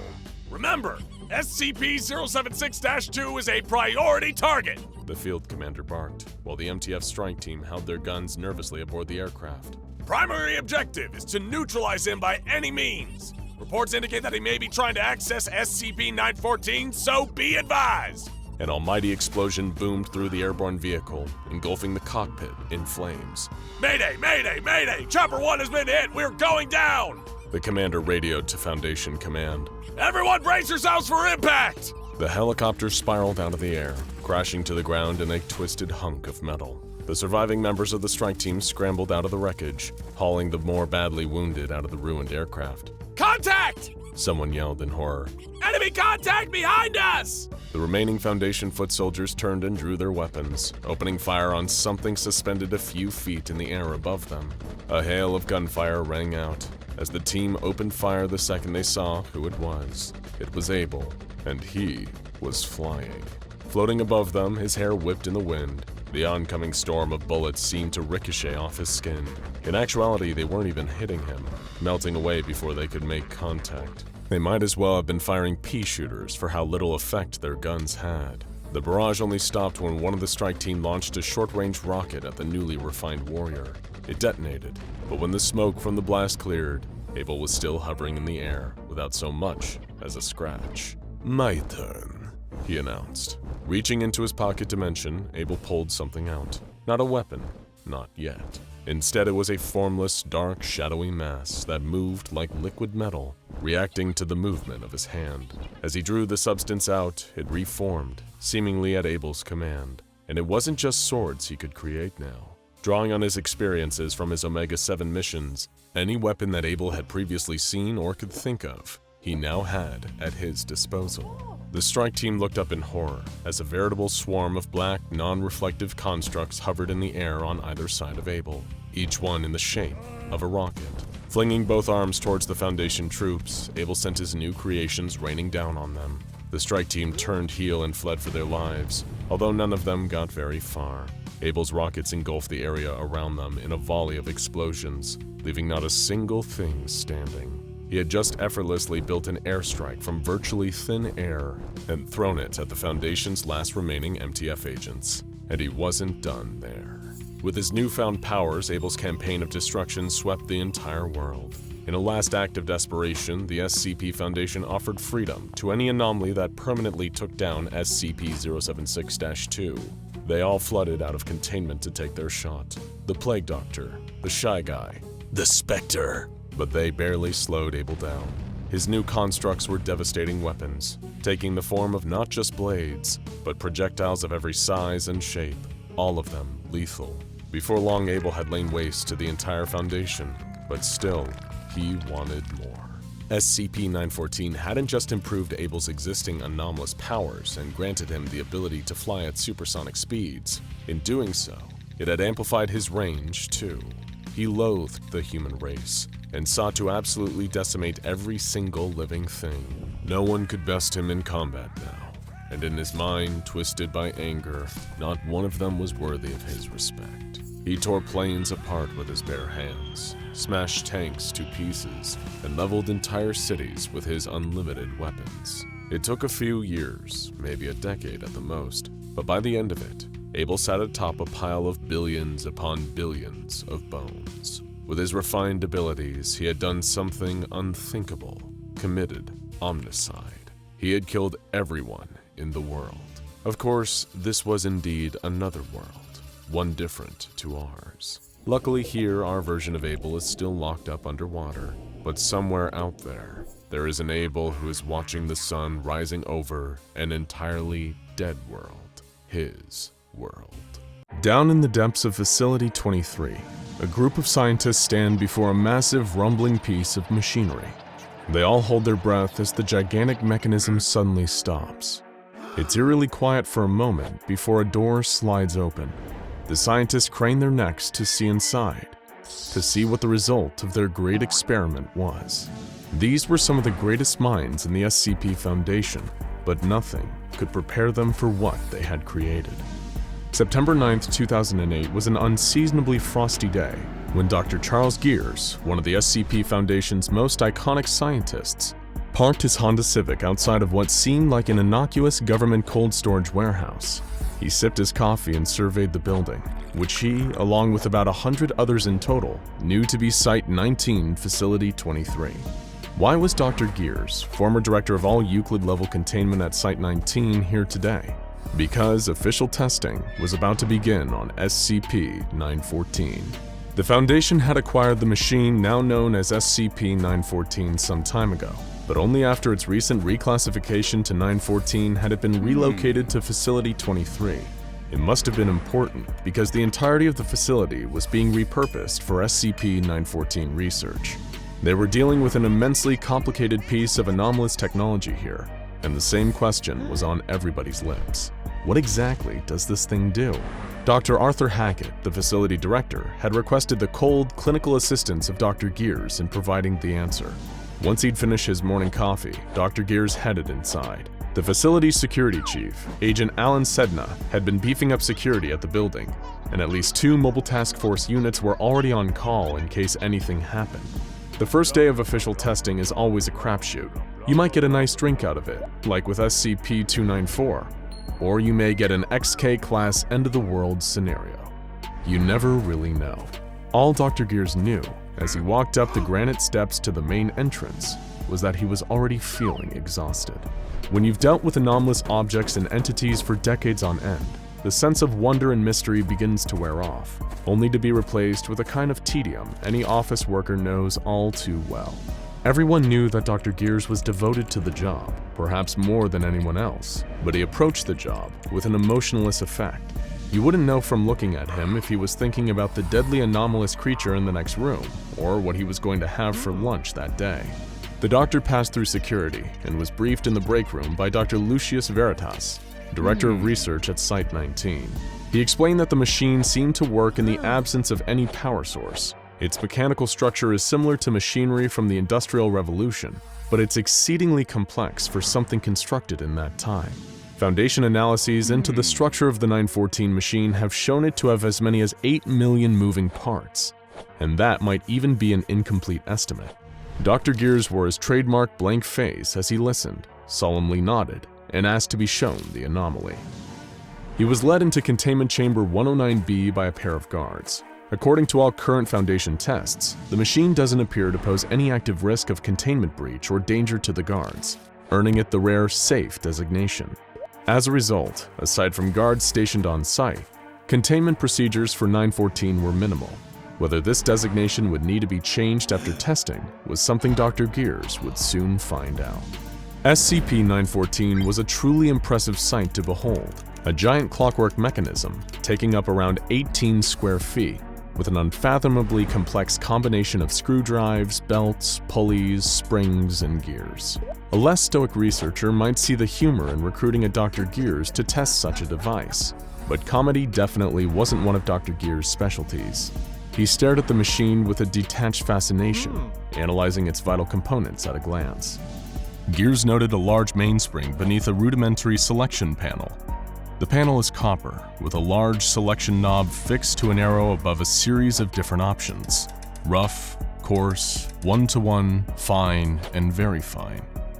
There was also a large key below the selection panel, for the purposes of winding up the mainspring and initiating whatever procedure this machine was designed to enact. Next, Dr. Gears noticed two large booths connected to the machine by a pair of equally large copper tubes. The booth on the left labeled intake, and the right labeled output. Incredibly, Dr. Gears was able to immediately deduce the purpose of this machine. It was designed to enact some kind of transformative process on whatever was placed into the intake booth. But what kind of transformative process?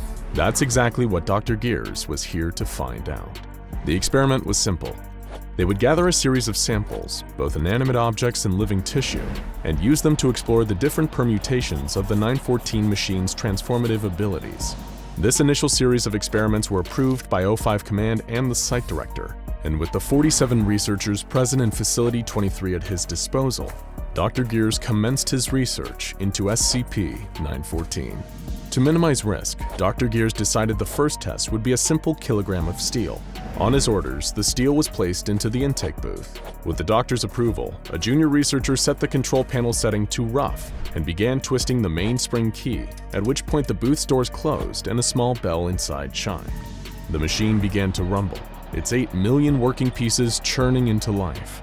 It continued like this for around 10 minutes before falling silent, at which point the output booth opened.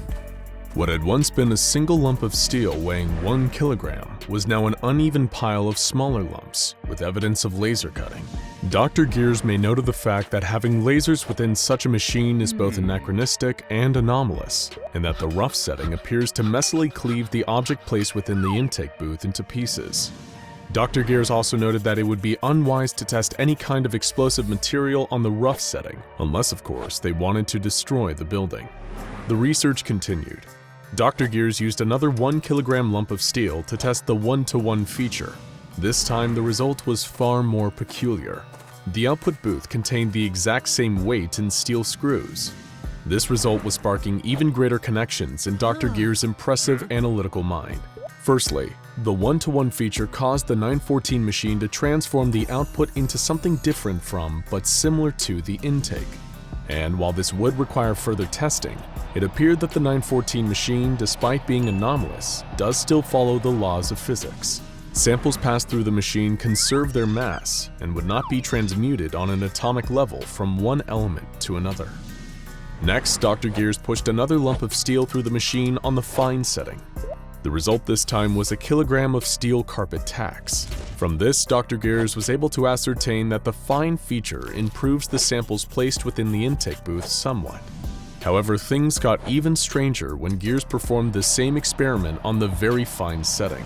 The output booth provided several unknown gases and a lump of unknown metal with anomalous qualities.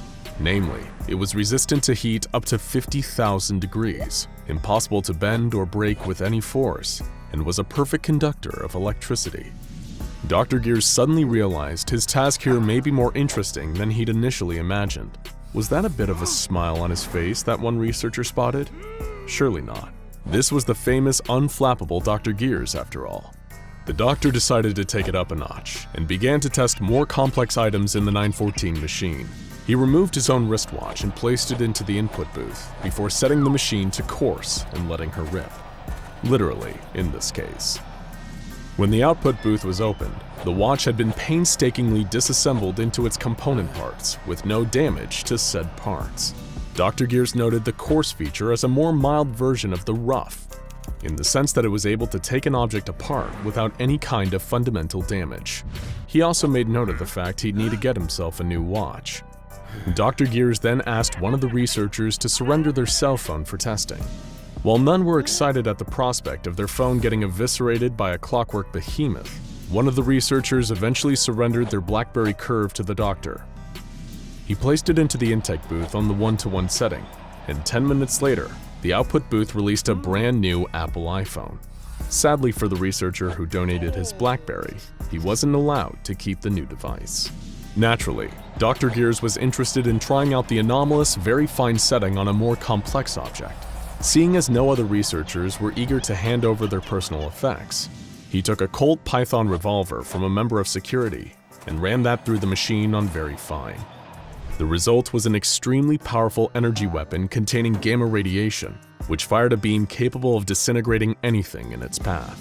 While the weapon's power was immense, it was also too dangerous and unstable to be added to the Foundation's armory for general use. Having collected a wealth of data from more complex objects, Dr. Gears was eager to move to the next stage: live test subjects. While his fellow researchers had some reservations, the experiments pushed on, beginning with mice.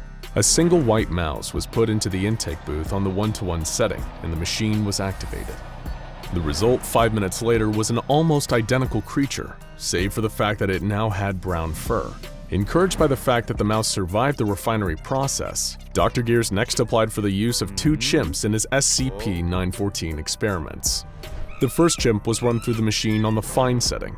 The result was a chimp of human-level intelligence, who has since begun working for the Foundation under the alias Dr. Bobo, and the data from this test has been expunged from the official reports to protect Dr. Bobo's privacy. The second primate test, this time on Ruff, was not quite as positive. The chimp was dismembered, with the mutilated corpse showing evidence of cutting from high heat and crushing. Of course, everyone knew where these tests were eventually going. Dr. Gears requested 2 members of D-Class personnel for testing. The first was a 42-year-old Caucasian male weighing 108 kilograms and standing 185 centimeters tall. Dr. Gears ran him through SCP-914 on the 1-to-1 setting, resulting in a slightly taller Hispanic man with a slightly lower body weight. He immediately became severely confused and agitated and attempted to attack the guards present, leading to his unfortunate termination by Foundation staff. It was on the final live test that tragedy truly struck. A 28-year-old Caucasian male was run through the machine on the highly anomalous, very fine setting. The result was an utterly nightmarish creature. So horrifying that the majority of the details on its physical appearance have been expunged from the report.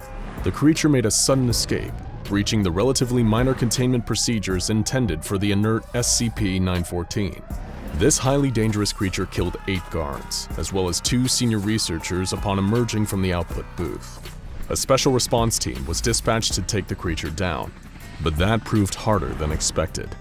SCP-914 had massively improved upon the human original, especially when it came to its killing ability. Eventually, it was captured, but the special response team suffered injuries and memory loss as a result of the creature's anomalous powers. The creature was also severely wounded, and its blood caused corrosive damage to the plumbing in Facility 23. The creature expired from its injuries several hours later, turning into a cloud of blue ash that blinded a nearby research team. Dr. Gears would later comment that the experiments were ultimately still a success, in spite of some minor hiccups. Testing on the device continues to this day in an effort to understand the full potential of the machine. Though, for obvious reasons, biological testing on the machine has since been forbidden without direct authorization from O5 Command. After all, if an already dangerous SCP was ever subjected to the very fine transformation setting, we could be dealing with something beyond our greatest nightmares. Check out SCP-5000 the Suit and SCP-106 the Old Man for more stories of the strange and dangerous anomalies under the watchful eye of the SCP Foundation.